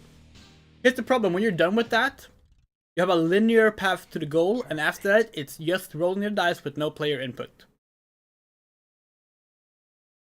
So it's a bit like just saying, here's a labyrinth, drawing a straight line, and then drawing another straight line next time you try and do the labyrinth. There's no game there. How are you doing? We're doing well. We're actually just finishing up the stream, Akira. We've been streaming for the past 4 hours. Collecting money for Project Hope's medical relief in Gaza.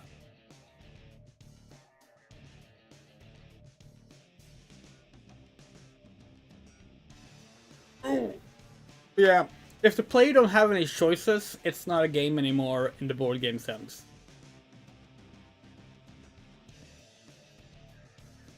Thank you. Yeah, we raised $538 so far, and we're gonna continue that tomorrow. We're gonna show off before we leave. Actually, hold on. First and foremost, we need to look at the library.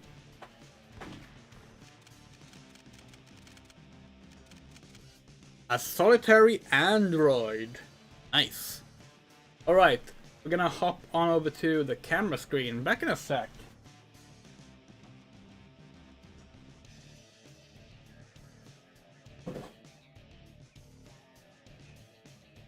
So this is Farlander. This is Farlander. It's a bit like Risk, but you build a map using 7 tiles. You can see the tiles there. You can randomize them, and they have different shapes for the various regions. And then you can't actually move units. Really, you can only move units to take over spaces. It's very simple, very short and sweet, but like really fun.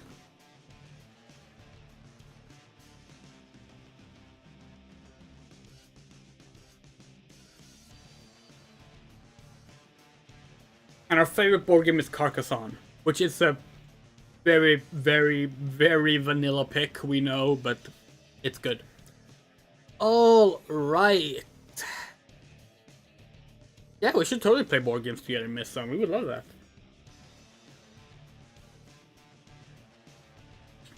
Alright, so thank you so much for watching today. We have new donation incentives. We have the minimum kills run, that's been there since the start. And we have the Sonic Forces episode Shadow run. We have a 2-player battle tournament. Get the donations in. If you donate between streams, we will read your donations aloud at the start of the next stream. Right now I want to say thank you to Moto for donating during this stream. And we want to give a shout out as well to Ahmed G, Alana D, Aya, Barab Dirt, Kaylee, Sheath King 21, Fadeleaf, Garden, Haruhase, Hikinenume, Hokase, James M, Jonathan H, Jules, Kit Stubbs, Loose Queen, Michael Rosebloom, Moto, Rain, Ralph H, Rum Ray, Saga Music, Summer 7th, Shadow Winchester, John Peterson, Spider News, Herbert 11, and the Clay OD for supporting us. Next stream should be either tomorrow morning or tomorrow evening. We don't know yet, but one of the two. Take care. Love you all. See ya later.